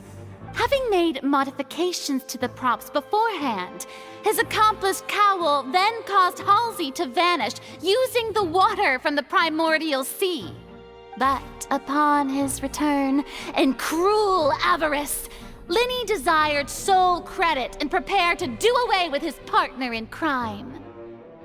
Ultimately, he knocked Cowl out, and the tool meant to cover the crime up also became a murder weapon. Now, as much as I regret having come to such a viciously straightforward conclusion, it does seem that the famed Fatui is quite the cold-blooded and ruthless organization. But this doesn't make any sense either. You could have thought that it was planted instead. Why would that be the case that he gets jealous in the middle of performance, like in 70 seconds? It doesn't make any sense. Am I right, Mr. Linny? No. We've used up all the evidence we collected. There's no way for us to make a rebuttal here. No, I can rebuttal. Is this the end of the road? No, I just think that she doesn't have it right. We can't even change anything? Oh, no. Paimon can't think of anything either. It doesn't look like there's any way around this. It was planted. Seems using the water as new evidence was too good a move. Oh, why did this have to happen now? I think we've all seen enough now, and we have ample witnesses to my flawless reasoning. I believe this is indeed the finale. Now then, my good, noble Chief Justice, should we not, in your view, move... Excuse me, everyone, but I must interject. Miss, I must ask you not to shout and to respect the ongoing legal proceedings. Ooh, wait, she's stepping up. I'm here for this. Oh, come on. Don't be hasty. I have a good reason for interrupting, you know. Now, would anyone here like to take a little break from all this debate and see a little magic? I love that Navia's giving like slight transatlantic accent, and I wish she would fully commit to that. I think that would be so much fun. I need Nuvolette to teach me how to draw eyeliner. No, same. I'll show you an amazing trick. One that can bring a young woman who has disappeared back in the flesh, right before your very eyes. Please, do the honors, Mr. Linny, if you would be so kind. What in the world is she saying? No offense, miss, but miracles like that are beyond my scope as a magician. Come on now, don't be silly. Magic is all about misdirection, isn't it? It often conceals the truth while presenting a fascinating illusion. But once everyone believes the illusion, can't magic reveal the truth to them once again? And wouldn't such a trick be the most marvelous finale to today's performance? Come on, Linny and Lynette, give it another go. Don't worry. Spina di Rasula has made the necessary arrangements on your behalf. I don't know what's going on anymore. But as the magic makers and stars of the show, I think I should leave the final performance to you. I understand. I don't. What's going on? And voila.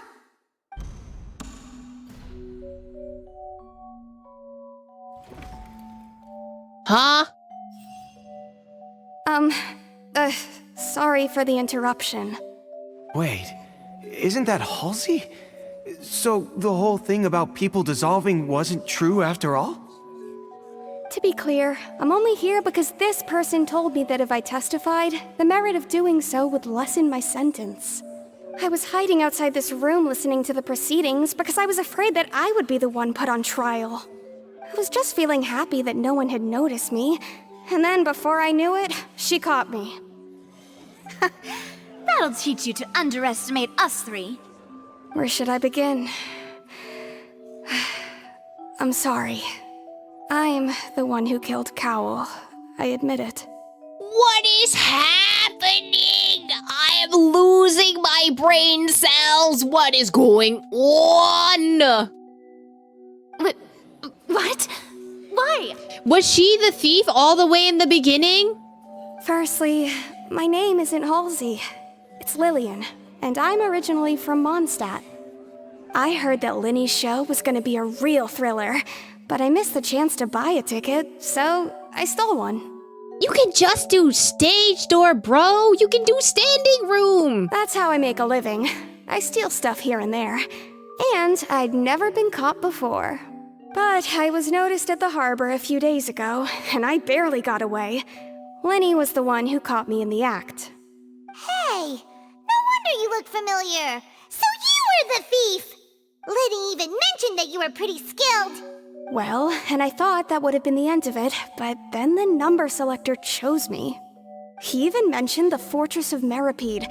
That's a prison, isn't it? So you can imagine how shocked I was.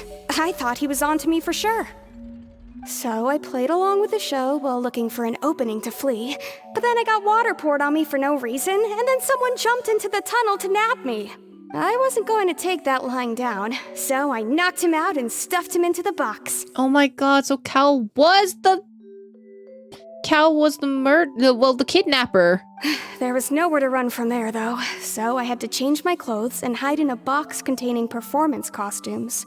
I slipped out after the first guard arrived at the scene and continued hiding inside the opera house.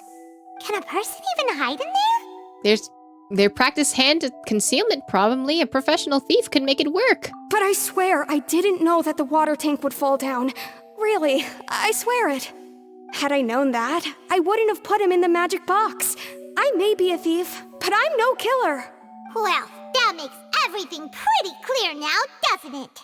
Yeah, now it's time to refute the Hydro Archon's previous reasoning. Oh god, how many rounds of Danganronpa can I take? This time, we need to tell the entire story from Lily-Ann's perspective.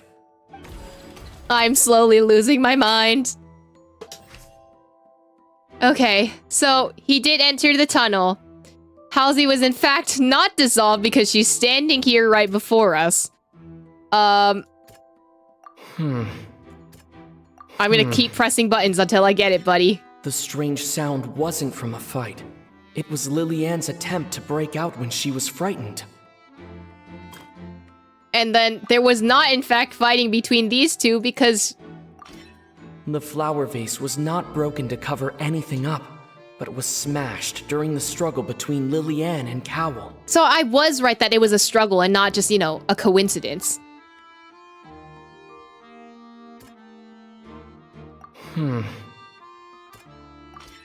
Lily-Ann was afraid that she would be recognized if she left, so she changed clothes and hid, biding her time.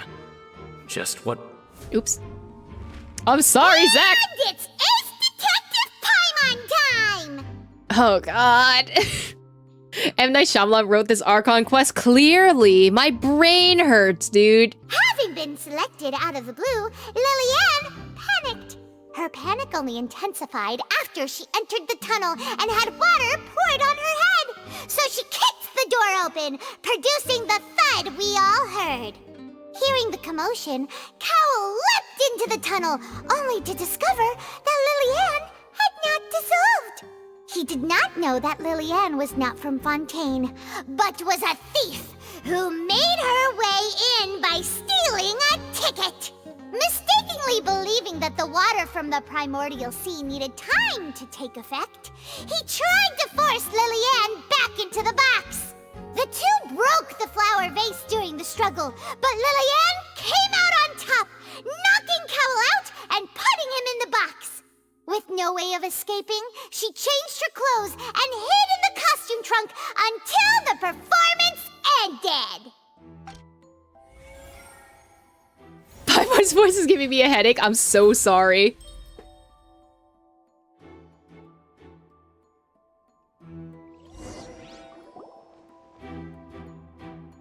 She knew that she would have to go through guard inspection if she tried to leave afterward.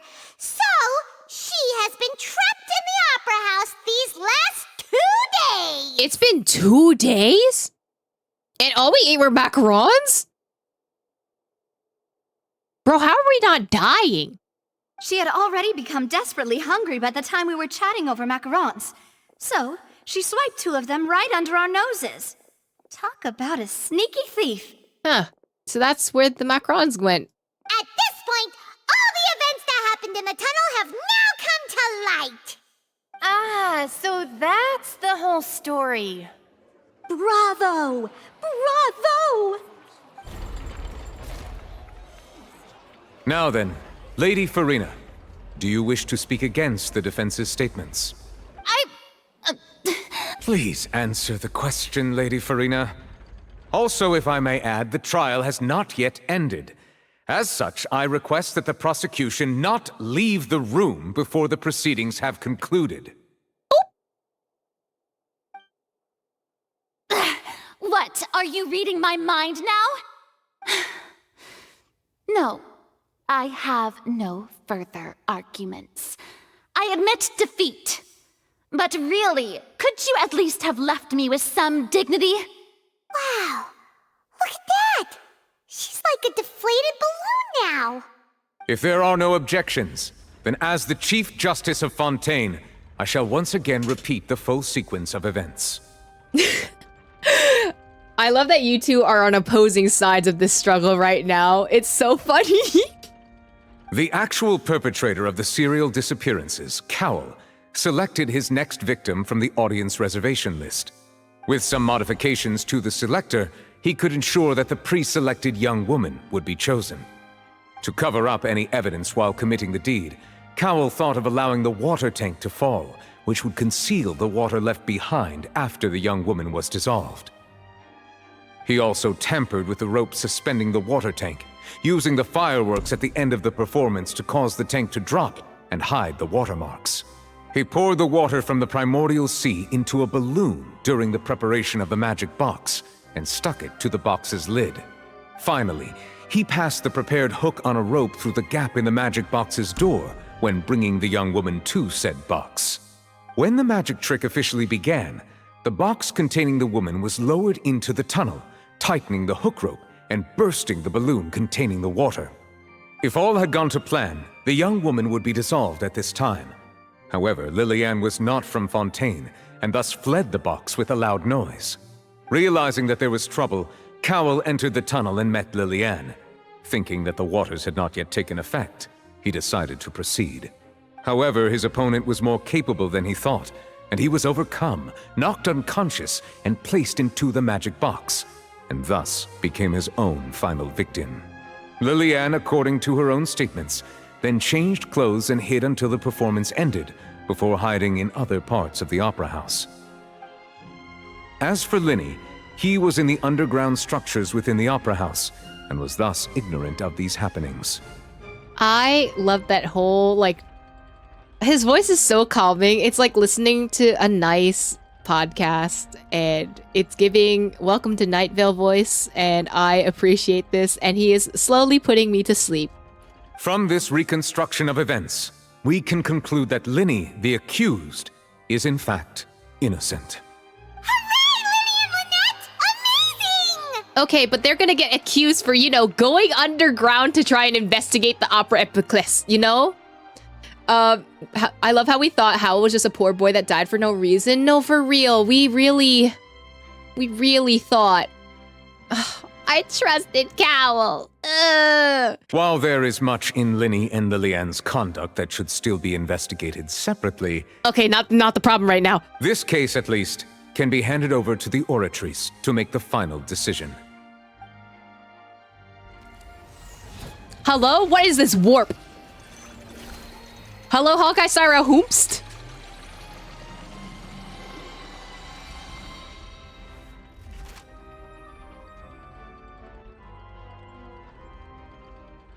As such, Linny and Lynette are officially declared not guilty.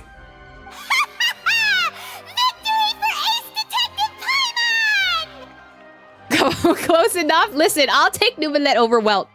Great work, partners. Thank you all. Thank you so much. Let's not celebrate just yet. Y'all are being sus, okay? Next, I think we deserve an explanation, Guard Vaughn. What do you mean? How did you find the water from the primordial sea in Linny's baggage? Right! Your discovery caused me to make a serious mistake, you know. Or was that not a discovery, but false evidence that you dared to bring before this court? Ooh? I suspect that the accomplice mentioned in Cowell's notes was not Linny, but you, yes? There we go. I knew it was planted. Hi, buddy. I'm sure you know what you must do to lessen your sentence. Speak quickly! Unless you want to earn yourself a one-way ticket to Coupon Town. I was just following orders. What orders? We were supposed to place blame for the serial disappearances onto Linny, and thus cause suspicion to fall on the Fatui. The higher-ups said this was the best opportunity to do so. What higher-ups? And now that your plan has fallen through, and the secrets of the water have been revealed, you have become a liability to said higher-ups, yes? Therefore, you would be wise to tell everything you know, and seek the protection of the guards. Yes, I'll tell you everything I know. Our boss discovered that the water can cause people to dissolve. It can also be made into a potion, which when extremely diluted, can cause people to experience unforgettable exhilaration. We've been in this business for a while now, and have made decent mora off it. The disappearances were also the boss's idea. I mean, this is the boss we're talking about.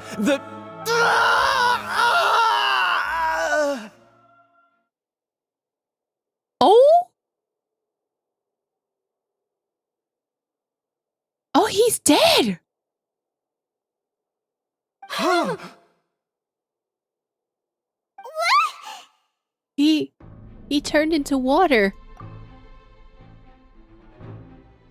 And now he can no longer talk. Such ruthlessness. I shouldn't have expected any less of them. An outrageous act. All present, please submit to inspection immediately. However, nothing is found on the scene apart from the liquid left behind after Vaughn dissolved. Guys, it was in the hat! The water was in the hat! We're just going back now? Back where? We just witnessed 2 murders in one day! The problem seems to have been solved for now. That's true, but... Traveler, Paimon! Please wait. Linny... I know you may not want to speak to me right now. Maybe you don't even want to look at me. But still, let me thank you again for defending me to the end, even after you learned that I'm a member of the Fatui. I didn't wish to see anyone being falsely accused. I guess. But regardless, I'd like the opportunity to set things straight. I didn't approach you with any ulterior motives or ill intent. I've spoken to you as myself, just plain Linny this entire time. As for why I'm a Fatus, it's because the goals of the House of the Hearth align with those of an orphan like me. That's all. That was how Father, who you might know as the Knave, approached recruiting us back then too. That's who Father is? That's who Father is? Not y'all calling her daddy immediately. I'm screaming. The Knave? The one who controls the House of the Hearth? She's your father? That's right. And since we're here, I was wondering, would you mind hearing a story? It's about my past. Explain everything. back when our parents first died, Lynette and I were left wandering the streets. To survive, I took to surreptitiously observing an older street performer who did magic. It took me several days to figure out how he pulled off his amazing tricks. I took my sister through several streets until we found a crowded corner, and we began to perform magic tricks there. To my surprise, we proved to be pretty popular, and we could at least stop worrying about where our next meal would come from for a time. But I didn't want my sister to remain a street rat together with me forever. Before long, an aristocrat came to me and claimed that he wished to take us in after watching my performances. So you went from orphans to nobility just like that? That was how we felt at first, too. As if fate was on our side and we could say goodbye to those painful days. But I gradually discovered that while we were called foster children, he was really after my talent for magic tricks. He would constantly take me to all sorts of banquets to garner attention, which he would then use to expand his social circles. That doesn't seem too bad either. Better than roaming the streets at any rate. It took a while for me to realize just how dark his heart really was. After one particular performance at a banquet, I discovered that Lynette was not on the same return vehicle as me. I waited a long time after we returned home, but she did not come back. I went to that noble's bedroom and asked him about her whereabouts. The answer he gave me was, she caught the eye of the most eminent person at the banquet, so I sent her over as a gift. I mean, you'll be able to perform your magic regardless of who your assistant is, yes? Oh no. So he was gonna... But wouldn't Fontaine's laws deal with such people? As far as outsiders are concerned, this is a relationship akin to adoption or foster care, and they have their ways of escaping the eye of the law. Oh my god. So we're gonna murder them, right? They get murdered in the end, right? Guys, tell me that their suffering wasn't for anything and they're gone. They're gone now, right? What happened? I managed to ferret out the location of the mansion of that so-called eminent person and hurried through the night. But by the time I leaped over the walls, avoided the guards, and made my way in, all I saw was the moonlit ground covered in blood, and the knave standing there in the darkness. So, she'd already taken care of that guy. That's right. She had rescued my sister before she could come to any harm, and had even discovered several girls hidden in a basement, all of them orphans. Oh, I know it's Fatui. But also, I'm so glad that she was able to rescue them. Like... Is this her redemption arc? Because she rescued a bunch of women, like a bunch of young girls from child trafficking. Oh my god. Oh man, I knew Genshin was dark, but you know what? After the whole, the facts that came from a bunch of, those who shall not be named, I'm glad. I'm glad that they're putting the stance that, hey, pedophilia is not okay. This might be the darkest thing they put in main content. Oh no, definitely. Definitely this is one of the darkest scenes we've ever seen. In main story. Father, the knave, might have seen something in me, and so she made me an offer. The House of the Hearth welcomes you, for your interests align with ours. Here, none will ever betray you. Indeed, betrayal shall never be permitted here. I was hesitant to trust her. I had just been betrayed by nobles. But she was also quick to destroy the noble who had taken us in at first, giving us back our freedom. Oh, so that's how the two of you joined the House of the Hearth. The knave is after the Gnosis, isn't she? She has her own plans. Are you sure?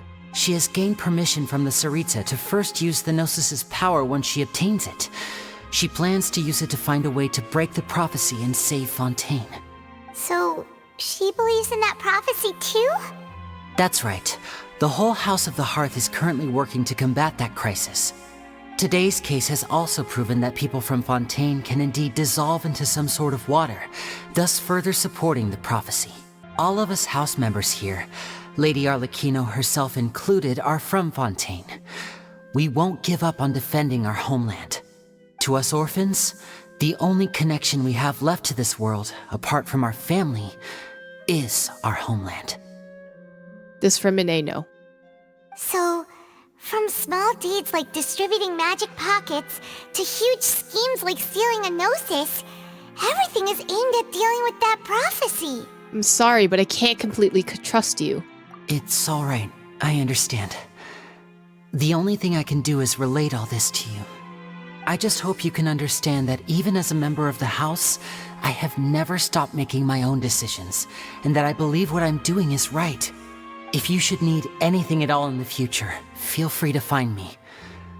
I will do my best to help you, as plain Linny.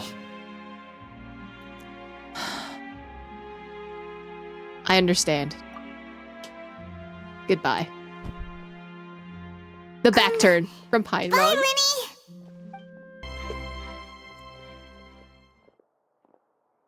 Hey there.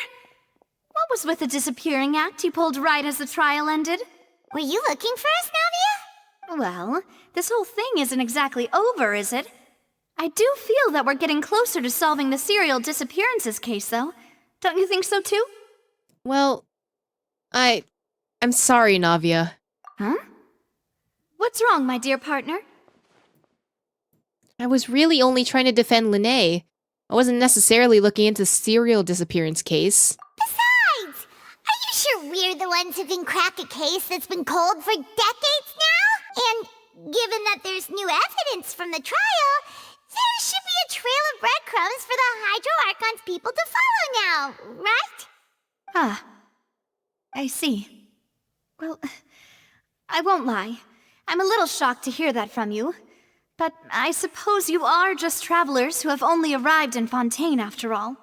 Sorry, I might have been too presumptuous. Don't say that, Navia. Ah, and we were having so much fun investigating with you, too. It was like having new waters flowing into a stagnant mire, causing new hope to spring forth, and the reflection in the murk to become clearer. Sorry about that. I'm a bit prone to nostalgia. Don't mind me. Wait, shall we have a farewell meal? You know, to commemorate our time as partners? Huh? Do we really need to get that formal? Well, guess you really did treat us as partners, huh? I mean, yeah, you could stay with us, Navia. Chat's asking that you can stay, you know, please? Well, I'd just like to have a proper ending to every important memory. That way there are no regrets later. Anyway, it would just be a meal, so it shouldn't take up too much of your time. Well, if you say so, let's go have that meal then. You don't have to twist Paimon's arm. If Boss Navia's treating, count Paimon in! Oh, wonderful. In that case, why don't we return to the court of Fontaine and head to the Hotel de Boer? I believe we'll make it just in time for dinner. All right then, let's have our farewell meal. I love that we were just coerced into getting food, like straight up, nothing else. We just, food now.